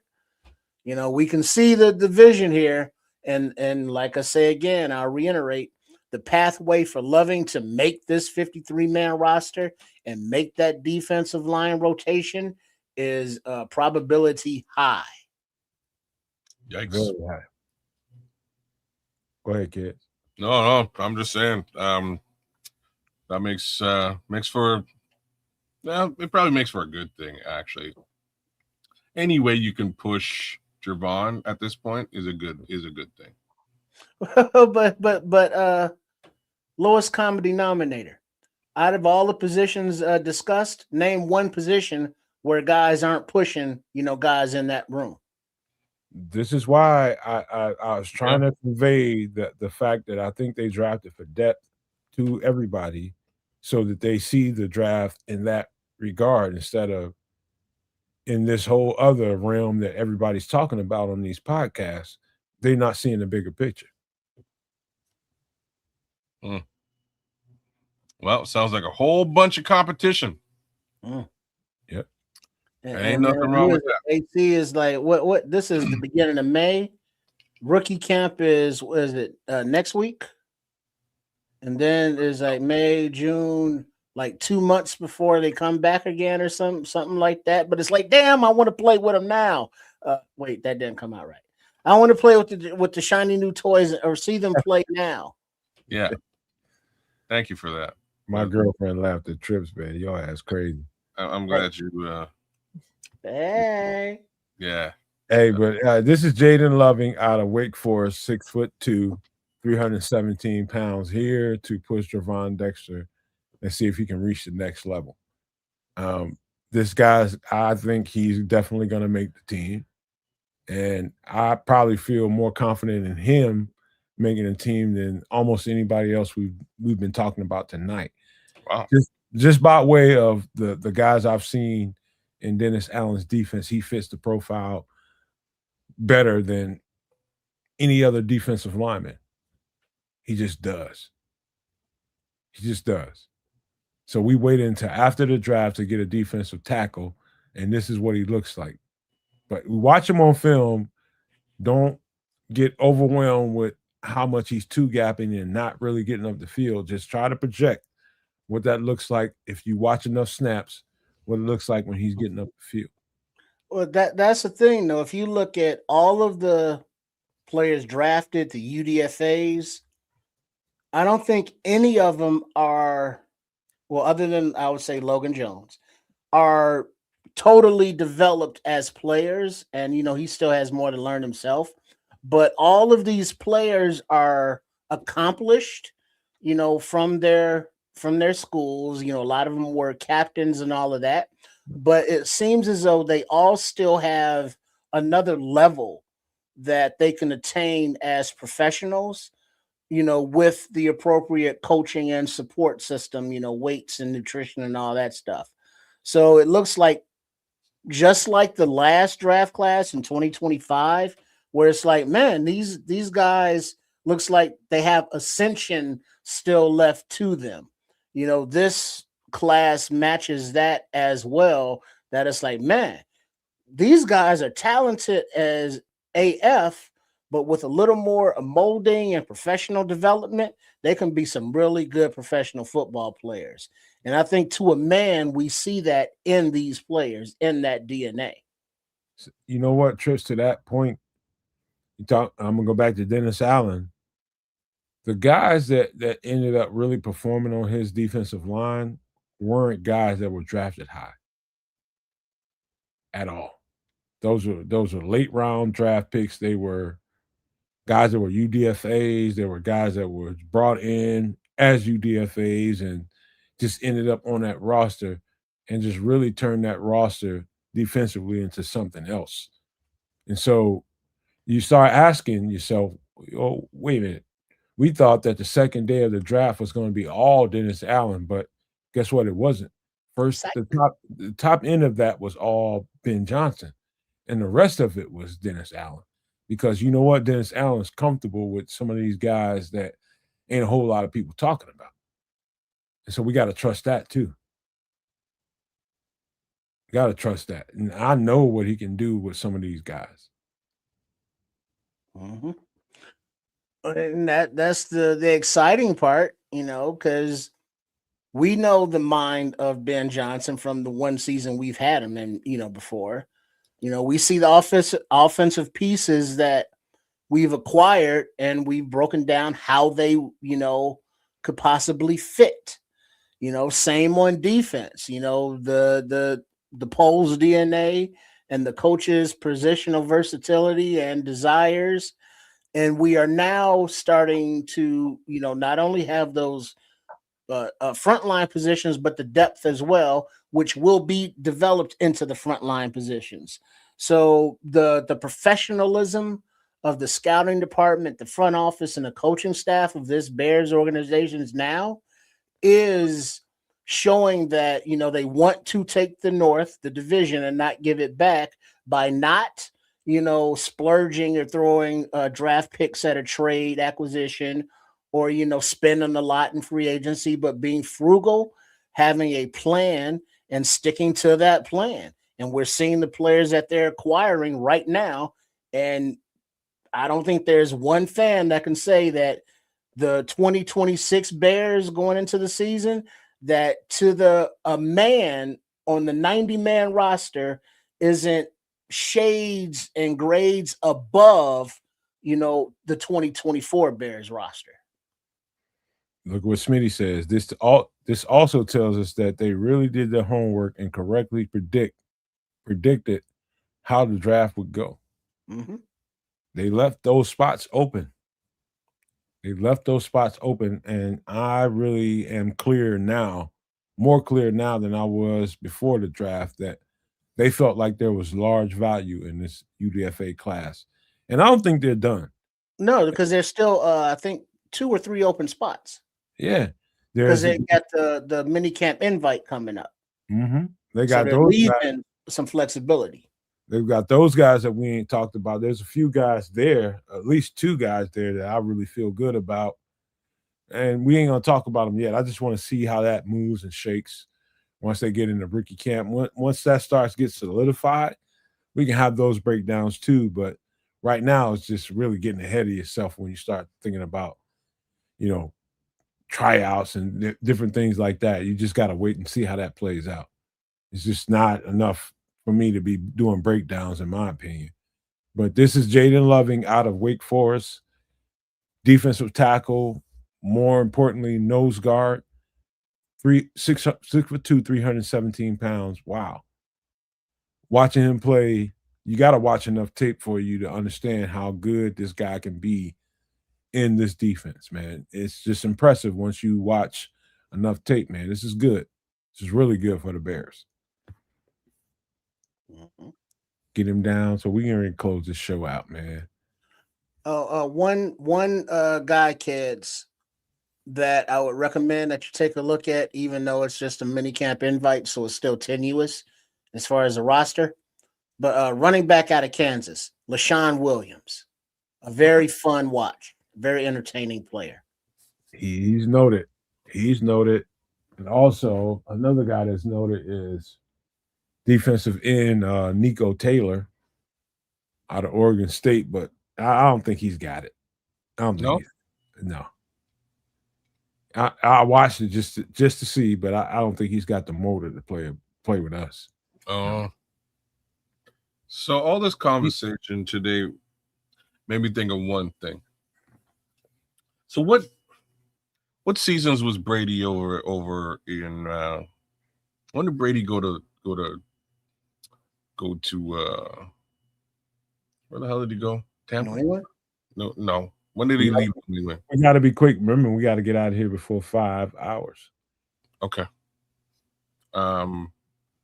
Anyways, it just makes me think of the honey badger is really what I'm thinking of. Do we have a honey badger? You mean safety? No, I don't really mean a safety. What do you mean? Do we have a player in the secondary that is just a wild card, that's just a joker that we can move wherever the hell we want to move him? And is that player potentially Dylan Thieneman? Well, what's the difference between Thieneman and Kobe Bryant? Maybe it's both of them. So it's like Nomad was trying to get you to think of the defense from the back to the front as opposed to the trenches out. As opposed to a dominant defensive end. I'll challenge you to think of the safeties, plural, as the honey badgers, plural. Interesting. That's a good way to think about it, for sure, because I'll tell you why. I think we got multiple players that are multiple. He's a snow badger, the scroll says. Exciting white.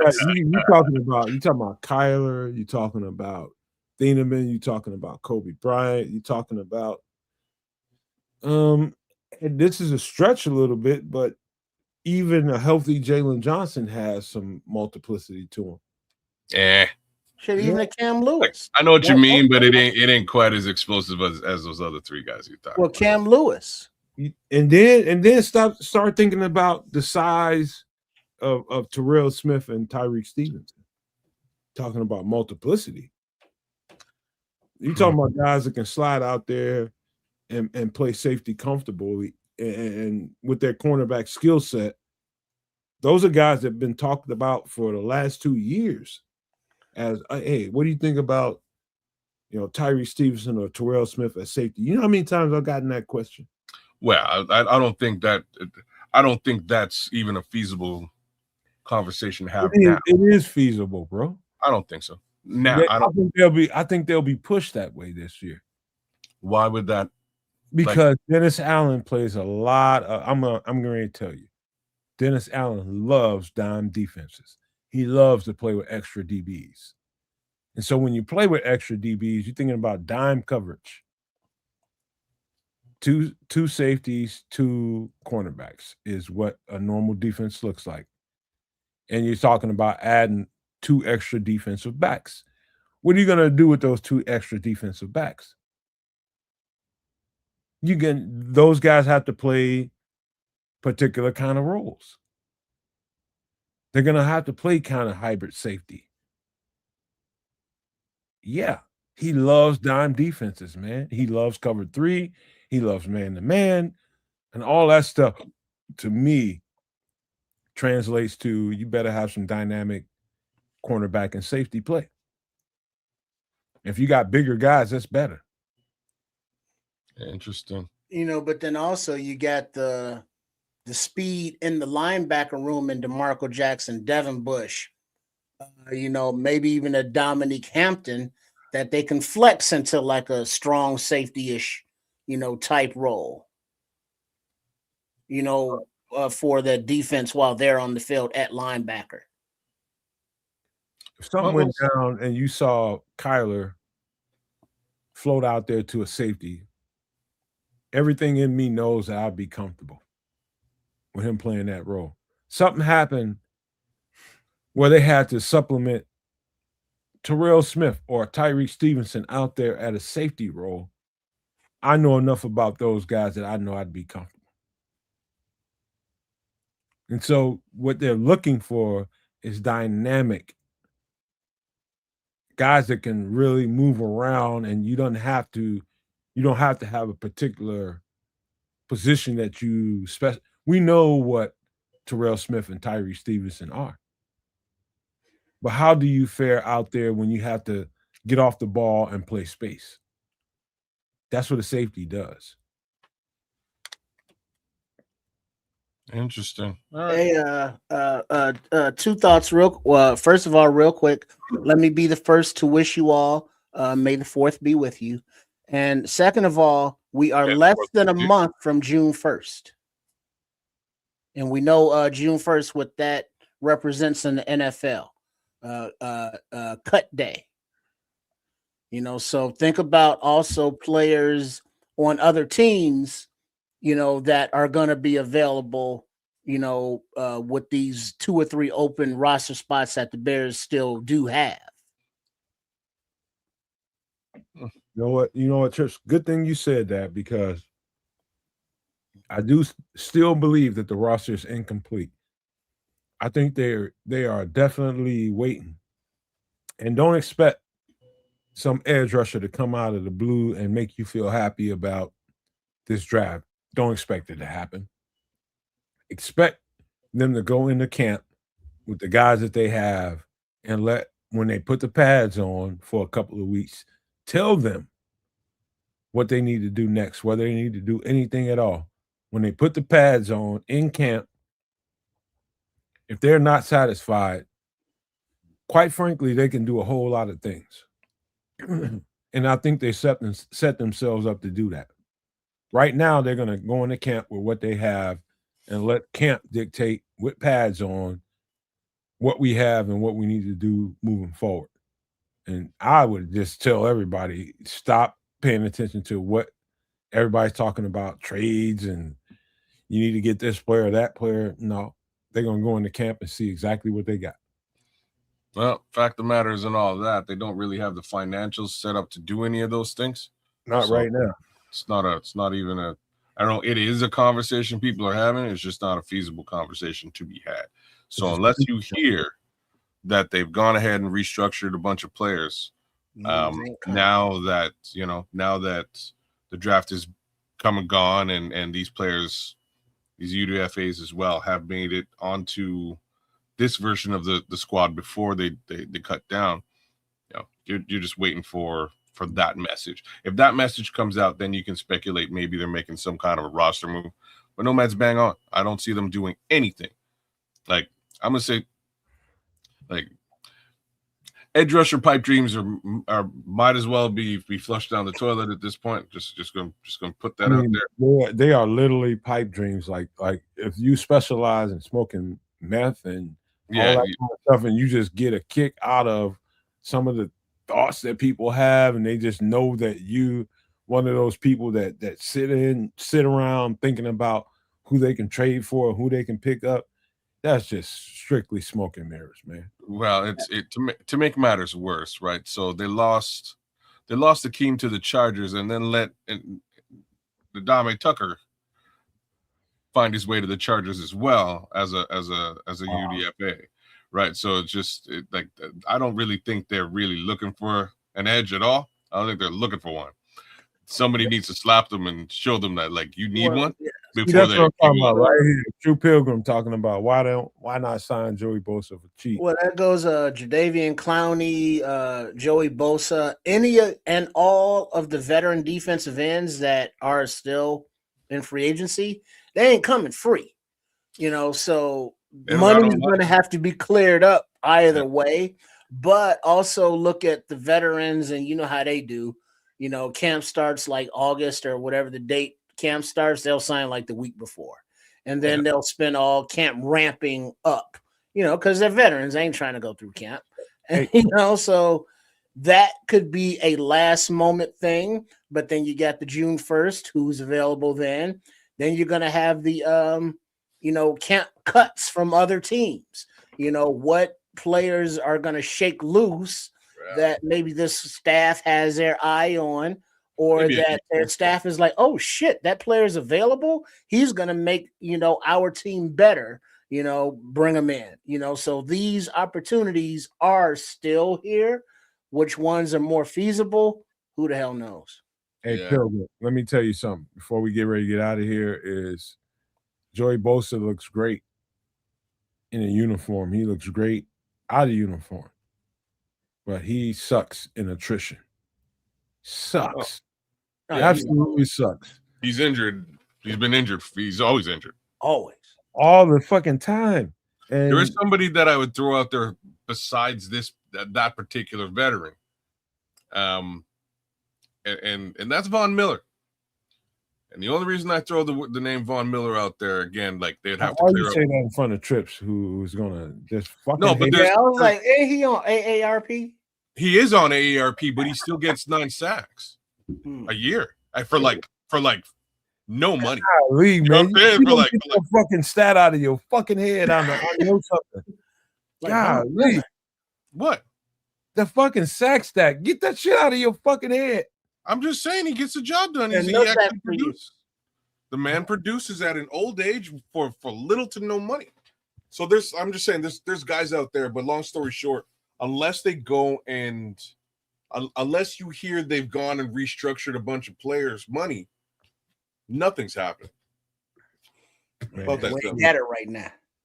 Forget all the stats, man. Oh God cares. You're gonna make me choke you virtually. He wants his sacks, damn it. I just want some kind of pass rush that might exist, but at this point, like I'm saying, I don't really see that happening. God. So I'm gonna have to watch this football season and see what happens. AJ Espinosa. You don't understand pass rush other than edge rusher. That's all. No, I do understand pass rush. No, you don't. Or we wouldn't be here. No, you don't. Sure, we would. No. The only reason I brought it up is because True Pilgrim is talking about Joey Bosa. There's other guys out there, is all I was saying. It's got nothing to do with my understanding of pass rush, whether it comes from all these years, other areas. And you still don't get it. But we'll leave it there. I totally fucking get it. I don't know why you my man always takes everything so personal. An edge rusher is an edge rusher. Edge rusher is an edge rusher. Yeah, I understand. That's it. He's just an edge rusher. And no matter what the stack box tells you, that doesn't necessarily. You can get sacks all over the fucking field, man. I get it. I'm just saying there's also other edge rushers available that they could get on the cheap. That's all I was saying. It's okay if they don't sign one, kid. I'm fine. It's not I don't get paid by the Chicago Bears. If I did, shit would be different. Yeah. but hopefully this shit works. That's all that I can say. Bitch. All right. I'll tell you what, man. Let's close it out with some final thoughts and what do you think about this UDFA class per way that we broke it down. What do you think about the guys and be clear about who you think has a real strong chance. Let's see. Let me pull back up the UDFAs here. All Just right, remember, strong chance wise. Huh? You only have so many minutes to get out of here. Yeah, I just think Kump looks more, accomplished and ready than Barnett or Murphy, the other offensive line guys. Loving, I can definitely see in the rotation. Popper Large, I can see him fighting with Ishmael and Nikolai for the bottom of the roster, and Gabriel Placencia, the kicker. I want to see that competition. So there's a lot of competition, and there's a few guys that can make the roster. UDFA. Shout out to Jack Sanborn. Shout out to T-Bag.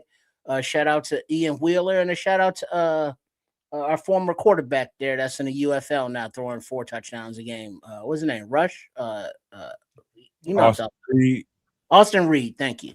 So yeah, and a shout out to the coaching staff that are able to identify talent in the UDFA market, and we're gonna trust that this coaching staff is able to coach them up and develop them. Okay. Yeah, the safety looked nice. The center looked nice. The DT, I don't know how nice the DT look. I'll be frank. He looked all right, but he's gonna make the squad because we don't really have anybody else to fill that position. So those are the 3 that jumped out to me.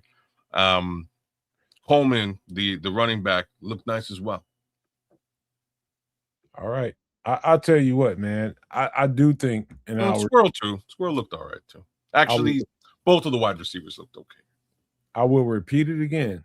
I do think 7 to 8 of those UDFAs you saw here tonight will make this roster for this reason, not because of their particular skill set, is because they are in the process of turning this roster, especially in the middle or the lower rung of the roster, up. They're trying to cycle them out so that this roster looks more like them. Mm-hmm. And that's where I think we are, and that's why I said that this draft class was mostly about depth. And if you want to replay this show and watch it in its context, when you get to the part where we start talking about that and break down what we said about that, all you got to do is go look at the actual draft class all the way down to the UDFA pieces that we got. And you can see it pretty clearly. We only got really one starter, day one starter. That's Dylan Thieneman. And the rest of those guys are just supplementary pieces that they are looking to replace some of the guys on the roster that are currently here that they didn't have anything to do with. That's what it is. No matter what podcast you're looking at, no matter what, media show you're looking at, when you start thinking about Chicago and what we did in the draft, just know, if you want to spread the word, you should go ahead and tell people that the Nomad Network told you they drafted for depth. I stand by that. And I think the guys here on the show stand by that too, after further review of us reviewing the entire roster of what we know they have versus what we know they just brought into the building. It's clear to me they drafted for depth. But that's the point I wanted to make before we get ready to get out of here.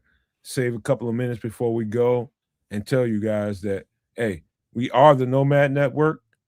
We are Sports Chicago Style, and we are also Kez the Canuck. All 3 channels are streaming right now, and it takes you nothing.